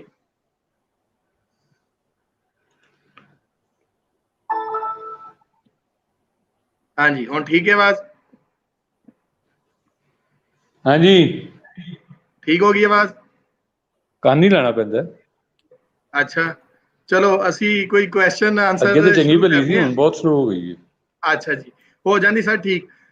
ਕੁਐਸਚਨ ਆਨਸਰ ਸ਼ੁਰੂ ਕਰਨੇ ਅਸੀਂ ਪਹਿਲਾਂ ਤੇ ਪ੍ਰੋਫੈਸਰ ਸੋਹਲ ਸਾਹਿਬ ਨੇ ਜਿਹੜੇ ਦੋ ਗੱਲਾਂ ਕੀਤੀਆਂ ਉਹ ਤੇ ਤੁਸੀਂ ਸੁਣ ਲਈਆਂ, ਐਡਰੈਸ ਵੀ ਹੋ ਗਈਆਂ।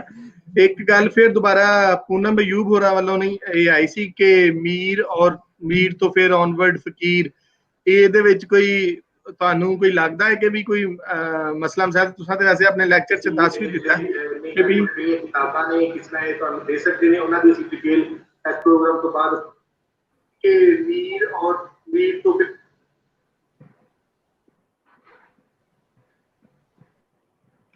ਜੀ ਸੋਹਲ ਸਾਹਿਬ ਅਸੀਂ ਗੱਲਬਾਤ ਕਰਨੀ, ਉਹਨਾਂ ਦਾ ਜ਼ਰਾ ਨੈਟ ਠੀਕ ਹੋ ਰਿਹਾ ਉਨੀ ਦੇਰ ਤੱਕ।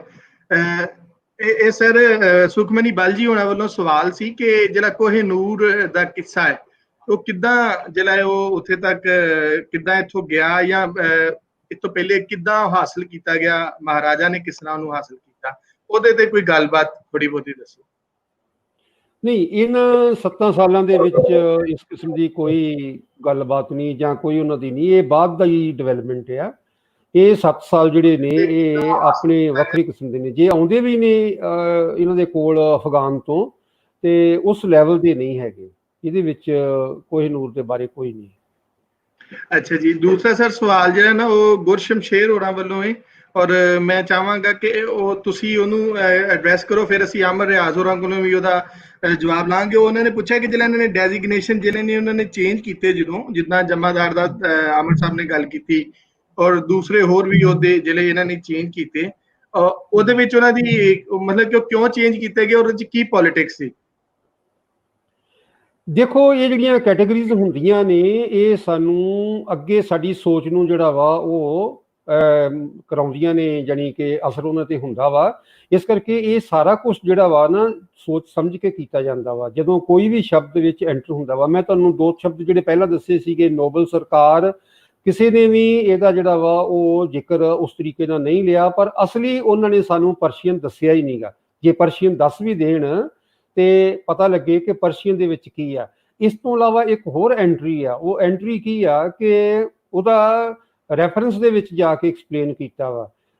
ਕਿਹਾ ਇਹ ਜਾਂਦਾ ਵਾ ਕਿ ਜਿਹੜਾ ਇੱਕ ਸਵੀਟ ਪੁਡਿੰਗ ਆਪਣੇ ਵੱਲੋਂ ਅੰਗਰੇਜ਼ੀ ਦੇ ਵਿੱਚ ਉਹਨਾਂ ਨੇ ਸਵੀਟ ਪੁਡਿੰਗ ਜਿਹੜੀ ਆ ਉਹ ਤਿਆਰ ਕਰਕੇ ਤੇ ਬਾਬਾ ਨਾਨਕ ਸ਼ਾਹ ਦੇ ਨਾਂ ਦੇ ਉੱਤੇ ਇਹ ਜਦੋਂ ਜੰਮੂ ਕਸ਼ਮੀਰ ਵੱਲ ਕੰਪੇਨ ਕਰਦੇ ਨੇ ਉਸ ਤੋਂ ਪਹਿਲਾਂ ਜਿਹੜਾ ਵਾ ਉਹ ਕਰਦੇ ਨੇ। ਹੈਰਾਨੀ ਵਾਲੀ ਗੱਲ ਇਹ ਹੈ ਕਿ ਉਹ ਜਿਹੜੀ ਪਰਸ਼ੀਅਨ 'ਚ ਲਿਖੀ ਆ ਉਸ ਨੂੰ ਉਸ ਤਰੀਕੇ ਦੇ ਨਾਲ ਹੀ ਅੰਗਰੇਜ਼ੀ 'ਚ ਟਰਾਂਸਲੇਟ ਕਰ ਦਿੱਤਾ। ਪਤਾ ਨਹੀਂ ਉਹ ਪਰਸ਼ੀਅਨ 'ਚ ਲਿਖੀ ਕਿ ਨਹੀਂ ਲਿਖੀ, ਪਰ ਰੈਫਰੈਂਸ ਦੇ ਵਿੱਚ ਅਖੀਰ ਦੇ ਉੱਤੇ ਲਿਖਿਆ ਵੀ ਇਹ ਅਸਲ 'ਚ ਕੜਾਹ ਪ੍ਰਸ਼ਾਦ ਆ।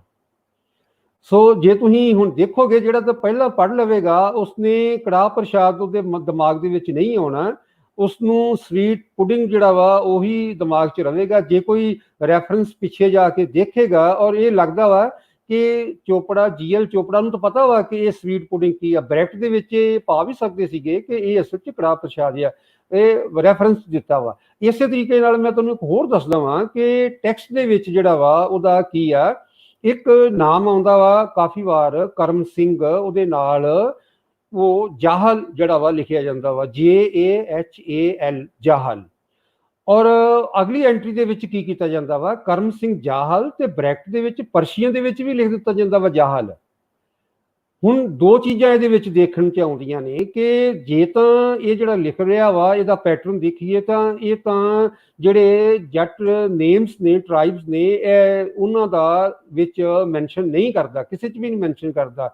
ਨਹੀਂ ਤਾਂ ਜੇ ਮੈਂਸ਼ਨ ਕਰਦਾ ਹੋਵੇ ਤੇ ਇਹ ਜਾਹਲ ਦੀ ਜਗ੍ਹਾ ਤੇ ਜੌਹਲ ਆ। ਔਰ GL ਚੋਪੜਾ ਨੂੰ ਪਤਾ ਵੀ ਹੋਏਗਾ ਕਿ ਇੱਕ ਜੌਹਲ ਆਪਣੇ ਨਾਮ ਦਾ ਜਿਹੜਾ ਵਾ ਉਹ ਇੱਕ ਟਰਾਈਬਲ ਨੇਮ ਜਿਹੜਾ ਵਾ ਉਹ ਕਾਸਟ ਜਾਂ ਟਰਾਈਬਲ ਨੇਮ ਹੈਗਾ ਵਾ, ਪਰ ਉਹ ਵੀ ਜਿਹੜਾ ਵਾ ਜੌਹਲ ਵੀ ਨਹੀਂ, ਜਾਹਲ ਨੂੰ ਫਿਰ ਦੁਬਾਰਾ ਪਰਸ਼ੀਅਨ ਦੇ ਵਿੱਚ। ਪਰ ਹੁਣ ਜੇ ਕੋਈ ਜਾਹਲ ਦੀ ਗਾਂ ਅੱਗੇ ਕਵੇਗਾ ਤੇ ਲੱਗੇਗਾ ਕਿ ਇਹ ਜ਼ਾਲਮ ਹੈ। ਸੋ ਹੌਲੀ ਹੌਲੀ ਜਿਹੜਾ ਵਾ ਨਾ ਉਹ ਮੀਨਿੰਗ ਜਿਹੜੇ ਨੇ ਉਧਰ ਨੂੰ ਜਿਹੜੇ ਨੇ ਤੁਰੇ ਜਾਣਗੇ ਕਿ ਇਹ ਕਰਮ ਸਿੰਘ ਜਾਹਲ ਕੌਣ ਆ, ਔਰ ਹੋ ਸਕਦਾ ਵਾ ਕਿ ਇਹ ਇੱਕ ਬੜਾ ਜਾਣੀ ਕਿ ਜ਼ਾਲਮ ਜਾਂ ਇਦਾਂ ਦਾ ਕੋਈ ਹੋਏਗਾ। ਸੋ ਇਹ ਸ਼ਬਦਾਂ ਦੀ ਕੈਟਾਗਰੀ ਦੀ, ਸ਼ਬਦਾਂ ਦੀ ਇਤਿਹਾਸ ਦੇ ਵਿੱਚ ਬਹੁਤ ਅਹਿਮੀਅਤ ਹੈ। ਔਰ ਜੇ ਅਸੀਂ ਰਿਸਰਚਰ ਜਿਹੜੇ ਟ੍ਰੇਨਡ ਕਰਦੇ ਹਾਂ, ਜੇ ਉਹ ਇਹਨਾਂ ਦੇ ਪਿੱਛੇ ਜਾਣਗੇ, ਜਿੱਦਾਂ ਸਿਆਲਕੋਟੀ ਤੇ ਆਪਣਾ ਕਸ਼ਮੀਰੀ ਪੇਪਰ ਦੇ ਬਾਰੇ ਜਿਹੜਾ ਵਾ ਉਹ ਦੱਸਿਆ ਗਿਆ ਵਾ, ਇਹ ਹੁੰਡੀ ਦੇ ਬਾਰੇ ਦੱਸਿਆ ਗਿਆ ਵਾ। ਇਹ ਹਰ ਚੀਜ਼ ਜੇ ਆਪਾਂ ਡੂੰਘਾਈ 'ਚ ਜਾਵਾਂਗੇ ਫਿਰ ਸਮਝ ਆਵੇਗੀ, ਸਰਫਸ ਤੇ ਇਹ ਭੁਲੇਖੇ ਪੈਣਗੇ। ਉੱਦਾਂ ਹੀ ਸੁਸਤ ਜਿਹੜੇ ਵਿਦਿਆਰਥੀ ਨੇ ਉਹ ਸਾਡੇ ਕਿਤਾਬਾਂ 'ਚ ਚੇਪ ਦੇਣਗੇ ਤੇ ਅਸੀਂ ਉੱਦਾਂ ਹੀ ਕਹਿਣ ਲੱਗ ਪਵਾਂਗੇ ਕਿ ਇਹ ਜਿਹੜੇ ਨੇ ਉਹ ਇਤਿਹਾਸਕ ਸੱਚ ਨੇ, ਇੱਦਾਂ ਮੰਨ ਲਵਾਂਗੇ। ਸੋ ਕੈਟਾਗਰੀ ਬਹੁਤ ਇੰਪੋਰਟੈਂਟ ਆ, ਇਹਨੂੰ ਧਿਆਨ ਨਾਲ ਰੱਖਣਾ ਚਾਹੀਦਾ ਜੀ। ਇਹਦੇ ਵਿੱਚ ਦੂਜਾ ਜਿਹੜਾ ਸਵਾਲ ਹੈ ਉਹ ਸੈयद ਕਾਸ਼ਫ ਹੋਰਾਂ ਨੇ ਪੁੱਛਿਆ। ਉਹਨਾਂ ਨੇ ਕਿਹਾ ਕਿ ਤੁਸੀਂ ਜਿਹੜੇ ਇਹਦਾ ਜਿਹੜਾ ਰਾਈਟਰ ਸੀ ਇਹਨਾਂ ਲੈਟਰ ਦਾ, ਉਹ ਕੋਈ ਜਸੂਸ ਸੀ ਜੇ ਸੀ ਕਿ ਉਹ ਬ੍ਰਿਟਿਸ਼? ਦੇਖੋ ਇੱਕ ਤਾਂ ਗੱਲ ਹੈਗੀ ਆ ਵੀ ਇਹ ਇਹਨਾਂ ਦੇ ਵਿੱਚੋਂ ਹੀ ਆ, ਜਿਹੜਾ ਇਹ ਜਿੰਨੀ ਇਨਫੋਰਮੇਸ਼ਨ ਦੇ ਰਿਹਾ ਵਾ, ਇਹ ਇਨਫੋਰਮੇਸ਼ਨ ਕੰਪੇਅਰ ਬਾਕੀਆਂ ਨਾਲ ਕਰੀਏ, ਜਿੱਦਾਂ ਰਿਆਜ਼ ਸਾਹਿਬ ਨੇ ਦੱਸਿਆ ਵਾ, ਇਹ ਕੰਪੇਅਰ ਹੁੰਦੀ, ਇਸ ਕਰਕੇ ਇਹ ਇਨਸਾਈਡਰ ਆ। ਹੈਰਾਨੀ ਵਾਲੀ ਗੱਲ ਇਹ ਆ ਕਿ ਸਾਨੂੰ ਜਿਹੜੀ ਇੰਟਰੋਡਕਸ਼ਨ ਆ ਉਹਦੇ ਵਿੱਚ ਦੱਸਿਆ ਜਾਂਦਾ ਵਾ ਕਿ ਇਹ ਜਿਹੜਾ ਇਹਦੇ ਲੈਟਰ ਦੇ ਨਾਲ ਆਖਰੀ ਜਿਹੜਾ ਪਰਚਾ ਜਿਹੜਾ ਸਫਾ ਸੀਗਾ ਉਹ ਪਾੜ ਦਿੱਤਾ ਵਾ। ਪਤਾ ਨਹੀਂ ਹੁਣ ਉਹ ਪੂਨੇ ਪਾੜਿਆ ਸੀਗਾ ਜਾਂ ਇਹਨਾਂ ਨੇ ਪਾੜ ਦਿੱਤਾ ਵਾ, ਤਾਂ ਕਿ ਉਹ ਜਿਹੜੀ ਉਹਦੀ ਪਛਾਣ ਆ ਉਹ ਨਾ ਪਤਾ ਲੱਗੇ। ਪਰ ਇਹ ਲਿਖਣ ਵਾਲਾ ਜਿਹੜਾ ਇਨਫੋਰਮੇਸ਼ਨ ਦੇ ਰਿਹਾ, ਇਹ ਇੱਕ ਦੂਸਰੀ ਗੱਲ ਇਹ ਆ, ਜੇ ਓਰੀਜਨਲ ਕੋਈ ਦੇਖੇ ਤਾਂ ਪਤਾ ਲੱਗ ਸਕਦਾ ਵਾ ਕਿ ਇਹਦੀ ਲਿਖਾਈ ਤੋਂ ਕਿ ਇਹ ਜਿਹੜਾ ਵਾ ਇੱਕੋ ਹੀ ਬੰਦਾ ਵਾ ਕਿ ਜਾਂ ਇਹ ਗਰੁੱਪ ਆ ਜਿਹੜੇ ਵੱਖਰੇ ਵੱਖਰੇ ਸਮੇਂ ਜਿਹੜੇ ਨੇ ਇੱਦਾਂ ਭੇਜਦੇ ਨੇ। ਇਹ ਲਿਖਾਈ ਦੀ ਜਿਹੜੀ ਪਛਾਣ ਤੋਂ ਪਤਾ ਲੱਗ ਸਕਦਾ ਵਾ।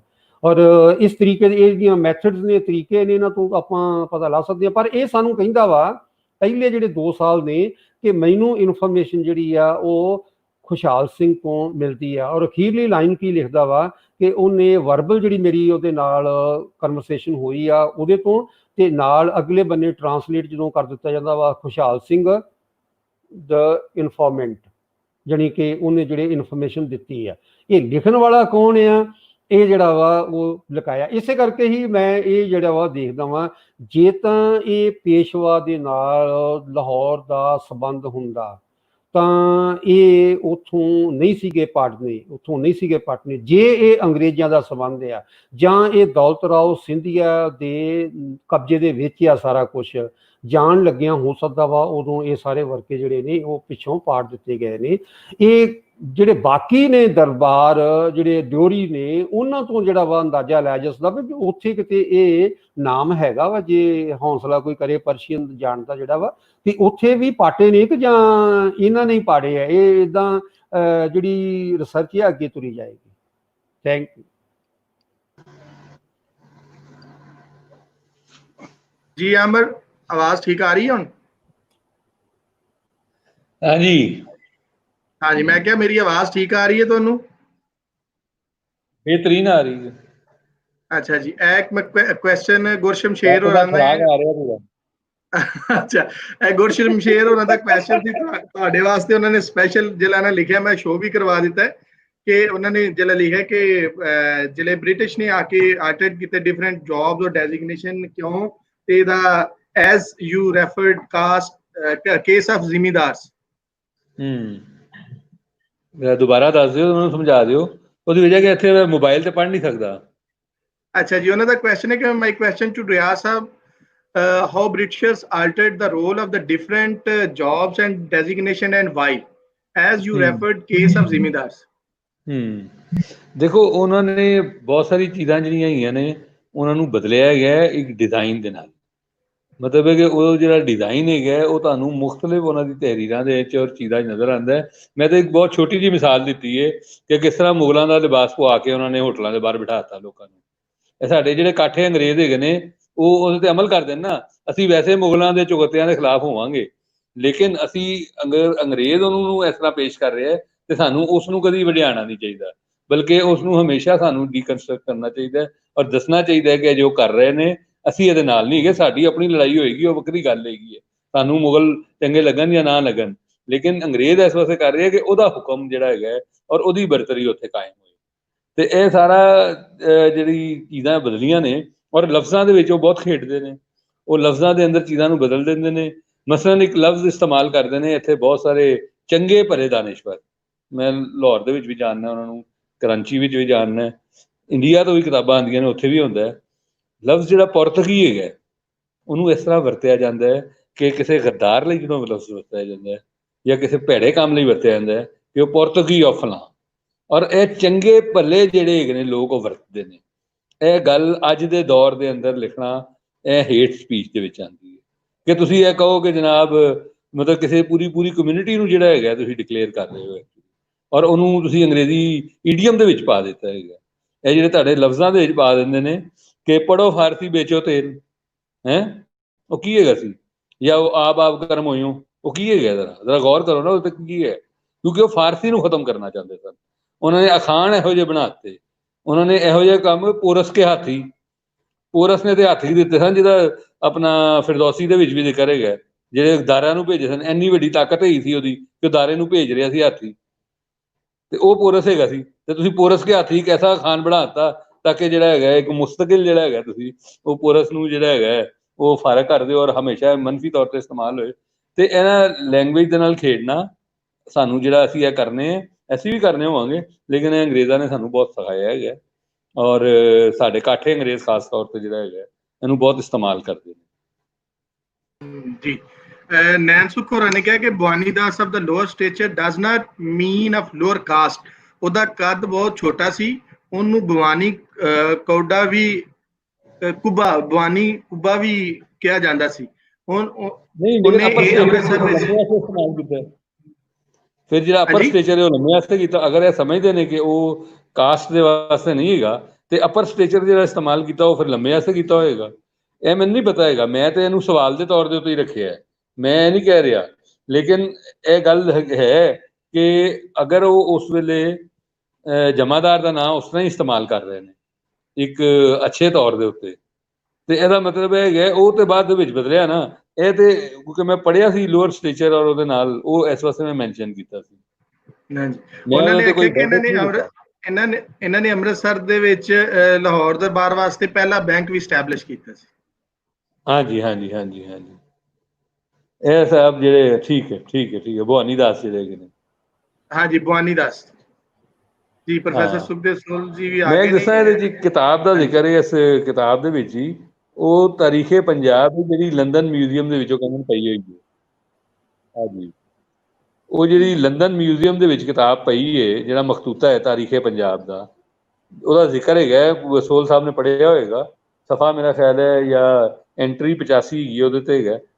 ਉਹ ਹੁਣ ਇਹ ਜਿਹੜੀ ਕਿਤਾਬ ਹੈਗੀ ਹੈ ਤਾਰੀਖੇ ਪੰਜਾਬ, ਉਹਦਾ ਅਗਰ ਲੰਡਨ ਮਿਊਜ਼ੀਅਮ ਦੇ ਵਿੱਚ ਉਹ ਮਖਤੂਤਾ ਮਹਿਫੂਜ਼ ਹੈਗਾ ਤੇ ਉਹਨੂੰ ਕਢਵਾਉਣਾ ਚਾਹੀਦਾ, ਉਹਨੂੰ ਵੇਖਣਾ ਚਾਹੀਦਾ ਕਿ ਉਹ ਕੀ ਹੈਗਾ।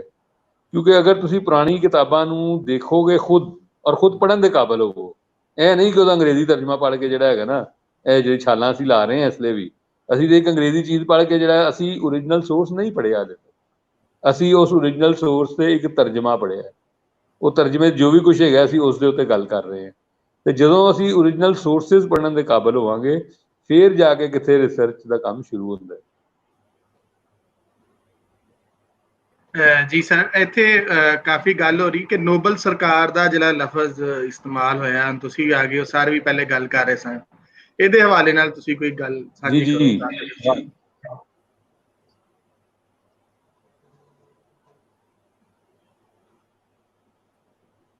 ਜੀ ਅਮਰ ਸਾਹਿਬ, ਮੈਨੂੰ ਸਵਾਲ ਮੈਨੂੰ ਕੀਤਾ ਸੋਲ ਸਾਹਿਬ? ਮੈਂ ਕਿਹਾ ਨੋਬਲ ਸਰਕਾਰ ਦਾ ਜਿਹੜਾ ਲਫ਼ਜ਼ ਵਰਤਿਆ ਗਿਆ ਇੱਥੇ, ਉਹਦੇ ਹਵਾਲੇ ਨਾਲ ਤੁਸੀਂ ਵੀ ਕੋਈ ਆਪਣੇ ਵਿਚਾਰ। ਉਹਦੇ ਵਿੱਚ ਵੀ ਉਹਦੇ ਚ ਬਹੁਤ ਸਾਰੀ ਚੀਜ਼ਾਂ ਹੈਗੀਆਂ ਨੇ। ਵੈਸੇ ਸੋਲ ਸਾਹਿਬ ਨੂੰ ਮੈਂ ਦੱਸਾਂਗੇ ਇਹਦੇ ਚ ਕਿਤਾਬ ਦੇ ਸਾਊਆਂ ਦਾ ਜ਼ਿਕਰ ਵੀ ਹੈਗਾ, ਸਾਊਆਂ ਦਾ ਜ਼ਿਕਰ ਵੀ ਹੈਗਾ। ਔਰ ਉਹ ਸਾਊ ਜਿਹੜੇ ਨਾ ਉਹ ਮਤਲਬ ਕੁਝ ਜ਼ਾਤਾਂ ਦਾ ਜ਼ਿਕਰ ਹੈ ਇਹਦੇ ਵਿੱਚ। ਨੋਬਲ ਸਰਕਾਰ ਨਹੀਂ ਨੋਬਲ ਸਰਕਾਰ ਦੀ ਹੋਰ ਗੱਲ ਹੈ। ਨਹੀਂ, ਪਰਸ਼ੀਅਨ ਕੀ ਹੈ ਜੀ? ਹਾਂ, ਉਹ ਤਾਂ ਜ਼ਾਹਿਰ ਹੈ ਅਸੀਂ ਪਰਸ਼ੀਅਨ ਦੇਖਾਂਗੇ ਤੇ ਸਾਨੂੰ ਸਮਝ ਆਏਗੀ ਕਿ ਉਹ ਕੀ ਕਹਿ ਰਹੇ ਨੇ ਐਕਚੁਅਲੀ। ਤੇ ਉਹਨਾਂ ਨੇ ਜਿਹੜੀ ਕੁਛ ਜਗ੍ਹਾ ਦੇ ਉੱਤੇ ਉਹਨਾਂ ਨੇ ਫਾਰਸੀ ਦੇ ਵਿੱਚ ਲਿਖੀਆਂ ਚੀਜ਼ਾਂ, ਜ਼ਿਆਦਾਤਰ ਨਹੀਂ ਲਿਖੀਆਂ। ਲੇਕਿਨ ਇੱਕ ਗੱਲ ਜਿਹੜੀ ਹੈਗੀ ਹੈ ਉਹ ਹੈਗੀ ਹੈ ਕਿ ਮੁਸਲਸਲ ਮਹਾਰਾਜਾ ਰਣਜੀਤ ਸਿੰਘ ਨੂੰ ਸਰਕਾਰ ਲਿਖਿਆ ਹੋਇਆ। ਔਰ ਮੈਂ ਇੱਕ ਤੋਂ ਜ਼ਿਆਦਾ ਜਗ੍ਹਾ ਦੇ ਉੱਤੇ ਪੜ੍ਹਿਆ ਕਿ ਉਹ ਆਪਣੇ ਆਪ ਨੂੰ ਸਰਕਾਰ ਹੀ ਕਹਾਉਣਾ ਚਾਹੁੰਦਾ ਸੀ। ਮਤਲਬ ਕਿ ਜਿਹੜਾ ਸਰਕਾਰ ਹੈਗਾ ਨਾ ਉਹ ਉਸ ਟਾਈਟਲ ਨੂੰ ਉਹ ਪਸੰਦ ਕਰਦਾ ਹੈਗਾ ਸੀ। ਲੇਕਿਨ ਇਹਨਾਂ ਨੇ ਨੋਬਲ ਸਰਕਾਰ ਕਿਸ ਚੀਜ਼ ਦਾ ਤਰਜਮਾ ਕੀਤਾ ਹੈ ਉਹ ਫਾਰਸੀ ਦੇਖੇ ਬਗੈਰ ਸਾਨੂੰ ਨਹੀਂ ਪਤਾ ਚੱਲ ਸਕਦਾ। ਠੀਕ, ਇੱਕ ਕੁਐਸਚਨ ਹੈ, ਉਹਨਾਂ ਨੇ ਪੁੱਛਿਆ ਜਸਪ੍ਰੀਤ ਸਿੰਘ ਨੇ ਕਿ Do someone know the name of South Indian temple designated for Kohinoor by Noble Sarkar? हाँ जी, मैं ਇਸ ਦੇ ਜਿਹੜੇ ਕਮੈਂਟ ਹੈਗੇ ਨੇ ਉਹਦੇ ਲਿਖ ਦਾਂਗਾ, ਉਹ ਮੇਰੇ ਕੋਲ ਮੌਜੂਦ ਹੈਗਾ, ਪੂਰਾ ਰੈਫਰੈਂਸ ਉਹਦਾ ਮੌਜੂਦ ਹੈ, ਮੈਂ ਭੇਜ ਦਾਂਗਾ।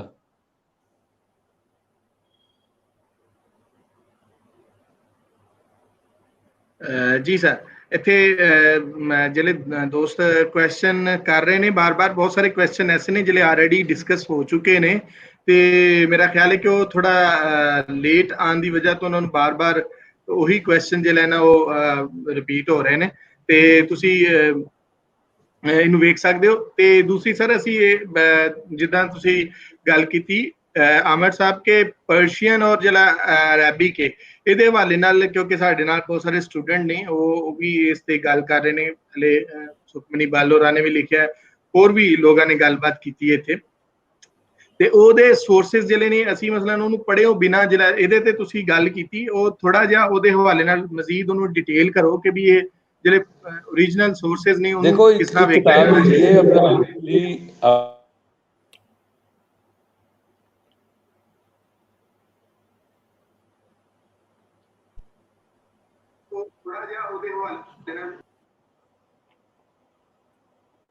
ਜੀ ਸਰ, ਤੁਸੀਂ ਸਰ ਉਨੀ ਦੇਰ ਇਸ ਕੁਐਸਚਨ ਨੂੰ ਅਗਰ ਡੀਲ ਕਰ ਲਓ, ਕਿਉਂਕਿ ਸਰ ਦਾ ਇੰਟਰਨੈਟ ਦਾ ਕੋਈ ਇਸ਼ੂ ਹੈ। ਸੋਲ ਸਾਹਿਬ। ਹਾਂਜੀ ਹਾਂਜੀ, ਮੈਂ ਕਿਹਾ ਸਰ, ਜਿਹੜੀ ਇਹ ਤੁਸੀਂ ਗੱਲ ਕਰਨਾ ਇਸਦੇ ਤੇ ਕਿ ਜਿਹੜੇ ਸੋਰਸਿਸ ਨੇ, ਜਿੱਦਾਂ ਅਮਰ ਰਿਆਜ਼ ਸਾਹਿਬ ਨੇ ਕਿਹਾ ਕਿ ਪਰਸ਼ੀਅਨ ਔਰ ਅਰੈਬਿਕ ਸੋਰਸਿਸ ਨੇ, ਇਹਨਾਂ ਦੇ ਹਵਾਲੇ ਨਾਲ ਸਾਡੇ ਕੁਝ ਸਟੂਡੈਂਟ ਨੇ ਜਿਨ੍ਹਾਂ ਦੇ ਕੁਐਸਚਨ ਆ ਰਹੇ ਨੇ ਕਿ ਬਿਕੋਜ਼ ਉਹਨਾਂ ਨੂੰ ਇਹ ਪਤਾ ਹੀ ਨਹੀਂ ਹੈ ਕਿ ਵੀ ਕਿਹੜੇ ਪਰਸ਼ੀਅਨ ਔਰ ਅਰੈਬਿਕ ਸੋਰਸਿਸ ਨੇ ਜਿਨ੍ਹਾਂ ਨੂੰ ਉਹ ਪੜ੍ਹਨ ਦੀ ਗੱਲ ਕਰ ਰਹੇ ਨੇ। ਦੇਖੋ, ਇਹ ਜਦੋਂ ਰਿਸਰਚ ਮਿਡੀਵਲ ਤੇ ਜਿਹੜੇ ਕਰਵਾਉਂਦੇ ਸੀਗੇ, ਉਹਨਾਂ ਨੂੰ ਜਦੋਂ ਮੈਂ ਦੇਖਿਆ ਤਾਂ, ਕਿਉਂਕਿ ਮੇਰਾ ਮਾਡਰਨ ਤੇ ਸੀਗਾ, ਤੇ ਮੈਨੂੰ ਥੋੜਾ ਜਿਹਾ ਜਿੰਨੀ ਕੁ ਮੈਂ ਸ਼ਾਹਮੁਖੀ ਉਰਦੂ ਪੜ੍ਹਨਾ ਸੀਗਾ ਉਹਨਾਂ ਕੁ ਮੈਂ ਜਿਹੜਾ ਵਾ ਉਹ ਸਮਝ ਲੈਂਦਾ ਸੀਗਾ। ਪਰ ਜਦੋਂ ਮੈਂ ਮਿਡੀਵਲ ਜਿਹੜੇ ਸੀਗੇ ਉਹਨਾਂ ਨੂੰ, ਉਹਨਾਂ ਦੇ ਸਟੂਡੈਂਟਸ ਨੂੰ ਦੇਖਦਾ ਸੀਗਾ, ਤਾਂ ਕਿਸੇ ਨੂੰ ਵੀ ਪਰਸ਼ੀਅਨ ਜਾਂ ਅਰੈਬਿਕ ਪੜ੍ਹਨ ਵਾਸਤੇ ਨਹੀਂ ਸੀ ਕਿਹਾ ਜਾਂਦਾ।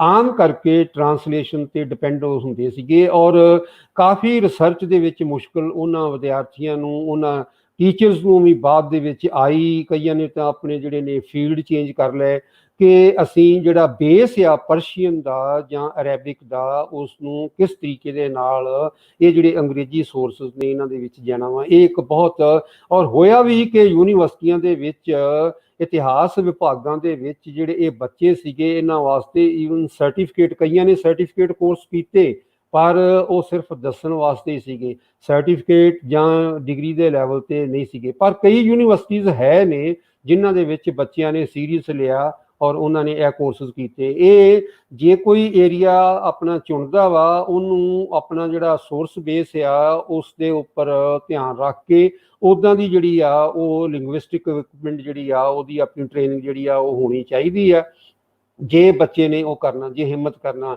ਕਈਆਂ ਨੇ ਆਪਣੇ ਜਿਹੜੇ ਸੀਗੇ ਉਸ ਸਮੇਂ ਟੀਚਰ ਸੀਗੇ, ਉਹਨਾਂ ਕੋਲੋਂ ਪੁੱਛ ਕੇ ਤੇ ਜਿਹੜੇ ਉਰਦੂ ਜਾਂ ਪਰਸ਼ੀਅਨ ਜਾਣਦੇ ਸੀ ਉਹਨਾਂ ਕੋਲ ਜਾ ਕੇ ਸਿੱਖ ਵੀ ਲਿਆ। ਇਹ ਇੱਕ ਖਾਸ ਆ ਹਰ ਇੱਕ ਦੀ, ਤੇ ਜੇ ਬੱਚੇ ਚਾਹੁੰਦੇ ਨੇ ਇਸ ਕੰਮ ਤੇ ਕੰਮ ਕਰਨਾ, ਪਹਿਲਾਂ ਸਿੱਖ ਲੈਣ, ਉਸ ਤੋਂ ਬਾਅਦ ਮਟੀਰੀਅਲ ਜਿਹੜਾ ਵਾ ਆਪਣੇ ਆਪ ਸਮਝ ਆ ਜਾਏਗਾ। ਜੀ ਆਮਰ ਸਾਹਿਬ। ਹਾਂਜੀ, ਹੁਣ ਆਵਾਜ਼ ਸਰ ਠੀਕ ਆ ਰਹੀ ਹੈ? ਆਵਾਜ਼ ਬਿਹਤਰੀਨ ਹੈ ਤੁਹਾਡੀ। ਹਾਂਜੀ ਸਰ, ਇਹ ਜਿਹੜਾ ਪਰਸ਼ੀਅਨ ਔਰ ਅਰੈਬਿਕ ਸੋਰਸਿਸ ਦੇ ਹਵਾਲੇ ਨਾਲ। ਹਾਂਜੀ, ਦੇਖੋ ਨਾ, ਹੁਣ ਮੈਂ ਛੋਟੀ ਜਿਹੀ ਗੱਲ ਹੈਗੀ ਹੈ ਕਿ ਜਿਹੜੀ ਹੈਗੀ ਹੈ ਅਰਬ ਟਰੈਵਲਰ ਜਿੰਨੇ ਆਏ, ਜਿਹੜੀ ਮਸੂਦੀ ਤੋਂ ਲੈ ਕੇ ਤੇ ਇਬਨ ਬਤੂਤਾ ਤੱਕ, ਇਹ ਕੋਈ 600-700 ਸਾਲ ਦਾ ਪੀਰੀਅਡ ਬਣਦਾ ਹੈ। ਅੱਛਾ, ਹੁਣ ਇਹ ਸਾਰੇ ਅਰਬ ਟਰੈਵਲਰ ਨੇ ਦਰਿਆਏ ਸਿੰਧ ਦਾ ਨਾਂ ਦਰਿਆਏ ਪੰਜਾਬ ਲਿਖਿਆ। ਇਹ ਮਤਲਬ ਕਿ ਮਸੂਦੀ ਨੇ ਵੀ ਲਿਖਿਆ, ਉਸ ਤੋਂ ਬਾਅਦ ਵੀ ਲਿਖਿਆ। ਹੁਣ ਉਹ ਕਿਉਂ ਲਿਖ ਰਹੇ ਨੇ ਜੀ? ਇਹ ਸਿੰਧ ਹੁਣ ਆ ਰਿਹਾ ਹੈ ਤੇ ਫਿਰ ਪੰਜਾਬ ਪਹਿਲੇ ਦਰਿਆਏ ਪੰਜਾਬ ਹੀ ਹੈਗਾ ਸੀ, ਇਹ ਕੀ ਹੈਗਾ ਸੀ? ਅੱਛਾ, ਹੁਣ ਗੱਲ ਤੇ ਛੋਟੀ ਜਿਹੀ ਹੁੰਦੀ ਹੈ, ਲੇਕਿਨ ਉਹਦੇ ਪਿੱਛੇ ਪੂਰੀ ਕਹਾਣੀ ਹੁੰਦੀ ਹੈ ਜਿਹਨੂੰ ਸਮਝਣ ਦੀ ਲੋੜ ਹੁੰਦੀ ਹੈ। ਹੁਣ ਇਹ ਜਿਹੜੇ ਸੋਰਸਿਸ ਦੇ ਸਵਾਲ ਹੈ, ਇਹਦੇ ਵਿੱਚ ਇੱਕ ਕਿਤਾਬ ਹੈ history of India as written by its own historian, ਲਿਖੀ ਹੈ ਉਸੇ ਤਰ੍ਹਾਂ ਕਲੋਨੀਅਲ ਸਟਾਈਲ ਦੇ ਵਿੱਚ ਹੈਗੀ ਹੈ। ਹਿੰਦੂ ਦੌਰ, ਮੁਸਲਿਮ ਦੌਰ ਕਰਕੇ ਜੋ ਡਰਾਮਾਬਾਜ਼ੀ ਉਹ ਕਰਦੇ ਨੇ, ਉਹ ਡਰਾਮਾਬਾਜ਼ੀ ਇਹਦੇ 'ਚ ਪੂਰੀ ਮੌਜੂਦ ਹੈ। ਲੇਕਿਨ ਉਹਦਾ ਫਾਇਦਾ ਹੈਗਾ, ਔਰ ਆਨਲਾਈਨ ਪਈ ਹੋਈ ਹੈ ਸਾਰੀ, ਕਿ ਉਹਦੇ ਅੰਦਰ ਬਹੁਤ ਸਾਰੀ ਕਿਤਾਬਾਂ ਦੇ ਹਵਾਲੇ ਹੈਗੇ। ਔਰ ਉਨ ਕਿਤਾਬਾਂ ਨੂੰ ਐਕਸਪਲੋਰ ਕਰਨਾ ਔਰ ਉਨ ਕਿਤਾਬਾਂ ਨੂੰ ਲੱਭਣਾ ਔਰ ਉਹਨਾਂ ਨੂੰ ਜਿਹੜੀ ਵੀ ਭਾਸ਼ਾ ਦੇ ਵਿੱਚ ਉਹ ਲਿਖੀ ਗਈਆਂ ਨੇ ਉਹਦੇ 'ਚ ਪੜ੍ਹਨਾ। ਹੁਣ ਇਬਨੇ ਬਤੂਤਾ ਦੀ ਤੁਸੀਂ ਕਿਤਾਬ ਨੂੰ ਅਗਰ ਅਰਬੀ ਦੇ ਵਿੱਚ ਪੜ੍ਹੋਗੇ ਤਾਂ ਜ਼ਮੀਨ ਅਸਮਾਨ ਦਾ ਫਰਕ ਹੋਏਗਾ, ਜਿਹੜਾ ਉਹਦਾ ਏਸ਼ੀਆ ਔਰ ਅਫਰੀਕਾ ਦਾ ਚੈਪਟਰ ਹੈਗਾ।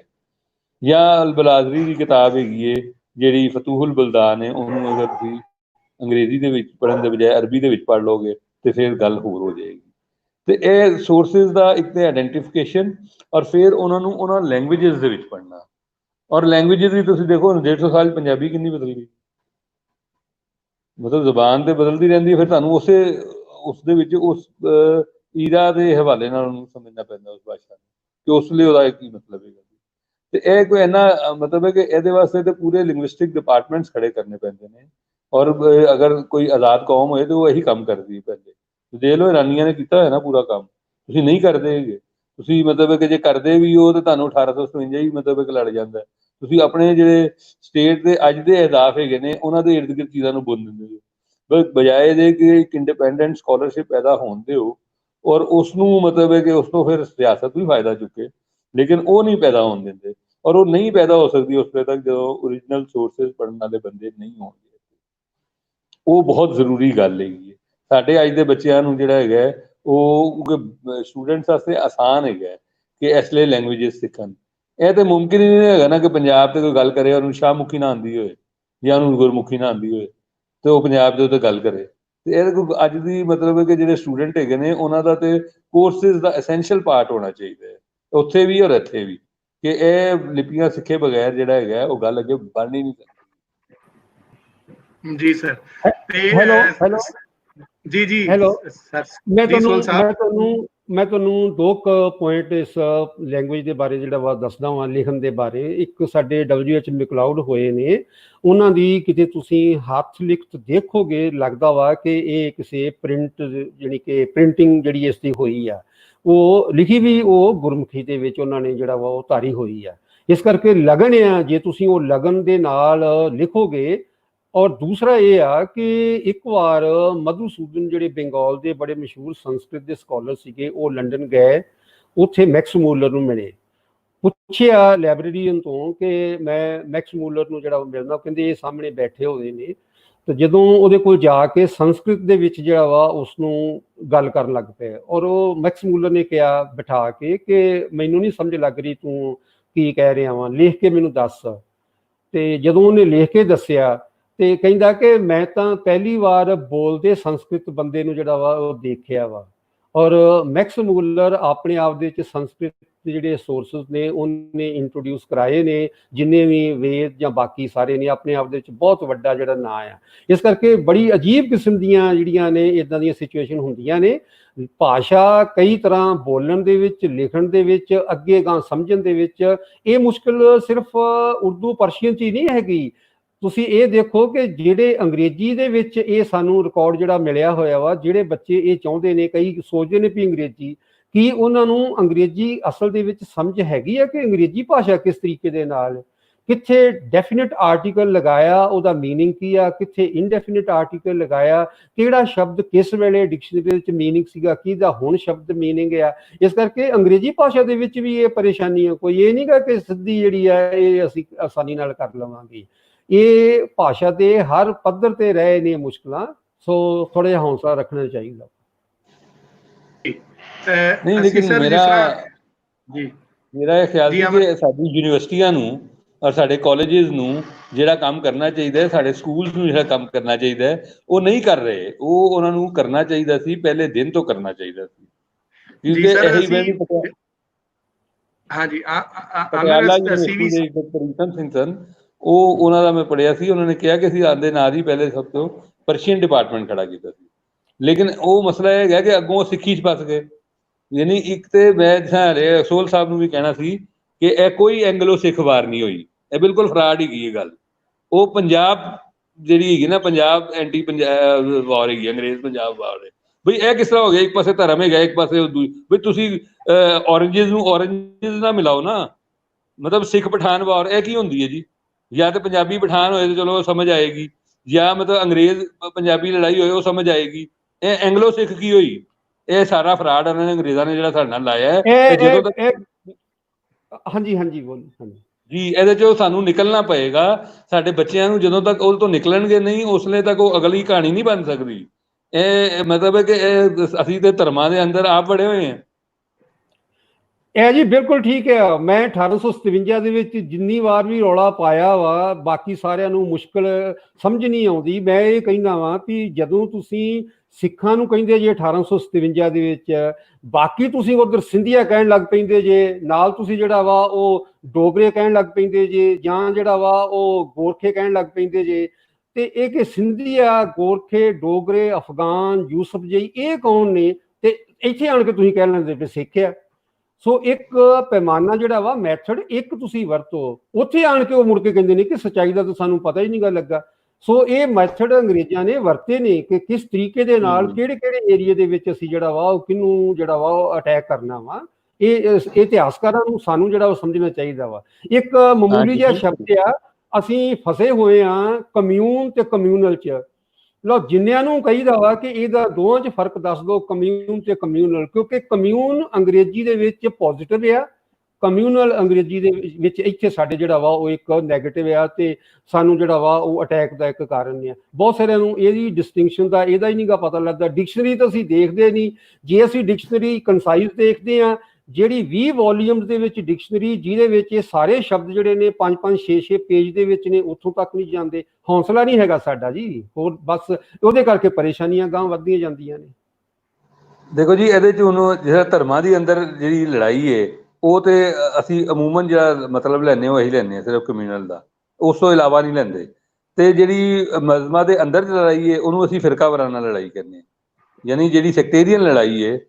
ਹੁਣ ਤੁਸੀਂ ਦੇਖੋ ਕਿ ਇਸ ਲਈ ਜਿਹੜਾ ਇੰਡੀਅਨ ਕਿਤਾਬਾਂ ਮੈਂ ਬਹੁਤ ਸਾਰੀਆਂ ਰੈਫਰ ਕਰ ਸਕਦਾ ਤੁਹਾਨੂੰ ਕਿ ਜਿਨ੍ਹਾਂ ਦੇ ਅੰਦਰ ਇਹਨੂੰ ਮਿਕਸ ਕਰਤਾ ਗਿਆ, ਯਾਨੀ ਉਹ ਕਮਿਊਨਲ ਲੜਾਈ ਨੂੰ ਵੀ ਫਿਰਕਾ ਵਾਰਾਨਾ ਲੜਾਈ ਲਿਖਦੇ ਨੇ। ਇਹ ਜਦੋਂ ਸ਼ਬਨਮ ਹਾਸ਼ਮੀ ਆਈ ਸੀ ਮੈਂ ਉਹਦੇ ਅੱਗੇ ਰੱਖੀਆਂ ਸਨ ਚੀਜ਼ਾਂ, ਔਰ ਉਹਨੂੰ ਦੱਸਿਆ ਸੀ ਕਿ ਇਹ ਜਿਹੜਾ ਹੈਗਾ ਉਹ ਮਸਲਾ ਇਹ ਹੈਗਾ ਕਿ ਸਾਨੂੰ ਚੀਜ਼ਾਂ ਨੂੰ ਕਲੈਰਿਟੀ ਦੇ ਨਾਲ ਜਿਹੜਾ ਹੈ ਪੇਸ਼ ਕਰਨ ਲਈ ਕੁਝ ਟਰਮਸ ਤੇ ਚਾਹੀਦੀਆਂ ਹੁੰਦੀਆਂ ਨੇ। ਹੁਣ ਅਗਰ ਅਸੀਂ ਮਜ਼ਹਬਾਂ ਦੇ ਦਰਮਿਆਨ ਲੜਾਈ ਨੂੰ ਕੀ ਅਲੱਗ ਕਹਾਂਗੇ, ਔਰ ਜਿਹੜੀ ਮਜ਼ਹਬ ਦੇ ਅੰਦਰ ਲੜਾਈਆਂ ਹੋਈਆਂ ਨੇ ਉਹਨਾਂ ਨੂੰ ਸਾਨੂੰ ਅਲੱਗ ਹਸੀਅਤ ਦੇਣੀ ਪਏਗੀ। ਉਹਦੇ ਵਾਸਤੇ ਲਫ਼ਜ਼ ਤੁਸੀਂ ਕੁਆਇਨ ਕਰੋ, ਬਣਾਓ, ਪੁਰਾਣਾ ਕੋਈ ਲਫ਼ਜ਼ ਹੈ ਉਹਨੂੰ ਰਿਵਾਈਵ ਕਰੋ, ਲੇਕਿਨ ਉਹ ਲਫ਼ਜ਼ ਹੋਣੇ ਜ਼ਰੂਰੀ ਹੈਗੇ ਨੇ। ਕਮਿਊਨਲ ਅਗਰ ਉਹਦੇ ਵਾਸਤੇ ਠੀਕ ਲਫ਼ਜ਼ ਨਹੀਂ ਵੀ ਹੈਗਾ ਤੇ ਉਹਦੇ ਵਾਸਤੇ ਸਾਨੂੰ ਨਵਾਂ ਲਫ਼ਜ਼ ਸੋਚਣਾ ਪਏਗਾ।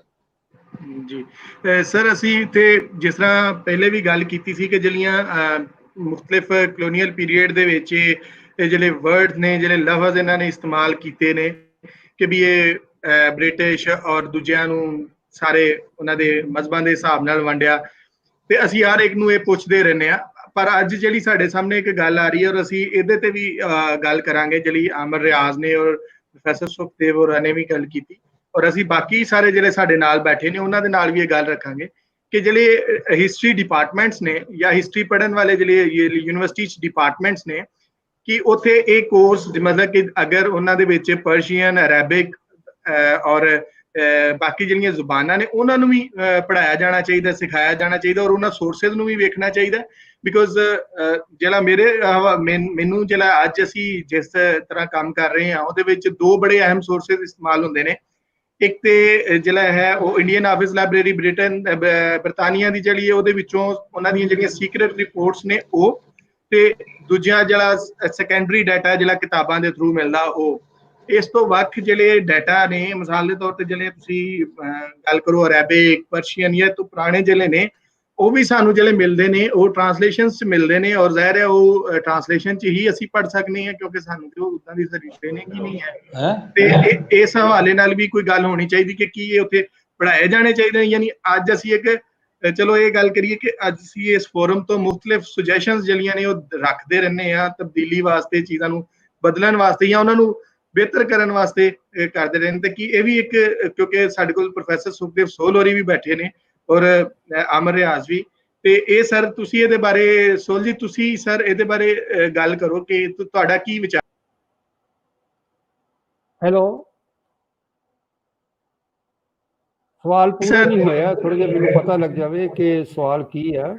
ਹਾਂਜੀ ਸਰ, ਸਵਾਲ ਇਹ ਵੀ ਕਿ ਅਸੀਂ ਆਪਣੇ ਲੈਕਚਰ ਸੀਰੀਜ਼ ਦੇ ਵਿੱਚ 2-3 ਗੱਲਾਂ ਸਾਹਮਣੇ ਰੱਖ ਕੇ ਸ਼ੁਰੂ ਕੀਤੀ ਸੀ, ਕਿਉਂਕਿ ਸਾਡਾ ਕਲੱਬ ਤੇ ਬਹੁਤ ਦੇਰ ਦਾ ਕੰਮ ਕਰਦਾ ਹੈ ਤੇ ਅਸੀਂ ਜਦੋਂ ਇਸ ਤਰ੍ਹਾਂ ਇੰਟਰਨੈਸ਼ਨਲੀ ਕਰਦੇ ਸਾਂ ਤੇ ਉਹਦੇ ਵਿੱਚ ਵੀ ਅਸੀਂ ਇਹੀ ਗੱਲਾਂ ਤੇ ਗੱਲ ਸ਼ੁਰੂ ਕੀਤੀ ਸੀ ਕਿ ਵੀ ਜਿਹੜੀਆਂ ਟਰਮਸ ਜਿਹੜੀਆਂ ਡਿਸਕ੍ਰਿਮੀਨੇਟਰੀ ਟਰਮਸ ਯੂਜ਼ ਕੀਤੀਆਂ ਗਈਆਂ ਨੇ ਜਾਂ ਗਲਤ ਨੇ, ਉਹ ਤਾਰੀਖ ਦਾ ਬਿਲਕੁਲ ਬਦਲ ਕੇ ਰੱਖ ਦਿੰਦੀਆਂ ਨੇ, ਉਹਦਾ ਬਿਲਕੁਲ ਮੁਹਾਂਦਰਾ ਹੀ ਬਦਲ ਦਿੰਦੀਆਂ ਨੇ। ਉਹ ਸਾਡੇ ਵਿੱਚ ਨਹੀਂ ਸਨ, ਬਾਅਦ ਚੋਂ ਆ ਕੇ ਪਾਈਆਂ ਵਿੱਚ। ਤੇ ਇਸੇ ਤਰ੍ਹਾਂ ਹੀ ਅੱਜ ਜਿਹੜੀ ਗੱਲ ਜ਼ੁਬਾਨ ਦੀ ਕੀਤੀ ਜਾ ਰਹੀ ਹੈ ਕਿ ਮਸਲਨ ਅਸੀਂ ਜਿਹੜੀਆਂ ਅਗਰ ਵੇਖੀਏ ਕਿ ਪੰਜਾਬ ਸਟੱਡੀਜ਼ ਜਾਂ ਪੰਜਾਬ ਦੀ ਤਾਰੀਖ ਪੜ੍ਹਨ ਵਾਸਤੇ ਸਾਨੂੰ ਪਰਸ਼ੀਅਨ ਔਰ ਅਰੈਬਿਕ ਸੋਰਸਿਸ ਨੂੰ ਵੀ ਪੜ੍ਹਨਾ ਪਏਗਾ। ਤੇ ਉਹਦੇ ਹਵਾਲੇ ਨਾਲ ਜਿਹੜੇ ਡਿਪਾਰਟਮੈਂਟਸ ਕੰਮ ਕਰਦੇ ਨੇ ਕਿ ਉੱਥੇ ਇਹ ਕੋਰਸ ਪੜ੍ਹਾਉਣੇ ਚਾਹੀਦੇ ਨੇ ਕਿ ਅਸੀਂ ਇਹ ਕਹਾਂਗੇ ਕਿ ਵੀ ਇਹ ਕੋਰਸਿਸ ਹੋਣੇ ਚਾਹੀਦੇ ਨੇ ਜਿਹੜੇ ਪਰਸ਼ੀਅਨ ਨੂੰ ਪੜ੍ਹਾਉਣ ਔਰ ਅਰੈਬਿਕ ਨੂੰ ਵੀ ਪੜ੍ਹਾਉਣ। ਮਸਲਨ ਇੱਥੇ ਅੰਗਰੇਜ਼ੀ ਦਾ ਇੱਕ ਕੋਰਸ ਦਿੱਤਾ ਜਾਂਦਾ ਹੈ। ਇੱਥੇ ਮੈਂ ਅਗਰ ਗੱਲ ਕਰਾਂ ਯੂਨੀਵਰਸਿਟੀਆਂ ਦੇ ਵਿੱਚ ਕਿ ਅੰਗਰੇਜ਼ੀ ਬੱਚਿਆਂ ਦੀ ਠੀਕ ਕਰਵਾਓ, ਠੀਕ ਹੈ, ਤੇ ਕੀ ਇੱਥੇ ਪਰਸ਼ੀਅਨ ਔਰ ਅਰੈਬਿਕ ਵੀ ਹੋਣੀ ਚਾਹੀਦੀ। ਤੇ ਦੂਜੀ ਗੱਲ ਇਹ ਸੀ ਕਿ ਜਿਹੜੇ ਅੱਜ ਅਸੀਂ ਕੰਮ ਕਰ ਰਹੇ ਹਾਂ ਹਿਸਟਰੀ ਦੇ ਉੱਤੇ, ਮੈਂ ਆਪਣੀ ਸਾਈਡ ਦੀ ਗੱਲ ਕਰਾਂ ਤੇ ਇਹਦੇ ਵਿੱਚ ਇੱਕ ਵੱਡਾ ਸੋਰਸ ਜਿਹੜਾ ਵਾ ਨਾ ਉਹ ਅਸੀਂ ਗਿਣਨੇ ਆ ਕਿ ਜਿਹੜਾ ਇੰਡੀਅਨ ਆਫਿਸ ਲਾਇਬ੍ਰੇਰੀ ਹੈ ਔਰ ਮੁਖਤਲਿਫ ਜਿਹੜੀਆਂ ਬਰਤਾਨੀਆ 'ਚ ਲਾਇਬ੍ਰੇਰੀਆਂ ਨੇ ਉਹਨਾਂ 'ਚ ਜਿਹੜੀਆਂ ਉਹਨਾਂ ਦੀਆਂ ਸੀਕਰੇਟ ਰਿਪੋਰਟਸ ਨੇ ਉਹ, ਤੇ ਜਾਂ ਫਿਰ ਜਿਹੜੀਆਂ ਇੱਥੇ ਲਿਖੀਆਂ ਗਈਆਂ ਚੀਜ਼ਾਂ ਸਨ ਪਰਸ਼ੀਅਨ ਹੋਣੀਆਂ ਅਰੈਬਿਕ, ਉਹਨਾਂ ਦੀਆਂ ਟਰਾਂਸਲੇਸ਼ਨ ਜਿਹੜੀਆਂ ਸਾਨੂੰ ਮੈਂ ਤੇ ਕਹਿਣਾ ਕਿ ਸੈਕੰਡਰੀ ਸੋਰਸ ਦੀ ਸੂਰਤ 'ਚ ਕਿਤਾਬਾਂ ਦੀ ਸੂਰਤ ਵਿੱਚ ਸਾਨੂੰ ਮਿਲਦੀਆਂ ਨੇ। ਤੇ ਇਸ ਤੇ ਵੀ ਗੱਲ ਹੋਣੀ ਚਾਹੀਦੀ ਕਿ ਕਿਆ ਬੱਚਾ ਉਹਨੂੰ ਖੁਦ ਅਗਰ ਪੜ੍ਹੇਗਾ ਉਸੇ ਜ਼ੁਬਾਨ ਦੇ ਵਿੱਚ ਤੇ ਉਹਦੇ ਨਾਲ ਕੋਈ ਤਾਰੀਖ ਬਿਹਤਰ ਹੋ ਸਕਦੀ ਹੈ। ਬਿਲਕੁਲ, ਅਸਲ 'ਚ ਇੱਦਾਂ ਵਾ ਕਿ ਸਾਡੀ ਜਿਹੜੀ ਇਤਿਹਾਸ ਦੀ ਡਿਗਰੀ ਆ ਇਸ ਨੂੰ ਜੋੜ ਦੇਣਾ ਚਾਹੀਦਾ ਵਾ। ਜਿਸ ਭਾਸ਼ਾ ਦੇ ਵਿੱਚ ਸਾਡੇ ਕੋਲ ਸੋਰਸਿਸ ਨੇ ਉਹਨਾਂ ਦੇ ਉੱਤੇ ਸਾਡਾ ਕਮਾਂਡ ਜਿਹੜਾ ਵਾ ਇਹ ਡਿਪਾਰਟਮੈਂਟ ਜਿਹੜਾ ਡਿਸਿਪਲਿਨ ਆ ਉਹਦੇ ਵਿੱਚ ਹੋਣਾ ਚਾਹੀਦਾ ਵਾ। ਔਰ ਪਰਸ਼ੀਅਨ, ਅਰੈਬਿਕ, ਸੰਸਕ੍ਰਿਤ, ਗੁਰਮੁਖੀ ਜਾਂ ਇਹ ਜਿਹੜੀਆਂ ਭਾਸ਼ਾ ਜਿੱਥੇ ਜਿੱਥੇ ਵੀ ਆ ਉਹਦੇ ਵਿੱਚ ਉਹਦੀ ਜਿਹੜੀ ਆ ਉਹ ਐਕਸਲੈਂਸ ਬੱਚੇ ਦੀ ਜਿਹੜੀ ਆ ਹੋਣੀ ਚਾਹੀਦੀ ਆ। ਸੁਪਰਵਾਈਜ਼ਰ ਉਹਨਾਂ ਨੂੰ ਜਿਹੜਾ ਵਾ ਉਹ ਦੱਸਣ ਕਿ ਯੂਨੀਵਰਸਿਟੀ ਵੀ ਇਨਸ਼ੋਰ ਕਰੇ ਕਿ ਇਹ ਸਾਰਾ ਕੁਝ ਡਿਗਰੀ ਤਾਂ ਕੰਪਲੀਟ ਹੋਵੇਗੀ। ਜੇ ਤੁਸੀਂ ਅੱਜ ਵੀ ਜਿਹੜੀ ਕਿ ਦੇਖ ਲਓ ਜਿਨ੍ਹਾਂ ਦੀਆਂ ਇਹ ਡਿਗਰੀਜ਼ ਮਿਲੀਆਂ ਹੋਈਆਂ ਨੇ ਉਹਨਾਂ ਦੇ ਕੋਲ ਇਹ ਕੁਆਲੀਫਿਕੇਸ਼ਨ ਜੇ ਨਹੀਂ ਹੈਗੀ ਤਾਂ ਇਹ ਡਾਊਟ ਹੁੰਦਾ ਵਾ। ਪਤਾ ਨਹੀਂ ਇਹ ਆਸਾਨੀ ਕਰਕੇ ਜਾਂ ਕਿਸ ਲੈਵਲ ਤੇ ਬੱਚਿਆਂ ਨੂੰ ਜਿਹੜਾ ਵਾ ਉਹ ਮੈਨੂੰ ਤਾਂ ਲੱਗਦਾ ਹੈ ਸੁਪਰਵਾਈਜ਼ਰ ਦੇ ਲੈਵਲ ਤੇ ਜਾਂ ਯੂਨੀਵਰਸਿਟੀ ਜਿਹੜੀ ਆ ਇਹ ਸਾਨੂੰ ਉਹ ਫੈਸਿਲਿਟੀਜ਼ ਨਹੀਂ ਦਿੰਦੀ। ਸਾਨੂੰ ਇਹ ਸੋਚਣਾ ਚਾਹੀਦਾ ਵਾ ਭਾਵੇਂ ਅੰਗਰੇਜ਼ੀ ਦੇ ਵਿੱਚ ਹੀ ਸੋਰਸ ਮਟੀਰੀਅਲ ਆ ਉਸ ਦੇ ਵਿੱਚ ਵੀ ਉਸ ਦੀ ਐਕਸਲੈਂਸ ਜਿਹੜੀ ਆ ਚਾਹੀਦੀ ਆ। ਇਹ ਕੋਈ ਜ਼ਰੂਰੀ ਨਹੀਂ ਗਾ ਹੈਗਾ। ਬਹੁਤ ਸਾਰਿਆਂ ਨੂੰ ਤਾਂ ਜਦੋਂ ਮੈਂ ਪੁੱਛਦਾ ਵਾਂ ਜਿਸ ਨੂੰ ਵੀ ਕਿਸੇ ਨੂੰ ਉਹ ਅੰਗਰੇਜ਼ੀ ਜਾਣੀ ਕਿ ਕਹੀ ਜਾਂਦੇ ਨੇ, ਅੰਗਰੇਜ਼ਾਂ ਤੋਂ ਇੰਨੇ ਡਰਦੇ ਨੇ, ਇਸ ਤਰੀਕੇ ਦੇ ਨਾਲ ਇੱਕ ਹਵਾ ਬਣਿਆ ਹੋਇਆ ਵਾ। ਥੋੜਾ ਜਿਹਾ ਉਹਨਾਂ ਨੂੰ ਦੱਸੀਏ ਤਾਂ ਕਹਿੰਦੇ ਜੀ ਸਾਨੂੰ ਤਾਂ ਇਸ ਦਾ ਪਤਾ ਹੀ ਨਹੀਂਗਾ। ਹਰ ਇੱਥੋਂ ਦੀ ਜਿਹੜੀ ਨੇਟਿਵ ਭਾਸ਼ਾ ਉਹਦੇ ਬਾਰੇ ਭਾਸ਼ਣ ਦੇ ਦਿੰਦੇ ਨੇ ਜੀ ਉਹਦਾ ਇਹ ਵੀ ਆਪਣਾ ਕਸੂਰ ਆ ਜਾਂ ਇਸ ਭਾਸ਼ਾ 'ਚ ਇਹ ਨਹੀਂ ਹੈਗਾ, ਉਹ ਨਹੀਂ ਹੈਗਾ। ਅੰਗਰੇਜ਼ੀ ਨੂੰ ਜਿਹੜਾ ਵਾ ਇਸ ਲੈਵਲ ਤੇ ਲੈ ਜਾਂਦੇ ਨੇ। ਜਦੋਂ ਮੈਂ ਉਹਨਾਂ ਨੂੰ ਪੁੱਛਦਾ ਵਾਂ ਕਿ ਤੁਹਾਨੂੰ ਪਤਾ ਵਾ ਕਿ ਇਹ ਜਿਹੜਾ ABC ਆ ਇਹ ਕਿਹੜੀ ਸਕ੍ਰਿਪਟ ਆ, ਪਤਾ ਵਾ? ਬਹੁਤ ਸਾਰਿਆਂ ਨੂੰ ਇਹ ਹੀ ਨਹੀਂ ਪਤਾ। ਫਿਰ ਕਹਿੰਦੇ ਜੀ ਇਹ ਕੀ ਆ? ਮੈਂ ਕਿਹਾ ਇਹ ਰੋਮਨ ਸਕ੍ਰਿਪਟ ਆ। ਇਹ ਤਾਂ ਰੋਮਨ ਅੰਪਾਇਰ ਦੇ ਥੱਲੇ ਰੋਮਨਾਈਜੇਸ਼ਨ ਹੋਈ ਆ। ਔਰ ਯੂਰਪ ਦੇ ਵਿੱਚ 25 ਦੇਸ਼ ਨੇ ਜਿਹੜੇ ABC ਨੂੰ ਜਿਹੜਾ ਵਾ ਵਰਤ ਕੇ ਤੇ ਆਪਣੀਆਂ ਜਿਹੜੀਆਂ ਨੇ ਸਾਰੀਆਂ ਜਿਹੜੀਆਂ ਭਾਸ਼ਾ ਦੇ ਵਿੱਚ ਲਿਖੀ ਜਾ ਰਹੇ ਨੇ। ਅਸੀਂ ਜਿਹੜਾ ਵਾ ਉਹਨੂੰ ਅੰਗਰੇਜ਼ੀ ਜਿਹੜਾ ਵਾ ਸਮਝ ਕੇ ਬੈਠੇ ਹੋਏ ਆ। ਫਿਰ ਇਹ ਕਹਿਣ ਲੱਗ ਪੈਂਦੇ ਨੇ ਜੀ ਅੰਗਰੇਜ਼ ਬੜੇ ਸਿਆਣੇ ਨੇ। ਉਹ ਮੈਂ ਕਿਹਾ ਤੁਹਾਨੂੰ ਪਤਾ ਵਾ ਕਿ ਰੋਮਨ ਅੰਪਾਇਰ ਦੇ ਥੱਲੇ ਇਹ ਕਿੰਨਾ ਚਿਰ ਰਹੇ ਨੇ? 400 ਸਾਲ ਤੇ ਫ੍ਰੈਂਚ ਅੰਪਾਇਰ ਦੇ ਹੇਠਾਂ ਰਹੇ ਨੇ।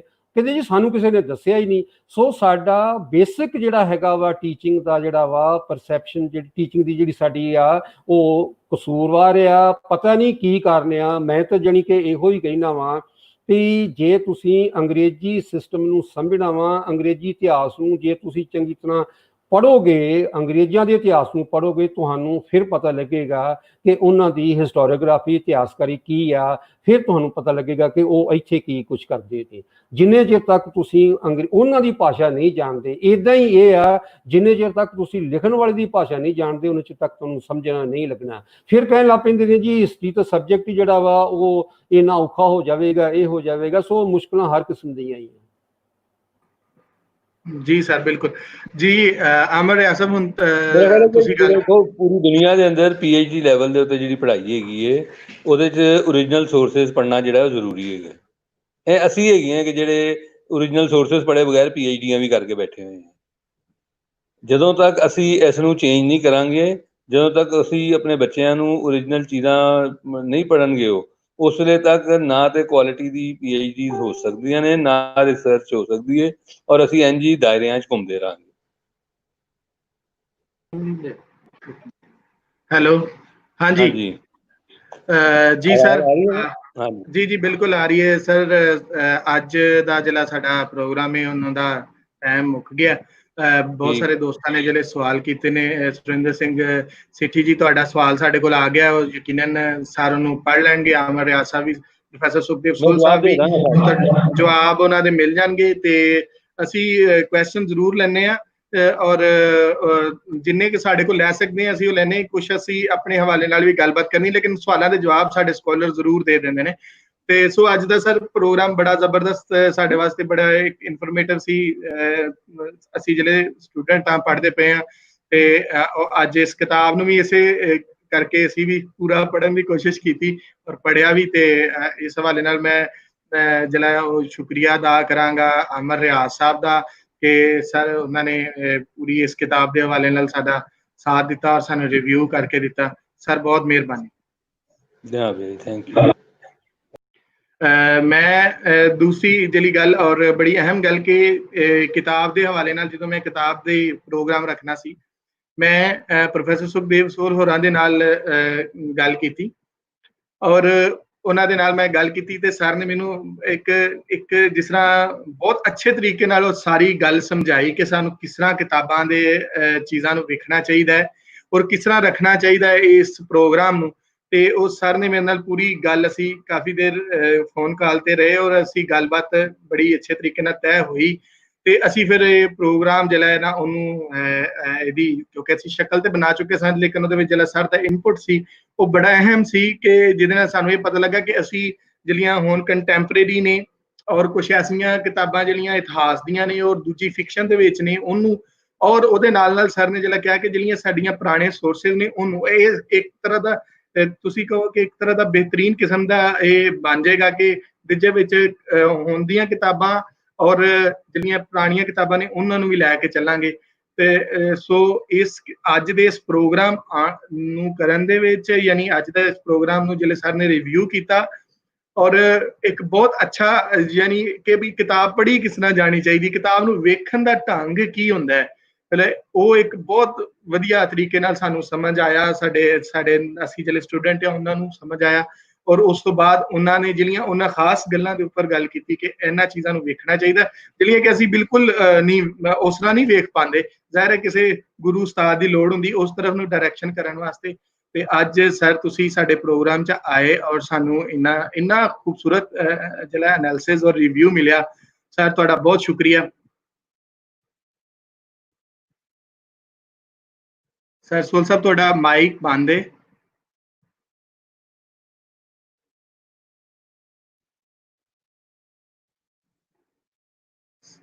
ਸਰ ਜੀ ਤੁਹਾਡਾ ਮਾਈਕ ਬੰਦ ਹੈ ਸੋਲ ਸਾਹਿਬ। Sir doctor Sahib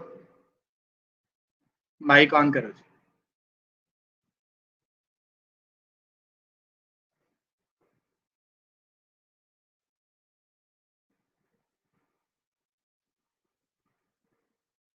sir mic on करना अपना।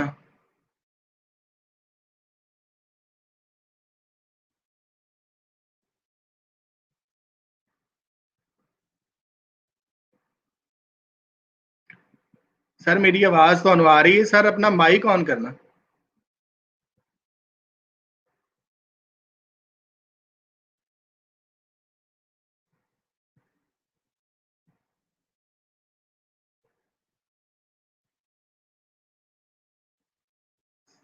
सर माइक ऑफ है, काइंडली माइक नू ऑन करना सर। जी सो अज का जिला प्रोग्राम और जिले सानू दोस्त वेख रहे हैं उन्होंने बड़ी मेहरबानी कि उन्होंने अज साडा साथ बने और मेरा ख्याल है कि सारे दोस्त जिले ने उन्होंने एक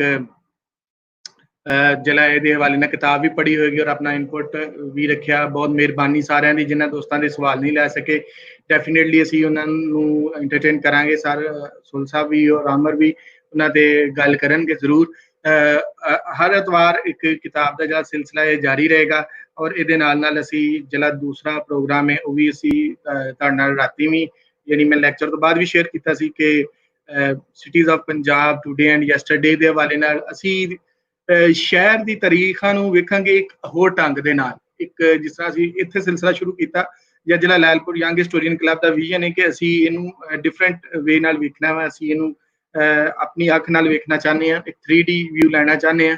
ਸੋ ਅਸੀਂ ਜਿਹੜੀ ਸ਼ਹਿਰਾਂ ਦੀ ਤਾਰੀਖ ਹੈ ਉਹ ਕਿੱਦਾਂ ਸੀ ਤੇ ਕਿੱਦਾਂ ਹੈ ਨਹੀਂ ਹੁਣ, ਉਹਦੇ ਹਵਾਲੇ ਨਾਲ ਵੀ ਅਸੀਂ ਜਿਹੜਾ ਨਵਾਂ ਪ੍ਰੋਗਰਾਮ ਕਰਾਂਗੇ। ਔਰ ਮੰਗਲ ਵਾਲੇ ਦਿਨ ਦੁਪਹਿਰੇ 3 ਵਜੇ ਹੋਏਗਾ।